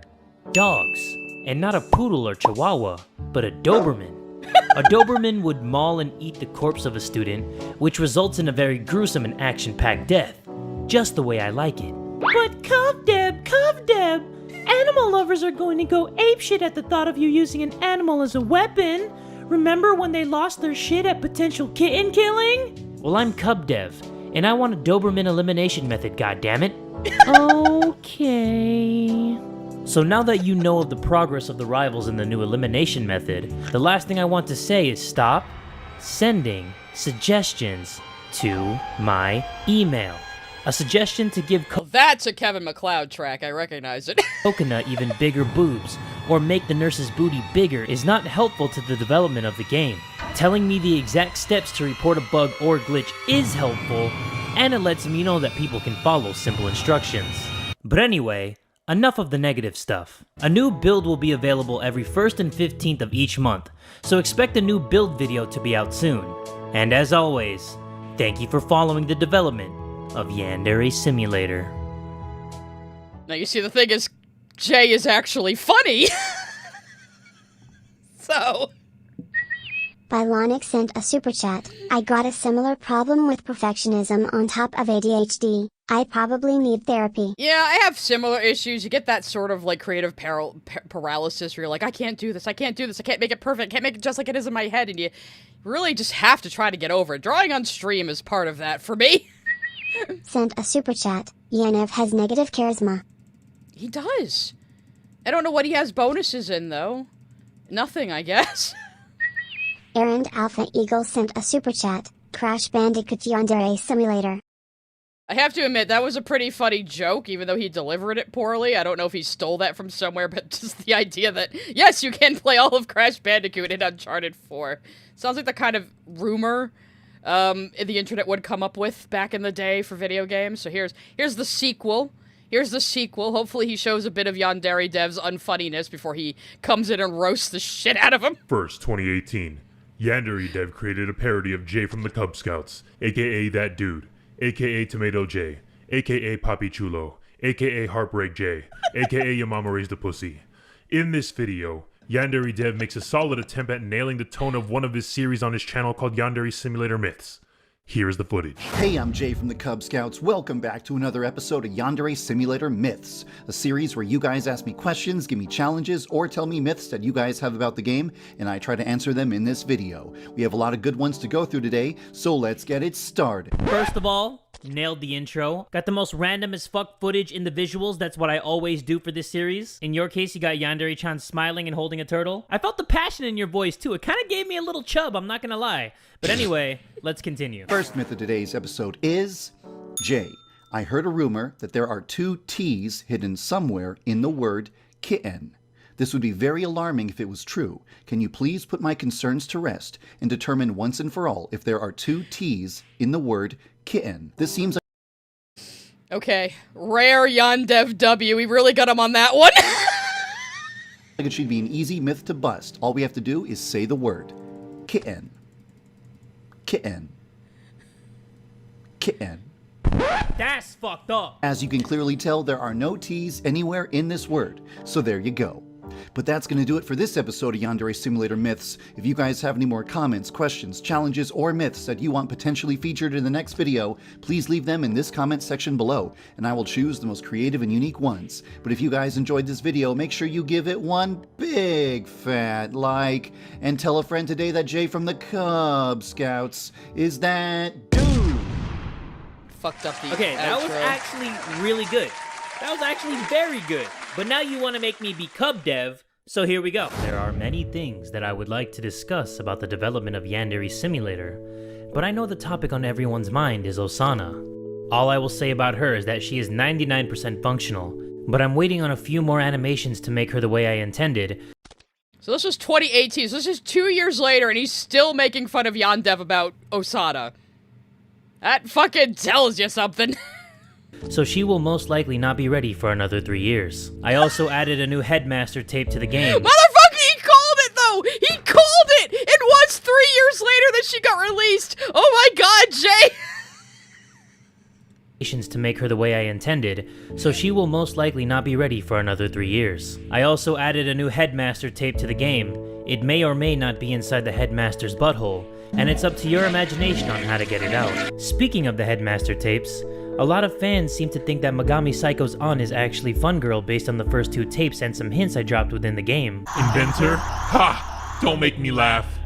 He never invented a single thing. Yeah, this is his W.D. Gaster ripoff that he has in the game for some fucking reason. I think she appears when you try to put in a mod he doesn't like, because he would purposely break mods he doesn't like, because people would send him bug reports about those mods, so he'd just break them on purpose. What a petty little motherfucker. Aside from ways to make his daughters hate their lives, I knew everything. And he knew that I knew everything. The day I decided to expose him was the day I became an obstacle. He destroys every obstacle in his path, no matter the cost. He came up with a really, really clever way to get rid of me. It worked. Now, only one person can hear me. I guess it must have to do with being twins. She'll never be able to bring me back. In her timeline, the technology was never invented. I've tried to stop her so many times, but she won't listen. It has consumed her. She'll waste her entire life looking for a solution that will never exist. I didn't want to spoil the fun, but I will say that that is 100% not accurate. Megami Psycho's An is actually Senpai, which is why Megami is the final rival of the game, because she intends to protect her relatives from any threats, especially from Yandere-chan. But the main reason I'm making this video is because I'm excited to announce the arrival of a group of boys called the Fuck Nuggets. The Fuck Nuggets are a group of douchebags, this one especially, that want to swing their bats at Yandere-chan because, well, they're douchebags. One thing you'll notice about these guys is that they don't carry backpacks, just holsters for their weapons. No teacher dares to threaten them because they will end up getting their shit kicked in too. So the boys are free to roam the halls with no consequence, and it is up to you to finally put these guys in their place. But I hope you all are happy with the progress of Yandere Simulator. If you have any questions, make sure you don't email them to me as they make me very angry. Thank you for following the development of Yandere Simulator. God damn it, Jay was just funnier than me in 4 minutes than I was this entire stream. No wonder he has like fucking almost 6 million followers now. Jesus Christ, bro. Good job though, man. I watched him when he was a way smaller channel. Alright, somebody wanted me to look up a fucking song on Yandere, and then we might check his development blog, and then I might call it quits for the day. There's a few songs. What the fuck was it called? I forgot what they even said, which one they wanted. That's the Stronger Than You parody. We already suffered with that. Is it this one? Even Yandere's Need to Love? I forget what the fuck one you said. Let me go back and look at the super chats real quick.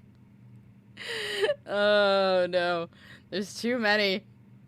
Do you want to torture ourselves with this, guys?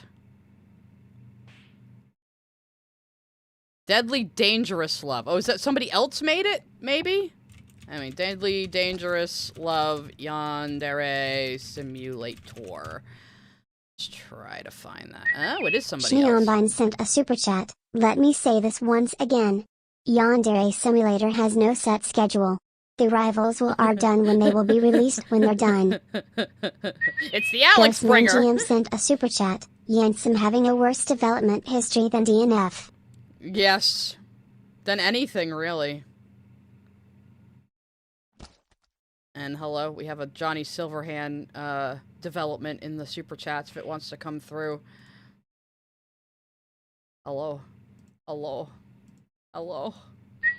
Oblivion Blade TD sent a super chat. J Silverhand, ever heard of spirit science? No. Why don't you go AHNK yourself then? V, you just don't like fun, do you? Duke Nukem Venom forever. Wifey sent a super chat. Just got here, what did I miss? You missed the whole stream, but hello, welcome. Thank you for your super chat. Somebody told me we have to look at this deadly dangerous love song from Yandere Sim. I think I have it on fast speed still, sorry. Oh, this is just a synthwave beat for 80s mode. I thought this was gonna be something cringe. This is actually kind of nice. If it's an official song, why isn't it on his channel? Saucy Louise sent a super chat. Deadly Dangerous Love is an official song. I kind of dig it. It's like a weird synth disco funk thing going on here. We'll leave it playing while I go look at his development blog. Oh, this is lyrics. Who did he get to sing this?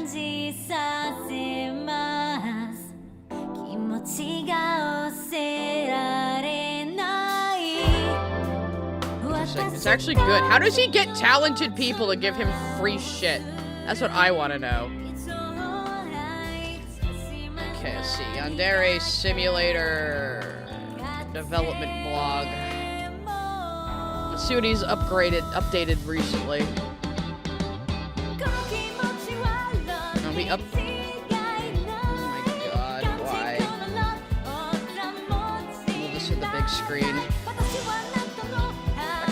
It's still kind of loud, isn't it? Let me turn it down a little. Oh, I didn't mean to mute it.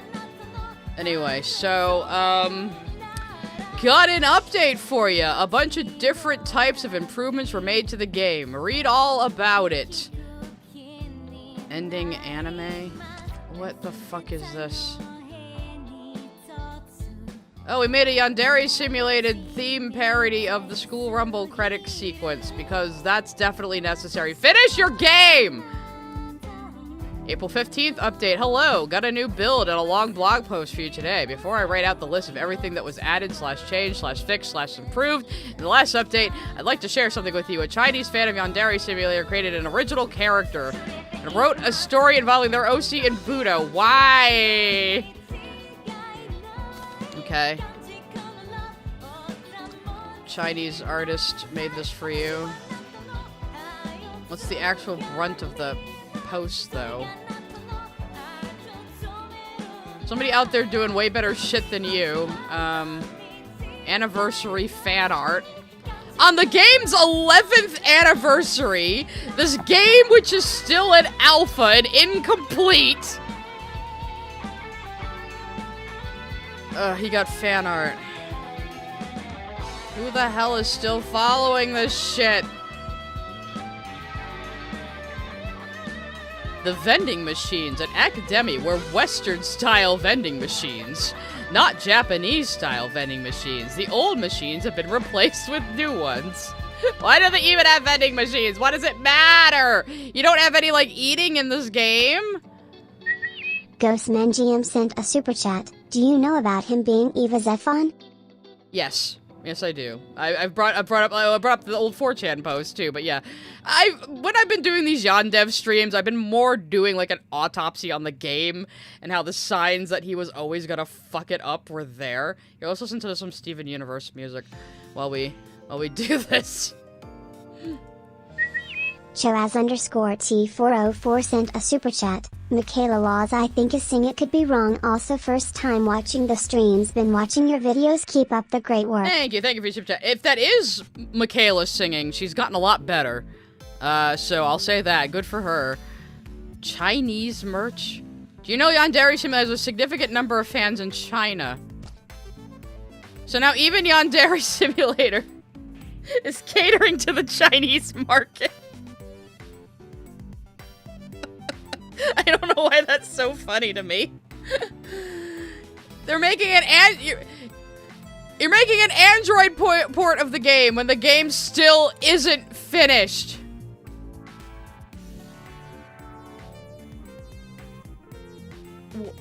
Blog post cannibalism? What is this motherfucker even talking about? Oh my god. He made a whole chart. He made a whole chart that crystallizes all of his bitching over all of his videos in the years.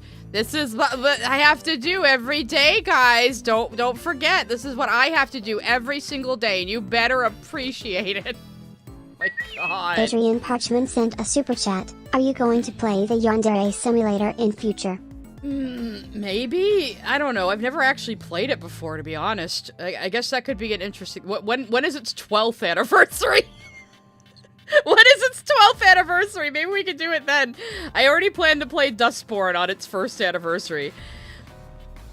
I have a few streams planned that are for the anniversaries of things right now, so I hope you guys will enjoy that. You're gonna have a really interesting one in June. Next year? No. Oh, it wasn't Michaela. Here we go. We got the answer. Saucy Louise sent a super chat. The vocals was from someone named Ilaria Bellucci. Well, a very good singer, I will say that. Okay. One thing I gotta get off my chest. In the days leading up to the game's 11th anniversary, I tried to figure out what I should talk about in the anniversary blog post. There was a part of me that was thinking I should use the post as an opportunity to respond to all of the false and invalid statements that people have made about the game. He is still going on about this. He hasn't learned a goddamn thing in 10 years. He just keeps behaving the same way and expecting things to turn out differently. What is wrong with you? Oh my God, bro, do some introspection. However, I ultimately decided not to do this. I felt an anniversary blog post should be a happy post that celebrates the game, not a confrontational or defensive rant, which is what I do the rest of the year. In the end, though, it did turn out to be a pretty dreary post because I have really been struggling to maintain a positive mindset recently, so nothing has changed since the hate and shame video. This man will never learn, and this is why he is never going to succeed. Oblivion Blade TT sent a super chat. Psy in 2077 playing Yansim with a Johnny Silverhand brainworm. It's gonna be 2077 by the time this game is finished. Jesus Christ. Let's see. Now, with all of that said, there is one comment I feel is worth addressing that I made a whole fucking stupid chart for, and I would like to take a moment to speak up in my own defense. Motherfucker, this is all you ever do is whine and make excuses for yourself instead of just doing what people have paid you for. Stop giving us small updates and give us a big update. I mean this in the most polite way possible. Go to hell. No, game development is not as straightforward as you think it is. It could be if you didn't do it completely ass backwards. If you had made the core skeleton of the game first and then added shit to it, the game would be done by now. Oh my God. Adrian Parchman sent a super chat. Imagine Yethzy making a video on Yandev's game. Can we convince him to do that? I would love to see Yahtzee do a whole, like, lambast on Yandere Simulator. It would be so satisfying. Yes, I'm playing Ophelia. It has revenue sharing. Makes me happy. I can play songs and all they do is get a cut of my ad revenue. Let's see. Remember this chart I made, right? Explain the chart, Alex. Writing code is only 10% of the process of developing a video game. There is so much more that needs to be done. Each day, I speak with people who are making assets for the game. This is just the hate and shame video. And the other, he said the same shit in videos we watched from 2017. This man has never learned a goddamn thing. Each day I speak with people who are making assets for the game, review applications from people who want to contribute to the game, review auditions from potential voice actors since I lost all of mine by flirting with a teenage girl, provide tech support to players who need help. Why are you personally doing tech support? Dude, there's no reason for you to do that. Prepare upcoming content that I can't discuss because it's meant to be a surprise, except I'll tell you everything about it when I release it. Discuss potential business deals. Implement new assets delivered by volunteers. He is still, after 10 years, and having merch, and having a Patreon, and having cross-promotions, he is still not paying anyone to make stuff for him. Fix bugs, etc. Once all of my various duties and daily responsibilities have been completed, I use whatever time is left over to move the game forward towards completion. Sure you do. However, on most days, there is barely any time left over at all, only enough time to make a very small addition to the game. That is the reason why some updates are smaller than others. But you also don't need to update it every week. You've put the self-imposed rule on yourself for the last 10 years, and it hasn't been working for you. So why are you still doing it? I'm exhausted just thinking about the mental hoops this man jumps through. That's what he has all his points in. Mental gymnastics. There you go. Oh my god. It's not like I wake up in the morning and decide, I will only work on very small features today. Rather, if I deliver a small update, it's because I was so busy with every other aspect of development that at the end of the day, I had so little time left over that I was only capable of making small additions to the game during that 2-week period. Again, you don't have to hold yourself to having an update every 2 weeks. There's no point. This is what people are trying to tell you. Don't give them a small update every 2 weeks. Just shut the fuck up and work on the game and release a big update. That's all people want from you. Oof. Why are you so self-sabotaging? Holy Christ. Anyway, I would really appreciate it if you would keep that in mind. Again, he's still just passive-aggressive and manipulative and making excuses for himself. There are also other factors that reduce the amount of time that I could be spending working on the game, but describing them in detail would be horribly depressing. So don't ask me, easily manipulated teenagers who are still following this. I'm extremely averse to ever discussing anything of a personal nature. As if you whine about how depressed you are and how mean comments make you feel sad. Like, that is personal. That is not a professional thing to say. Because I don't want to sound whiny. Well, you always do, bro. You always manage somehow, so congratulations. Speaking of Voltaire. Let's switch to, Denmark sent a super chat. Non-lyrical Yahtzee's music, mentioned though. Yandev once, but I don't think he'll actually review it. No. Maybe on the occasional guide to notorious moments in gaming history. Yeah, I don't think he even knows that much about it, to be honest. And at this point, it's kind of a dead horse, which I'm sitting here beating, I know. But we're having a good time. We're having fun. But like I said, I think after this, I'm a little exhausted for Yandev content. So, but hey, I got plenty of other stuff to do. Don't worry. People want more has-been streams. So, anyway. See if there's anything else cringe we can look at. Oh, let's look at the comments. Thank you, Yandere Dev Update, April 15th, 2025. Are you real? He leaves a reply on, like, every post, but his PFP is so goofy. Okay. So this dude just posts saying thank you for each update and names the whole thing with the date. That's pretty fucking incredible. Anything else funny here?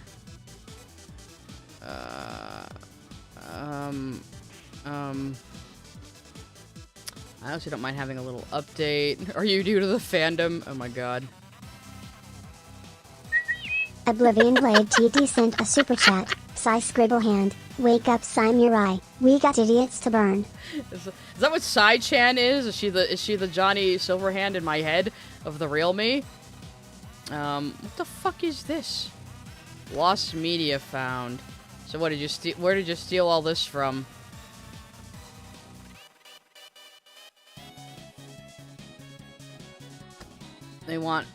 People want that build. Okay, whatever. Who cares? He did an April Fool's joke. Nobody cares. Anything else cringe on here? Oh, here's his 11th anniversary post, guys. Let's get his thoughts on this.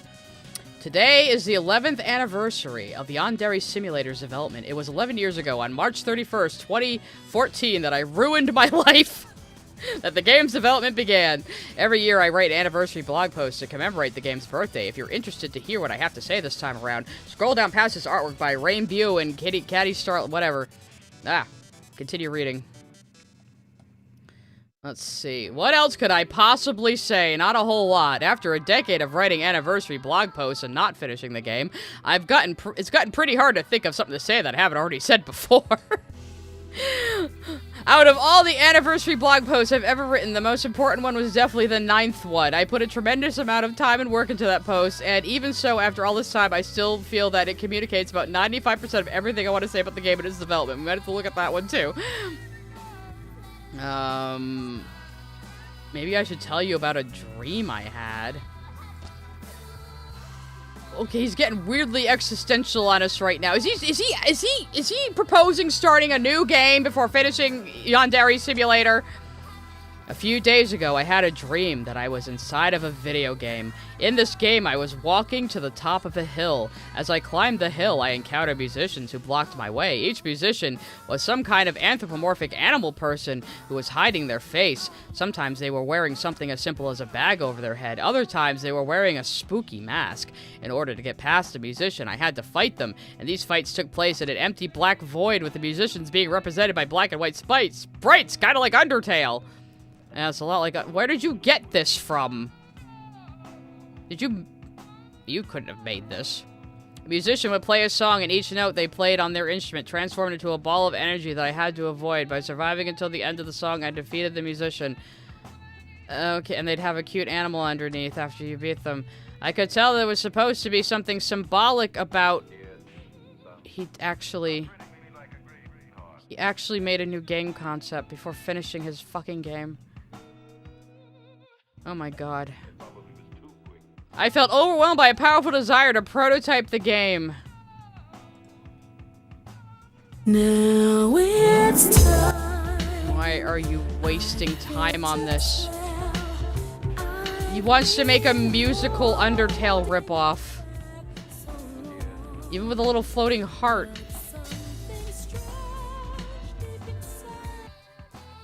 The fuck is the matter with you, bro? Strasberry sent a super chat. He's still afraid of actually investing in Yansim. Like I said, I don't think it's a grift. Jake Batterson sent a super chat. Can you sing I Don't Want to Miss a Thing by Aerosmith? And I don't want to miss a thing. That's the only part I know, though. Sorry. Aaron Alpha Eagle sent a super chat. I dreamt that I finished Yandere Simulator. No, but he's like, I had a dream of a game and made a prototype of it. I'm telling you on my 11-year post of my unfinished game anniversary. So is he... Oh my fucking god. Oh my fucking god. This is killing me. He's still making the same complaints, and Finnegan wants to go out of my room again. Finnegan. I gotta say. Boy. It's a boy.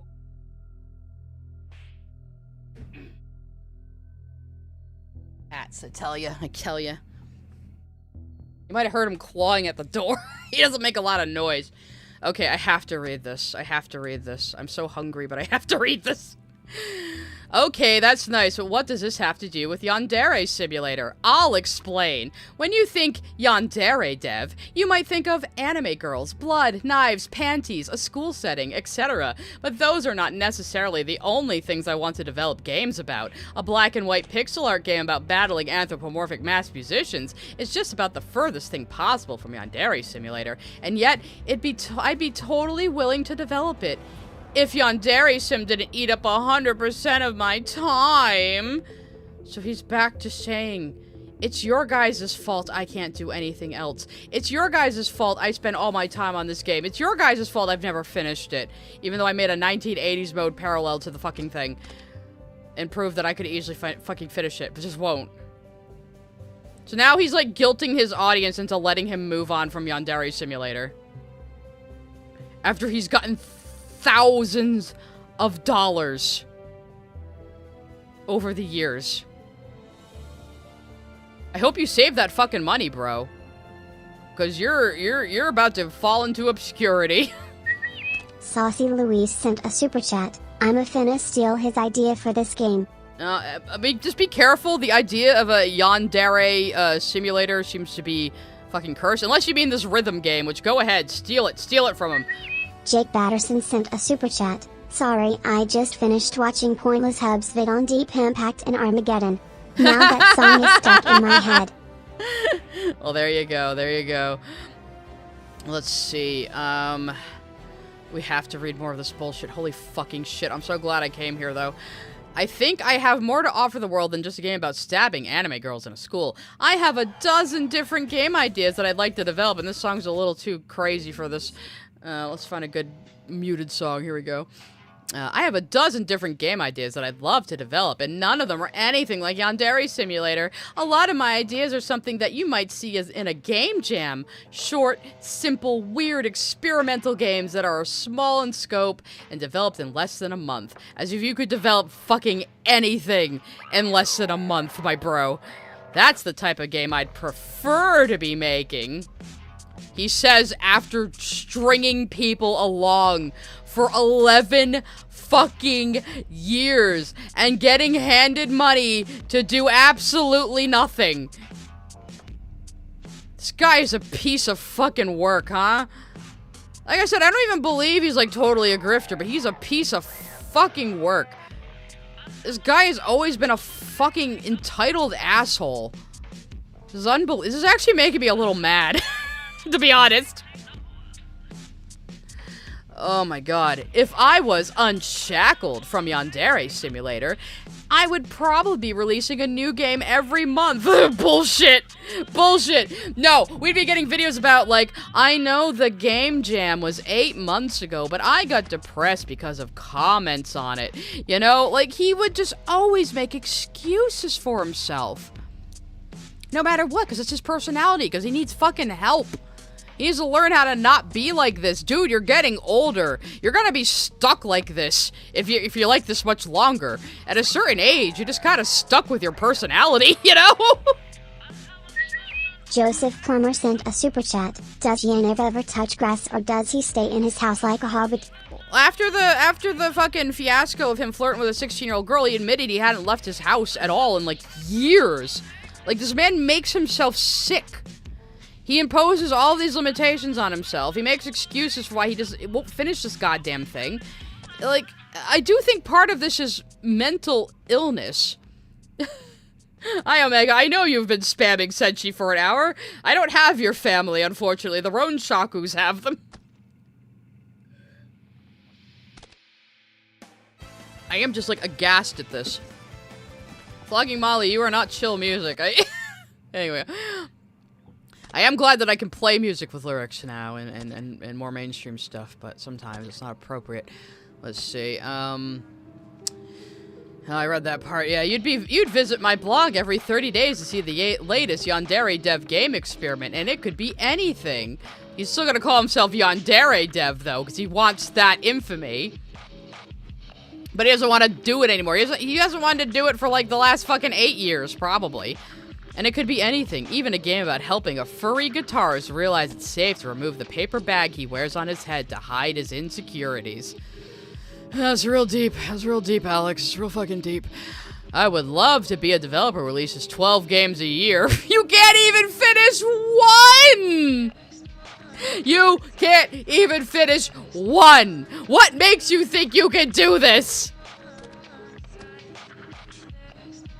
But instead, my life is Yandere Simulator, 24 hours a day, 7 days a week. Bull fucking shit. I'm not sure when I'll get around to those other game ideas. Could be years from now. It's kind of a bummer. ...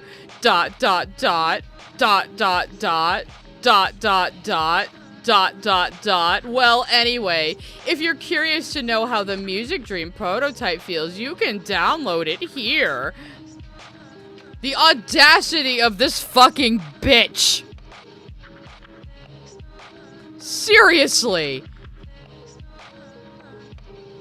I think that is a perfect end cap to this series of streams I've been doing on him, though, because it just proves he'll never change. He'll never change. He refuses to. He's his own worst enemy. But the fact he's been getting money out of people is the problem here. If he was just suffering like this on his own, what would it matter? But he's gotten thousands upon thousands upon thousands of dollars for this game that he's just neglecting and won't finish. Jake Batterson sent a super chat. A lot of Yandev cadence reminds me of the game Dude. Hopefully he doesn't end up like Game Dude, but yeah. Bylonic sent a super chat. You did this, Alex. It's your fault. Yeah, you did all of this to yourself, man. Bro, look in the mirror. You're your own worst problem. Oh, demotivating. Oh my god, he's still so fucking whiny.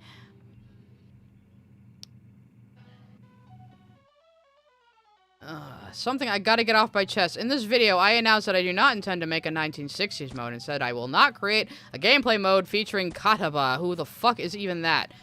Oh, that's the... She was caught by the CIA. Okay. Because her gameplay would be so different. Why would the CIA be doing anything in Japan? What? Oh my god. It's like they watched the first 2 seconds of the video, decided what kind of nasty comment they wanted to write, posted it, and then left. You are a grown man! Saucy Louise sent a super chat. Oh, I'm definitely gonna steal this music game idea. Do it. Do it. You could probably make it in a month. He can't do it. Joseph Plummer sent a super chat. Alex is allergic to change himself. Let's go back in the past. Let's go back to the past. Samurai Jack and see this 9th anniversary post. Super chat. Not even Joe. The Day of Dragons dev is as bad. I will take your word for it. Oh, okay. I have a lot to say. This blog post is over 7,000 words long. Let's just find... Oh, God. There are many different kinds of games in this world. Oh, my God. What is this? He's so proud of this. He's so fucking proud of this. My game is one of a kind, he says. Okay. Oh, this is after... Oh, my God. Oh, my God. Oh, my God. Okay, let's start here. Yandere Sim's main story mode is about eliminating 10 quote-unquote rival characters. Each of those characters will be released one by one, like episodes from a TV show. No, you just... So is Yandere Sim an episodic game like The Walking Dead? Kinda, but not really. No, because each week would have a solid ending if it was one of those episodic release games. The majority of the game's development has been spent making improvements and additions, blah, blah, blah. Okay, anyway. Yandere Sim is regularly updated with new features and content. So is Yandere Sim a live service game like Genshin Impact? The fucking delusion. Jake Batterson sent a super chat. He is the dev with a bad attitude. He certainly is. It doesn't have microtransactions. Yeah, because people would have your fucking head if you tried that. Even though Yandere Sim is not finished yet, you can do a lot of different activities and mess around in it like a sandbox. So is Yandere Sim an early access game like Minecraft was? Minecraft wasn't early access, it was alpha because we didn't have the early access terminology back when Minecraft was coming out in 2009. Did we even have Steam? No, we did have Steam. It was very early though. Is it complete or incomplete? It's both, since 1980s mode is complete, but the main story is not. So he does consider 1980s mode basically completing the game, even though he decided to make a parallel game instead of finishing the main one.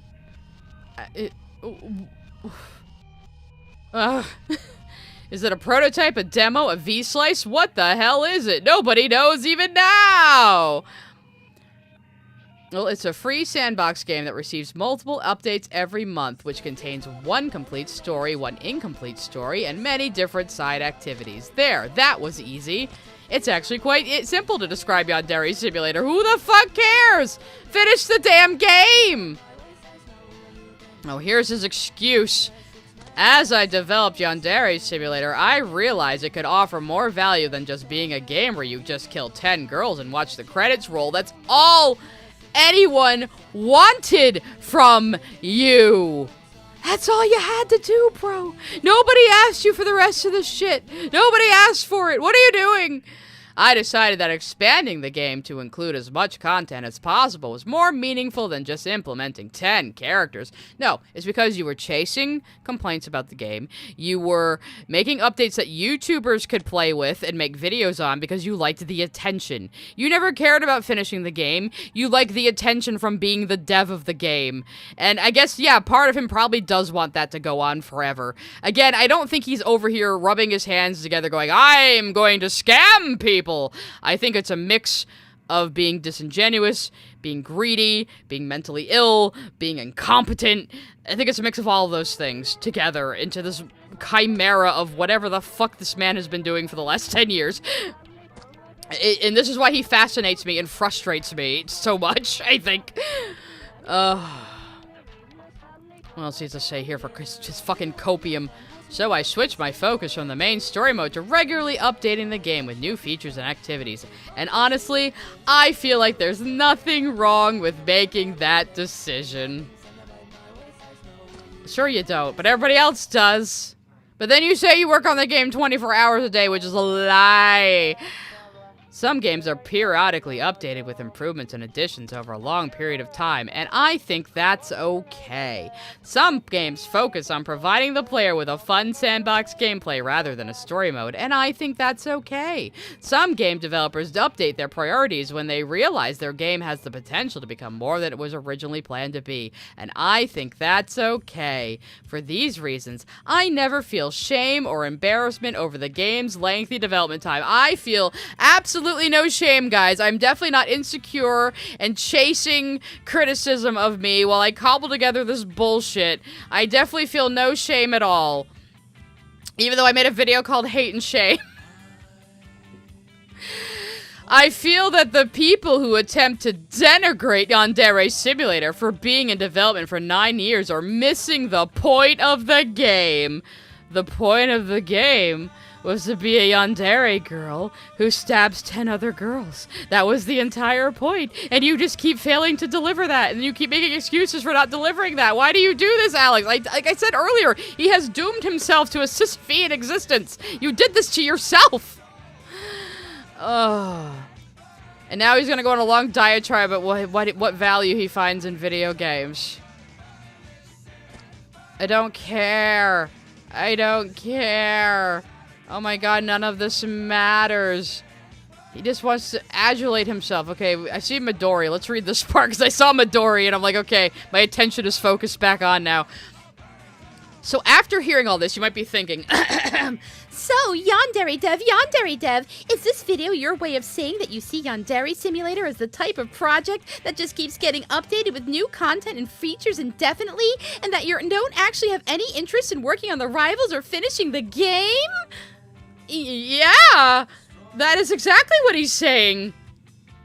My answer remains the same as the last time I answered this question. No, I don't want to develop the game indefinitely, and yet here we are! 3 years later! Or 2 years, whatever. There are many different reasons why I want to hurry up and finish this game already.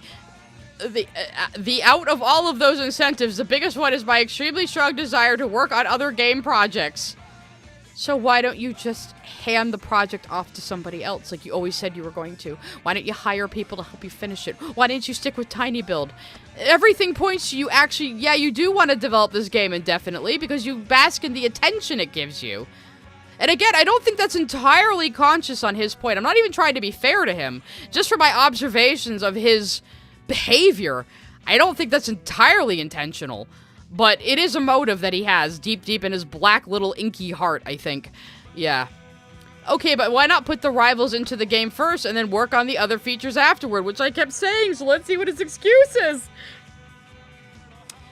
They don't realize what they're actually asking for. They're actually asking you to finish the game you said you were gonna make, buddy. That you promoted all 10 of the rivals long ago. You had art made of them all. You have merch made of them. And now you're saying they don't matter. If there are 10 rival girls in the game, but there aren't a bunch of fun ways to eliminate them, then the game won't be any fun. Well, then focus on giving players options for how they kill them instead of giving the first rival an invincible bodyguard because you were butthurt about people killing her however they wanted to. Oh my god, this is just... He's an Ouroboros of retardation. It's actually incredible. I hope at least people who want to make game development are learning something from my critiques of him. That's another reason why I like to pick these things apart. You can see what somebody else did wrong and learn what not to do. You know, it's a good thing to investigate why something pisses you off so much. You know. Therefore, it makes the most sense to primarily focus on implementing all of the game's planned mechanics and systems Well, yeah, except you keep making a bunch of stupid mini-games that have nothing to do with eliminating rivals. So you're just full of shit! Oh my god, I need to drink more water, I'm getting upset. Oh my god. If there's bugs, you can't eliminate the rivals. You fix the bugs later, bro. You fix the bugs later. You do the main game and then you fix the bugs later. Oh my god. This is not a problem. You were approaching this from like the most ass-backwards way possible. Oh, if there was absolutely nothing in the game except for rivals and elimination mechanics, then the game would feel barren and devoid of content. That's why you just do that first, and then you add more stuff. So more people buy the game. Look at No Man's Sky. They took that game from bare bones to one of the best games out there with free updates. Ugh. Here I am just pitching No Man's Sky to everybody again.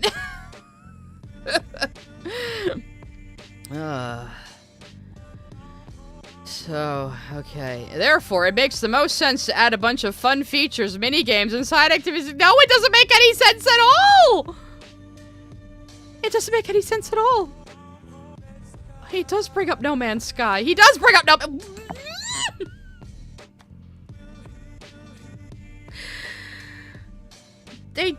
But No Man's Sky was still a functional game with an ending when it came out, though. Yours is not.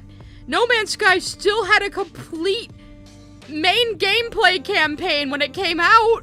Even if it was disappointing, it still had a complete finished game when it came out, and then they started adding stuff to improve it. Which is what you could have done. No Man's Sky was still functional with a beginning, middle, and end. Which Yandere Simulator is not. The problem with No Man's Sky was there were too high expectations for it. I still enjoyed the game as is when it came out. I haven't done the tutorial since, though. I mean, I still have my original play file from 2015. In case you didn't know, I am kind of a space Chad in No Man's Sky. One of the few games I can brag about being a top-level player in. My name is literally just Psy in-game. And I have the Iteration 1 title that only launch players have. So, I'm just flexing a little bit. Okay. And you never got to the crowdfunding campaign. What is this? What is this? Ever since the release of 1980s mode back in October 2021, I've been going down a checklist, adding player-requested features, and making player-suggested improvements. I will do anything but finish the fucking game. It has dominated every day of the last 16 months. My everyday routine has become open checklist, pick a task, and work on it. It's been that way for so long, I've almost forgotten what it's like to live any other lifestyle. However, I'm looking at that list right now, and guys, there's only like 10 things left on the checklist. The scroll bar is gone. The scroll bar is just gone, guys. The list doesn't have a scroll bar anymore. I don't have to scroll to see the whole list. Why are you acting like this is a big revelation? I can see every single remaining task on screen, all at once, and that has never happened before. The thought of completing the list feels so tangible, so attainable right now. This is a light at the end of the tunnel moment. It's kinda scary to me. So he just admitted it. He's afraid of finishing the game. He does want it to go on indefinitely. He can see the end in sight and it scares him, even though he really wants to move on to other things. And this was 2 years ago, as the worst channel ever just commented. Yeah.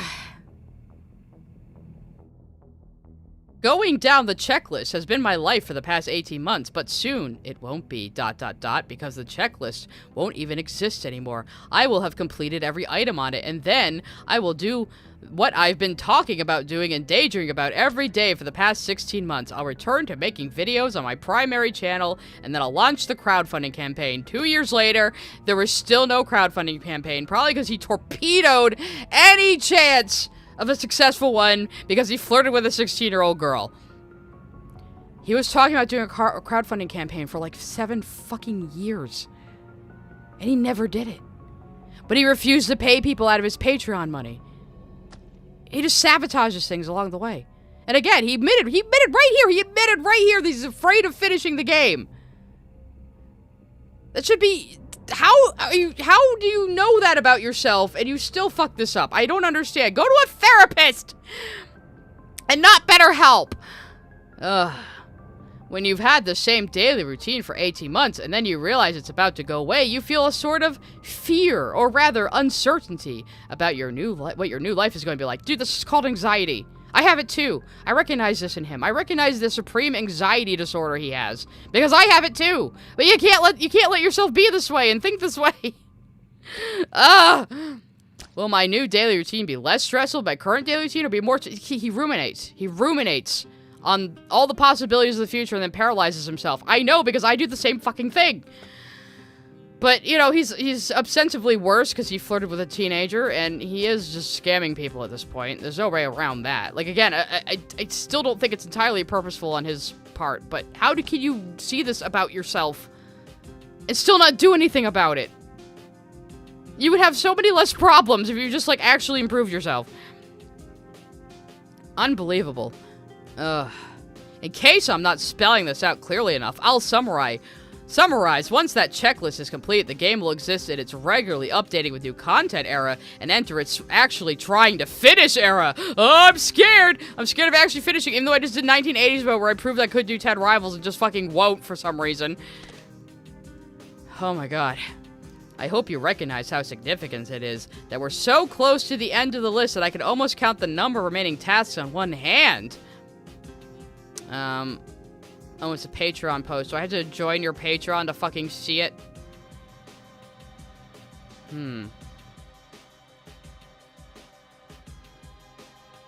Add a tutorial. Did he ever do that? Add support for PS5 controllers. So these are things he still had to do that I don't think he did at all. Give all the 80s rivals unique tasks. Why? Why? Why do you need to do anything else with the 80s rivals? You shouldn't have made 1980s mode to begin with. Why are you doing this? Oh my god, Alex. And then he wanted to be like Hitman and Yakuza. 2 games that are made by entire fucking studios. Bro, you can't do this. And there's no reason for you to. Yakuza games are just goofy.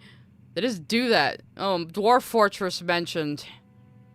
Do not compare yourself to Dwarf Fortress, okay? I may never play it, but I still respect it. How is slow defined? Is this dude for real? This is just another hate and shame video in text form. He's coming up with metaphors for why his game isn't done. Hate converts! Hate converts! Okay. I'm starving. I need to go eat dinner, but we have to read this, okay? I keep finding things. Will Yansim come out before the Switch 2? I don't know, guys. What do you think? 3 years ago, drama YouTubers spread misinformation and false accusations about me that caused me to receive an avalanche of abuse and harassment. The harassment never really went away. It's still a daily occurrence 3 years later. And yet you won't listen to anybody. When you have access to a large audience and you brainwash your entire audience to believe that someone is an evil villain, you are signing that person up for a lifetime subscription to permanent daily mistreatment. It really sucks. This sounds like something Lily would say. Oh my god. Schneonbein sent a super chat. All hail the Dwarven Atom Smasher and Goblin Christmas. Fear the clowns. Yeah, what you said, yeah. Aaron Alpha Eagle sent a super chat. Is this still the 11th anniversary blog post? Oh, no, Aaron Alpha Eagle. This is the 9th anniversary post. He doesn't change year to year. He doesn't change. And he bitched about this in the Hate and Shame video. With that said, every week or so, I get an email from someone who says they want to apologize for participating in the hate and harass. Let's see this totally real email. Oh, I thought it was gonna zoom in on it. Hello, Yandere Dev. I hope you are having a good week so far. My online name is blank, and I am blank years old. Why did you have to cover the age? Why did you have to cover the age? I mean, I'm pretty sure he wrote this, but still, why did you do that? And up until very recently, I used to be what I believe you and the rest of the fandom would call a gremlin. I've always been blinded by the stuff that TikTok and Instagram made me believe about you, and that eventually became a strong resentment, which became it actively participating in destructive behavior towards not only you, but the rest of your supporters. He totally wrote this himself. This is how he talks. This is how he talks. This is why I'm reading it like a robot, because he totally wrote this himself. I'm writing this email because I want to say sorry for all that I have done. I know that a simple sorry frowny face doesn't make up for all the pain I've caused you in your fandom, but I really do want to apologize for my actions. I've deleted every negative post I've ever made and unfriended a bunch of my friends because I've realized the gravity of my actions and no longer wish to associate with bullies. They went around and deleted all of their old YouTube comments. Bro, this does not happen! You don't know how real people work! He totally wrote this! He totally wrote this himself! Oh god. All of this is to say, I am really sorry for the way I behaved.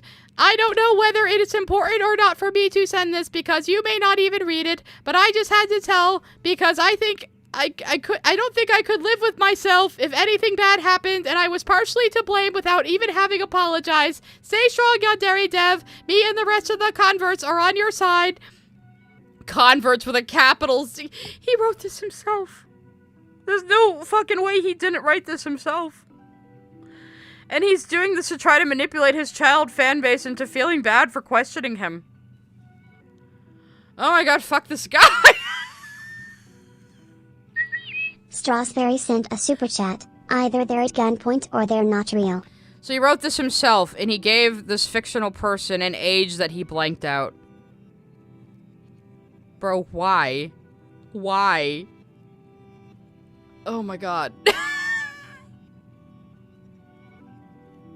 Do you guys like my TTS voice?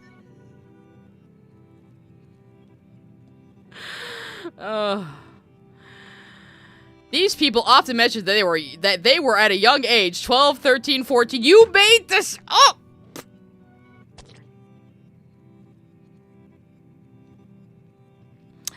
And as they grew older and mature, they realized how wrong it was to participate in internet witch hunts, dogpiling, and mass harassment and feel remorse for their actions.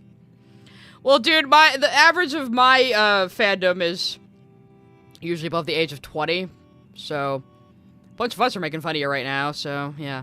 A lot of them are able to demonstrate a tremendous amount of self-awareness. They've explained to me that when you're a young kid and you make a nasty remark about someone online, and for the first time in your life you get a massive spike of positive attention, way more than you've ever gotten before, it conditions you to think that you found a good and rewarding behavior that you should continue participating.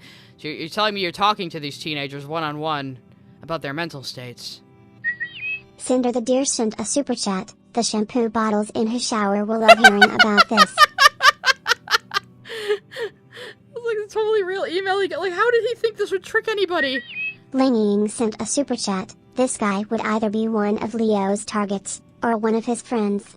I just know it. If I found out Lio Convoy was friends with Yandere Dev, I would not be surprised. To be honest. Oh my god. Oh my god. Okay, we don't need to read the rest of that, but we know he totally wrote that fucking email himself. Health. This is a topic I virtually never discuss, except you do it all the time. But as I get older, it's an inevitability that this is going to become more relevant. Also, you don't leave the house and you eat like shit. Okay. There are several... Wait a minute, hang on. Past I experienced 3 separate health problems. Fortunately, all of them are temporary issues. Oh, he didn't even describe them. Fuck off. Oh my god, there are several things that I think really should see a doctor about, but then I think about how seeing a doctor would take away time from development. Again, I think there is mental illness here. He feels like he can't even leave his room because he's working on this game. Like, yeah. And less development means less progress, and less progress means more people feel justified in calling me lazy and harassing me. In other words, visiting a doctor will result in me receiving more harassment than I already do, so I just stay home and never go see the doctor about things that probably 99% of you... This is anxiety. Like, this isn't just him being incompetent, this is anxiety. But he is, like, butt-fucking himself constantly, he won't listen to anybody. Saucy Louise sent a super chat. Lork behavior. Jesus. Oh, the manipulation is definitely Lork behavior, yes. I don't know why I pronounce it the way the TTS does, but... Okay. Oh, look, he's got a little... Is this what you filmed your apology video with, I wonder? Probably. Anxiety mixed with delusion. That's a good point. So... Let's just see what his closing thoughts. And again, this is the 9th anniversary post. It is extremely tiresome to work on the same game every day for 9 years. You know what would have solved that would be finishing it, Yandev. And I desperately wish that I could ask the fan base for a vacation or permission to split my attention between Yandere Sim and a side project. Bro, nobody was actually stopping you, but you are beholden to the people who have given you money. This is the thing. If you were making money hand over fist and you just didn't finish with it. You just took all their money, spent it on a sex doll and like fucking Evangelion figures or something, wasted it all. Now you have no savings.